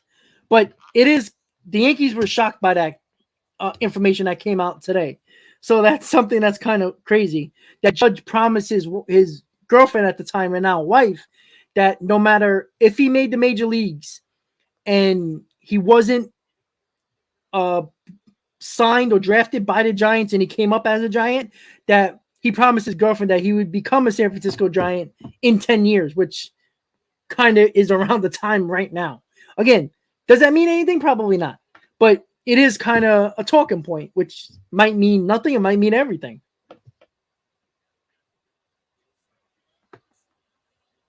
Yeah, Joel, you're all you were sending me so many. Look, Joe's my go-to guy when it comes to sending me all the tweets and stuff like that. So when I get that, he's sending me the tweets in a message because I'm scrolling through, but I'm also trying to be active with you guys with the questions. Yeah, he actually said that in Time Magazine because he was the athlete of the year from Time Magazine. So, yeah. Well, Peter, I agree with you. But it seems like these teams, they're spending so much money on pitching. Again, I wouldn't want to give $20+ million to a guy that is really an unknown. Yes, he has good stuff. Yes, he's been very good in Japan, but he's facing Japan players. Yes, they're professionals, but not all of these guys are major leaguers, right? He pitches once every 7 days. He's pitched a ton of innings. Can he translate to pitch every 5th day and still be very, very productive? All right, guys, so we got about a couple of minutes before I call it quits because I really got to get some sleep before work. Not even going to lie to you. It's been a long day. I'm just going to stay for about 5-10 minutes just to make sure the Senga news doesn't break. And we'll be okay.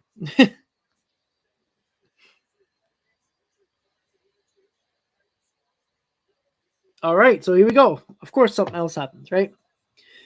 More news is coming out on MLB Network. According to Joel Sherman, the Mets are trying to make a trade. I don't know what that means. Could that be the James McCann trade? Could that mean the Reynolds trade? Could that mean the Devers trade? Could that mean another trade that we don't even know about?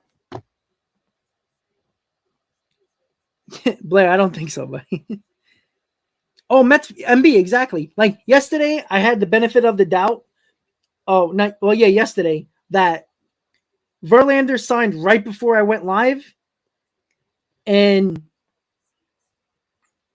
later that day at 3:00, Turner signed. So it was a pretty good day for the live stream. What's this thing? Made it a point to recently visit 6 U.S. cities in 7 days to get an honest feel for those potential homes. All right, guys, hold on, guys. There's a lot of news coming in. I'm trying to get to all these freaking things. All right, so Joel Sherman just said on MLB Network he believes the Mets are trying to make a trade, whatever the heck that means.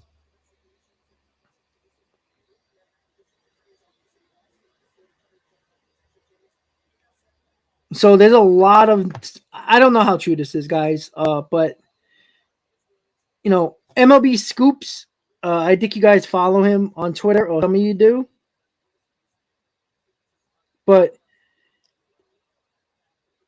he, like the Dodgers and Mets.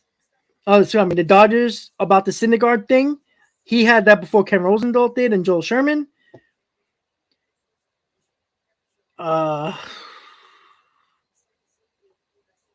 He had Stripling with the possibly with the Rockies, Mets, and Cardinals a day ago. Talked about the Mets had an offer on the table for Haney. He had the Verlander right on point. So again, you take it for what it's worth. He says Aaron Judge signing with San Francisco Giants imminent. According to iTalk Studios on YouTube, he's another one that has been. He actually also had the Verlander stuff. So let's see. Hold on, guys. Yeah, iTalk Studio again. Aaron Judge, the San Francisco Giants offer again. That's about it at the moment, guys. I'm not going to say it's true or not, but iTalk Studios had the Verlander thing, had the Turner thing, along with MLB Scoop. So I'll try not to work so hard, but that's kind of hard not to do in my case. But all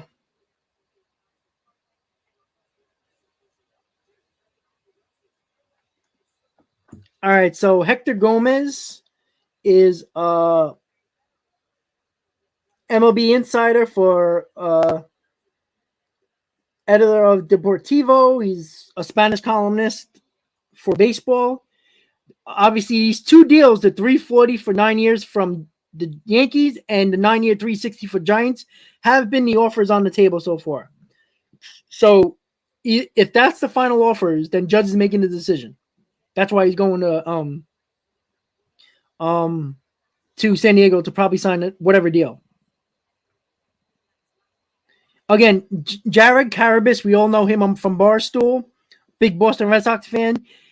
Again, he just said also with iTalk Studios, he had the Verlander deal before anybody else did.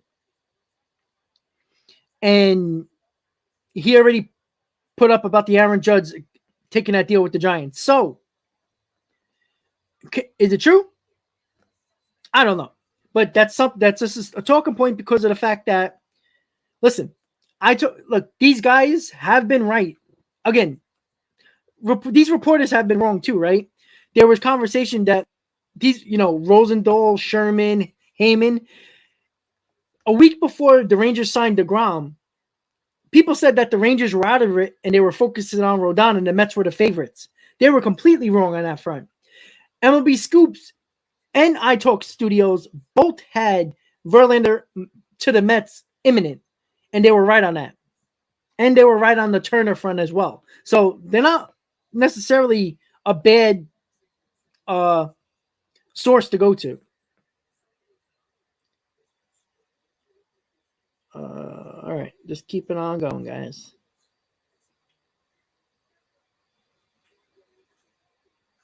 Yeah, I know D Savage. He did say that. He talked a lot about Lindor being Puerto Rican, playing beside him, and he's good friends. He wants to go to a winner. Obviously, I think that's a situation that. Well, Justin, it's funny that you say that, right? If I'm Steve Cohen, right? We know the Yankees put an offer on 9 for $340, right? If I'm the Mets, and that's the final offer from the Yankees, and the $360 for 9 years from the Giants is the final offer, I would go directly in between in that 9 years $350 just to piss off the Yankees a little bit.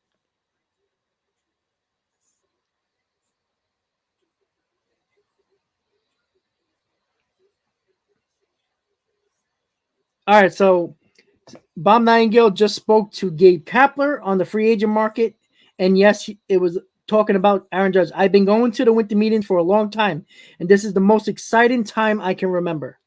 So, guys, there you go. So, And the D-backs are making an aggressive push for Xander Bogaerts. Again, guys, listen. This is why the Yankees are very much in trouble. If they lose out on Aaron Judge, and Bogaerts seems to be very favored to go to the D-backs, and now Correa and Swanson. Swanson's going to go to the Cubs or the Cardinals, most likely. And whatever team loses out on that guy, on Swanson, is probably going to try to go after Correa.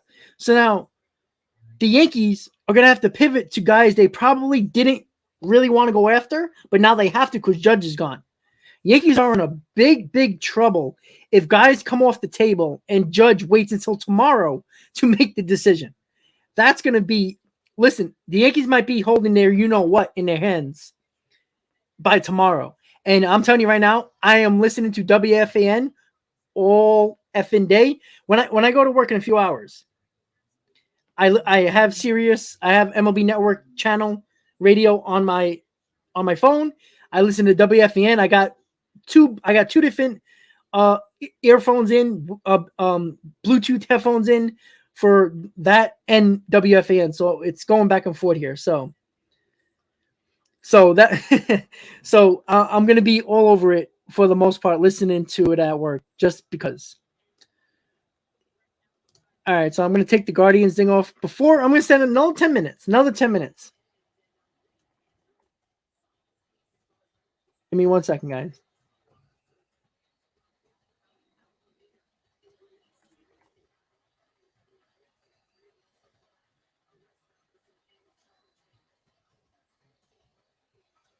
All right, guys. I just want to put this up there about Senga. Senga decision is imminent. It seems like that's the case. So somebody put an Oakland iTalk Studios, which is kind of funny because when he said Verlander to Mets thing, and everybody was like, "No, not true." And that was the night before he signed. He put up Verlander in a jersey from a team that nobody thought he was going to, and they put a Judge in an Oakland A's jersey. So, yeah. So we're gonna just keep on. Again, we don't know how real that is about Judge probably going to sign the deal with the Giants. I don't know.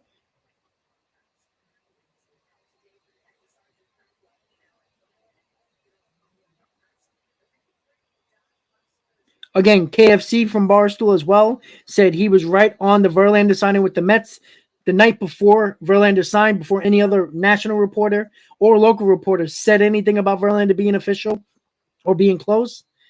And again, this guy has been spot on for a couple of times now, and even last year. So,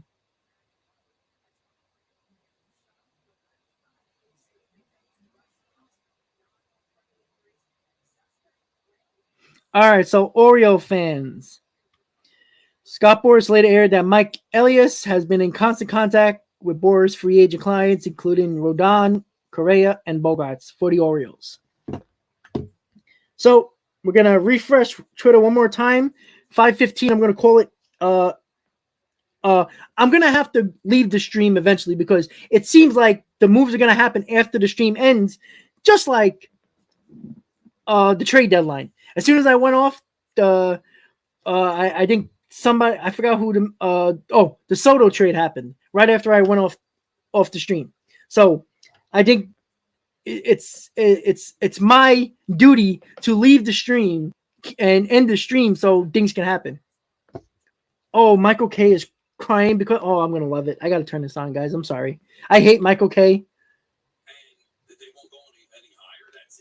Yeah, see, Michael K. Look, obviously Michael K is the broadcaster for the Yankees, and he thinks that the Yankees, that's their final offer. So if it is, he's not going back to the Yankees. I'm sorry, guys. Yankee fans, I'm sorry.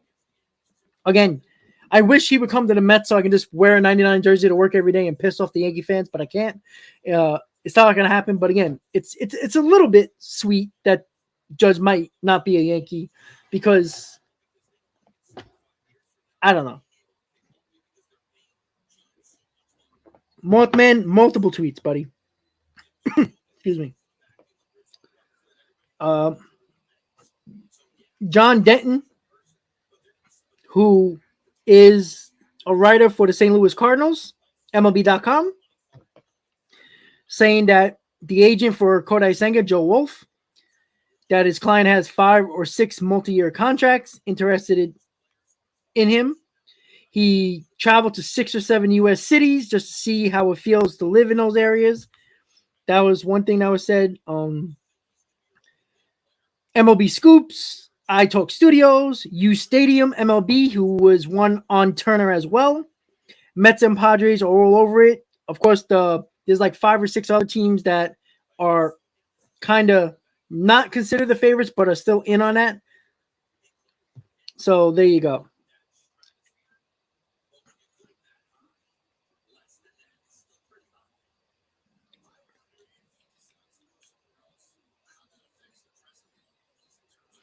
All right, so there we go.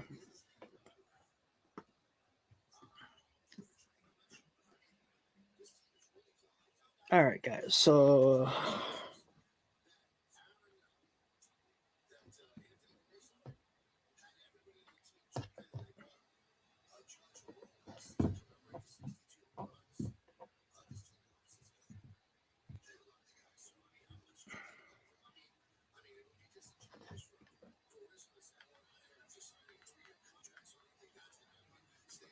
all right, guys. Sorry about that. I'm just making sure of something. Somebody just tweeted me something. It's rather funny. Joe knows what I'm talking about. If we're in the same group chat. Oh boy.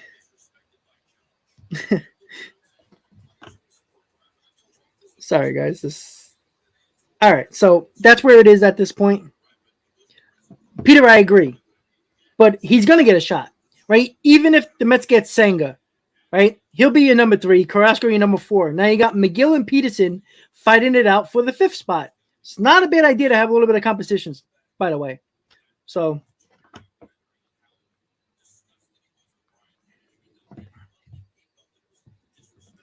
that's something. Again, people just keep on going back to iTalk Studios about the Verlander thing, that he was right on that, and he just is saying the Giants and Judge is probably going to happen.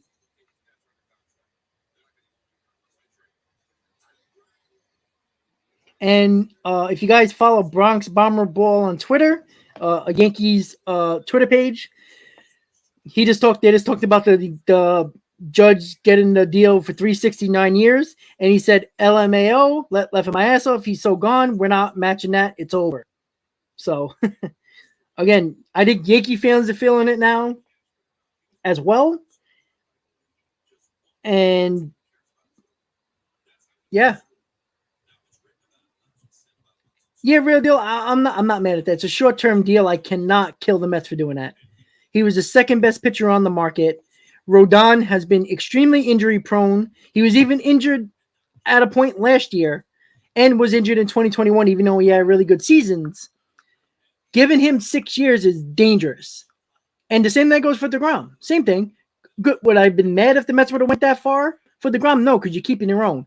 But if you take your heart out of it and look at it from a perspective of a short-term, I love short-term deals for pitchers because it's a low risk and extremely high reward.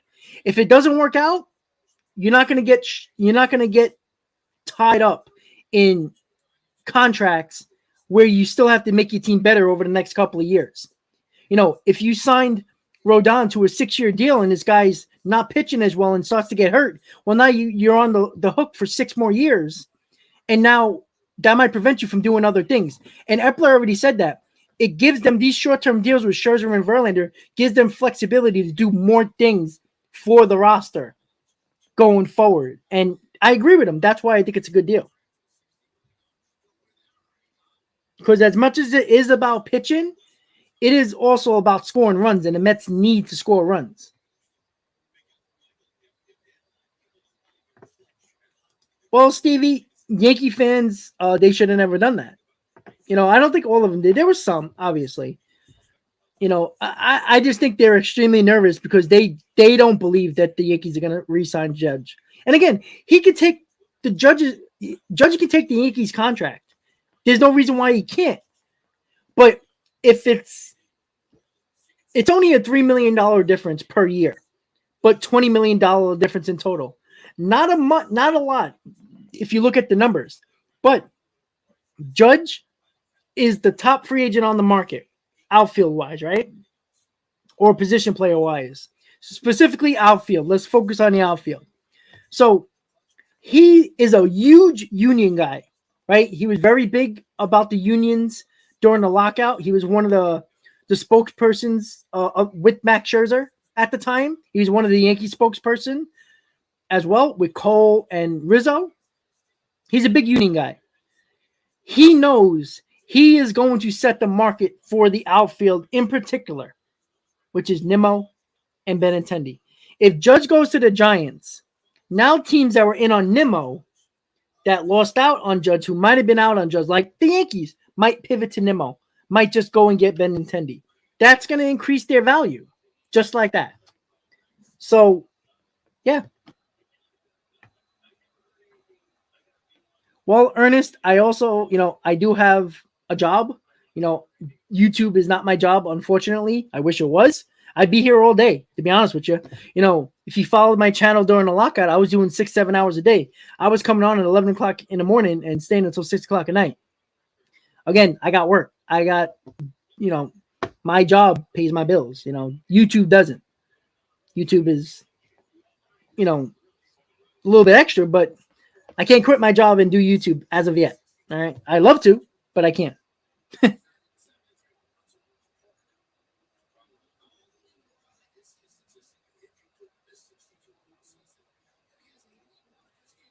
Well, Ernesto, that's true. But yesterday, Verlander signed at 11 o'clock yesterday, and Turner signed 3 hours ago with the Phillies yesterday. So there's no exact time. I mean, I could have came on now, and I would have missed most necessarily nothing. But yesterday, there was 2 big signings between 11 and 3 o'clock.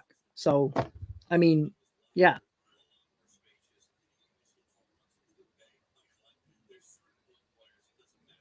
I agree, Rocky. I've been saying that. It's a bit that means something. All right, guys. So I'm just gonna retweet Twitter one more time and then call it a stream.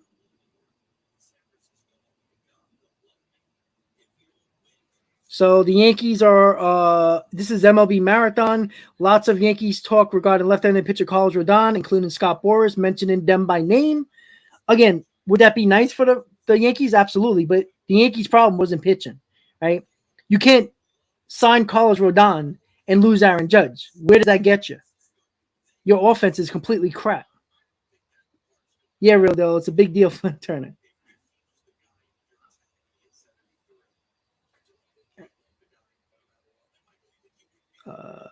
Let's see.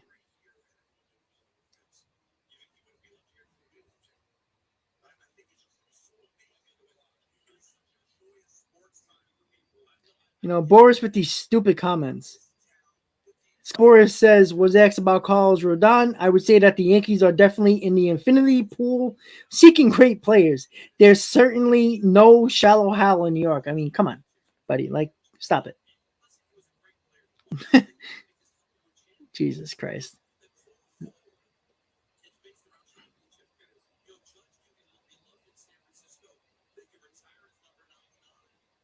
All right, guys.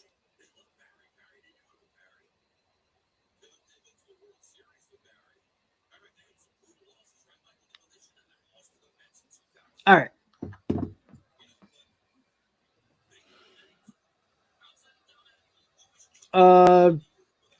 Carter, thank you, buddy. I appreciate it. Again, guys, I wish I didn't have a job because I'd be here all night. I'm not even gonna lie with you. Again, this is fun to me. Seriously, again, but YouTube doesn't pay all my bills. They don't even pay one. Let's be honest. I'm not even gonna lie to you guys.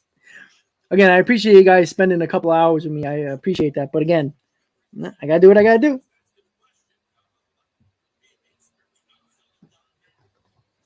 It would be funny though. All this news about the Giants signing Judge, and Judge just signs with the Yankees. So it's oh, back to normal.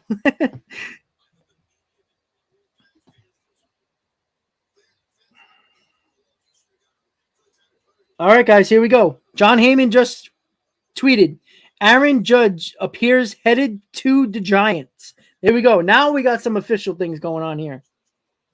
John Heyman just tweeted, Aaron Judge appears headed to Giants. Yankee fans, let me throw that up there. I'm glad it said it before I left.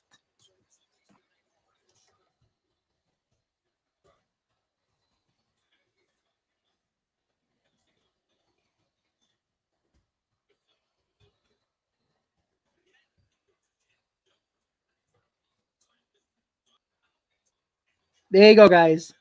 Oh, not John Hyman. We don't want John Hyman. We need John Heyman, right? Let me just not think I'm just trolling people here.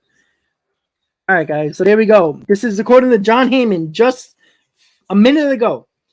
Aaron Judge appears headed to the Giants. That is the latest right now. Now, again, I Talk Studios, MLB Scoops, MLB Marathon. All three had that first before any of these guys. So, boo-hoo for the national writers. Carter. Excuse me. Sorry. My Twitter handle is TMWRNYM. Let me just write that real quick if you want to follow me. That's my Twitter. So that was John Heyman that just tweeted that a minute ago.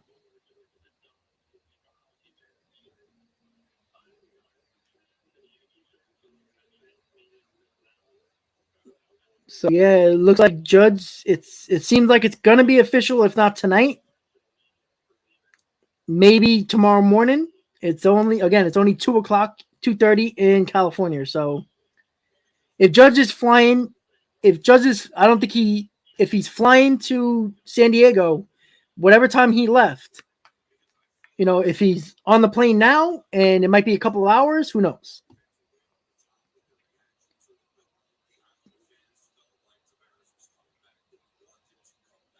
So yeah, of course, Mets fans are trolling all over the place on Twitter. Again, I don't like to be that guy. I really don't, because again, it's not easy losing the guy that is basically the guy for you. Like Aaron Judge is that guy for the Yankees, right?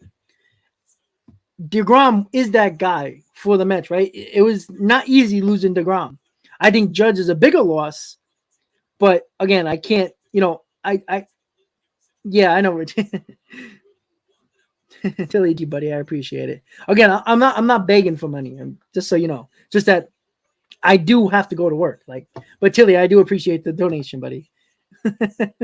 Again, it's not me begging for money. I'm just saying, it's just it's not YouTube is paying all my bills here, because I can assure you they're not. At least not yet. Again, let's see how big this channel gets, right? Maybe by the end of the year, maybe if I can get to 6,000-7,000 subscribers, 10,000. Then we're talking on another level here. Well, yeah, irresistible. Exactly. And Tilly, once again, I appreciate the donation, buddy. I even got my Yankee fan friends texting me right now. So according to John Heyman, Drew, Aaron Judge appears headed to the Giants. This was just 5 minutes ago. Well, Mike, no, Aaron Judge is going to be the most loved in all of baseball because everybody hates the Yankees. Met fans, Philly fans, Boston fans, Braves fans, Giant fans, Dodger fans, everybody hates the Yankees. So everybody is going to rejoice and laugh at Yankee fans. I mean, it's just a fact. I'm not going to lie to you. People don't like Yankee fans. People hate the Yankees. Now, that's because of their success? Probably. But let's be honest. If you're a fan of the New York Mets and you lived during the dynasty era of the late 90s, which I did, I've got destroyed being a Mets fan during the time when, one, the Mets beat the Yankees. The Yankees beat the Mets in 2000. The Mets couldn't get over the hump in 98 or 99. And then the Yankees just continued to win, get to the World Series. All right, they didn't win again, but after 2000, but until 2009, but they were just, in the playoffs every year when the Mets were just garbage. It's a feeling to me. Look, I'm going to work tonight. If Judge signs officially, my job, my coworkers are just not going to like me for a little while. The Yankee fans, because there is a couple of Met fans that we talk to, and they're gonna. I'll tell you, we're gonna go after him for a little bit. But again, it's not easy losing the face of your franchise. It's just not. I'm telling you, it's not. This comes from a guy we just lost to Grom. Again, different circumstances, because Judge had a career year. Real big difference. Again, Judge leaving the Yankees is more of a loss than DeGrom leaving the Mets. It's just a fact. The Judge plays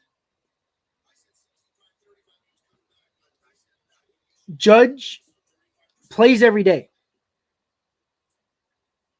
And he provides more wins within a 162 game season than a pitcher.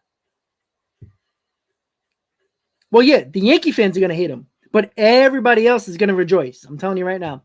Michael, Yankees will be aggressive. We'll sign Rodon tonight, and we'll trade for Brian Reynolds. Why would they trade for Brian Reynolds?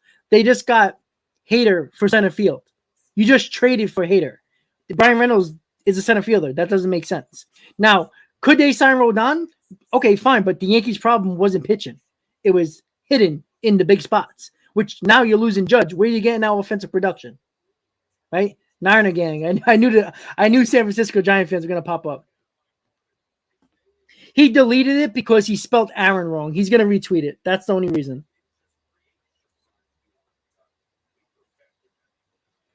Okay, here we go. This is fucking hilarious, guys. Freaking John Heyman. All right, so John Heyman just retweeted. Giants say to them they have not heard on Aaron Judge. My apologies for jumping the gun. I love it. As of 5:22 p.m., the Yankees have not been told that they are out on Aaron Judge. What the hell is going on here? Still, who the hell knows what's going on anymore? Again, number one, John Heyman spelled Aaron Judge's name wrong. Then he deleted it and said the Giants are not here of Aaron Judge making his decision yet. I love it. And you know what's even better? These are national reporters that are supposed to be in the know of everything. Yet you got MLB Scoops, MLB Marathon, iTalk Studios, all had any type of news before these idiots have news. Like, seriously, guys. Yes, Tilly, I did see your super chat. I posted it. You might have not heard it, buddy. You said, hope this helps. Thank you. I appreciate it. But again, maybe it probably leaked out a little bit, and the Giants didn't want to make it a lot of news yet, considering the fact that Judge is not there yet. Again, I think it's probably just the Giants not trying to put the horse ahead of the cart, or whatever the hell that saying is. But we'll see. We'll see, guys. But again, if Judge is flying, if he flew in the next 2 hours, he's going to be a couple hours away. Exactly, Michael. Jeff Passan didn't give any credit to any of the guys. MLB Scoops, iTalk Studios, MLB Marathon. Didn't give credit to them because they only give credit to other reporters that they know. They never give credit to anybody else. So again, Verlander was MLB Scoops and iTalk Studios had it the night before. Also, they also had the Trea Turner of the Phillies. They were a little off on the number, the total amount, but they had it correct with the Phillies. And there's no reason why. And here, once again, guys, here we go. Susan Slusser. She is a Chronicle Giants beat writer. She just tweeted, apparently, decision made in the last 30 minutes. Buzz in the lobby is Judge is going to sign with the Giants. So I think it's factual. So that's the buzz around the lobby of the hotel. So there you go, guys. Ouch, something just hit me in the leg. Something just fell. Okay. Sorry, guys. That kind of knocked my leg off for a second. Jeez. So yeah, Susan Slusser, who is a beat writer for the Giants, Buzz in the lobby is Judge is going to sign with the Giants. Yeah, Hal is not taking over no negotiations. Hal is probably crying about the $340 million they offered Judge.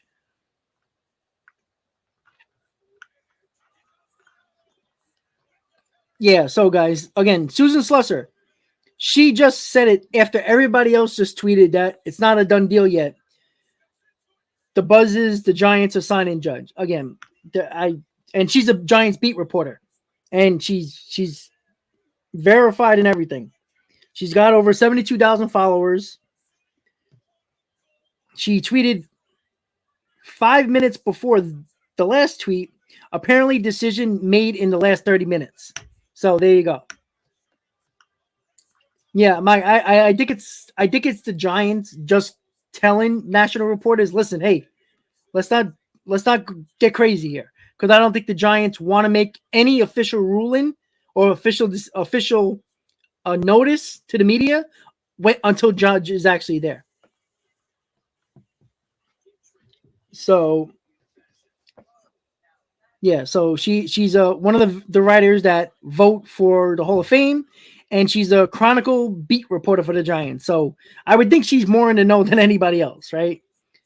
Than even any of the national guys.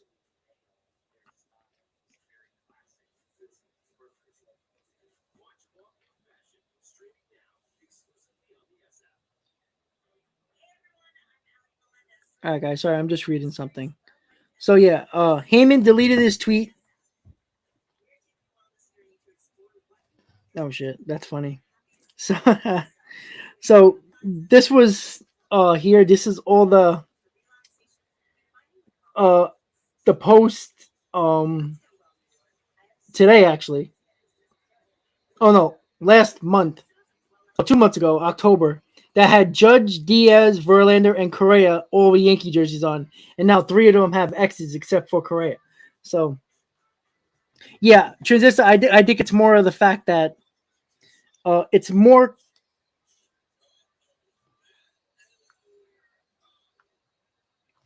Hold on. Hold on, guys. To break. Giants said they have not heard on Aaron Judge. My apologies for jumping the gun. Now, I'm going to sit this out because John Heyman happens to be a close friend. But that's a bad look. You didn't sit it out. No, I mean, I'm not going to drill the guy like people are going to drill him. Well, I mean, in the world where everybody has to be first, this is going to happen. And it gets... All right, guys. So let me just.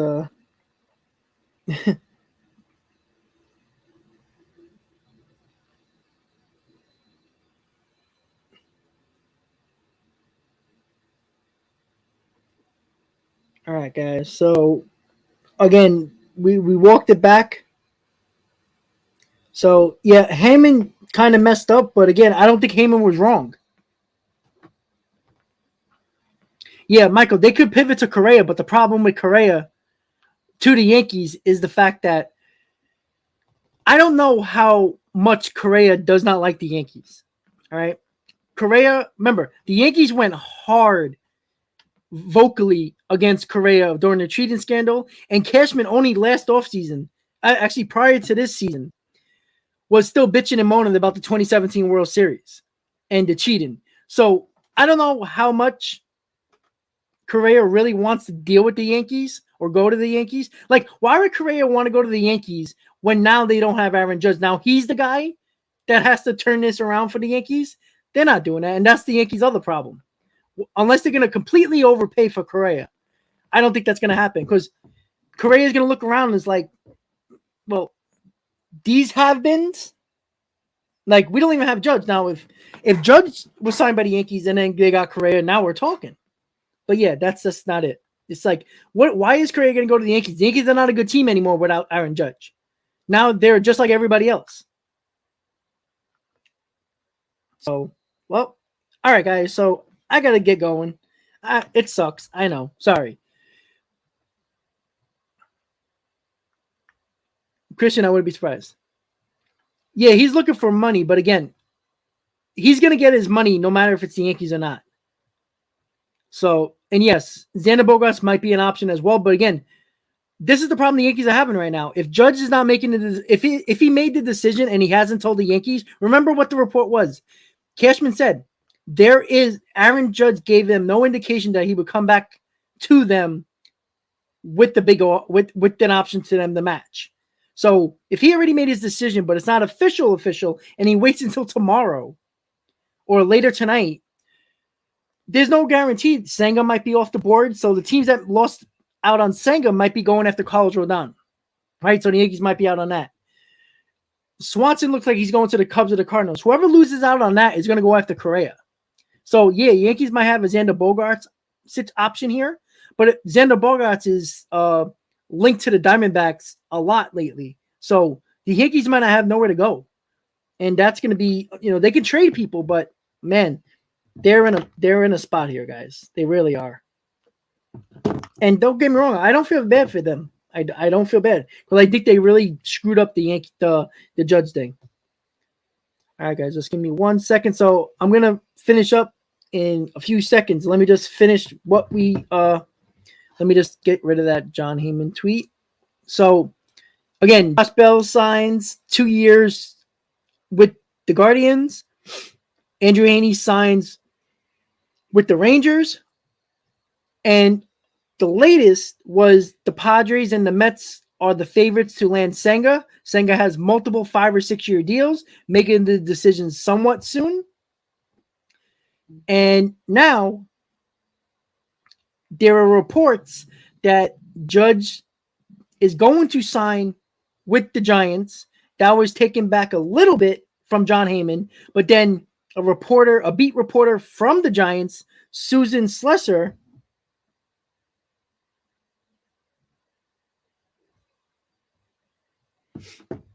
much more likely, she's probably in the know. She's a beat reporter for the Giants.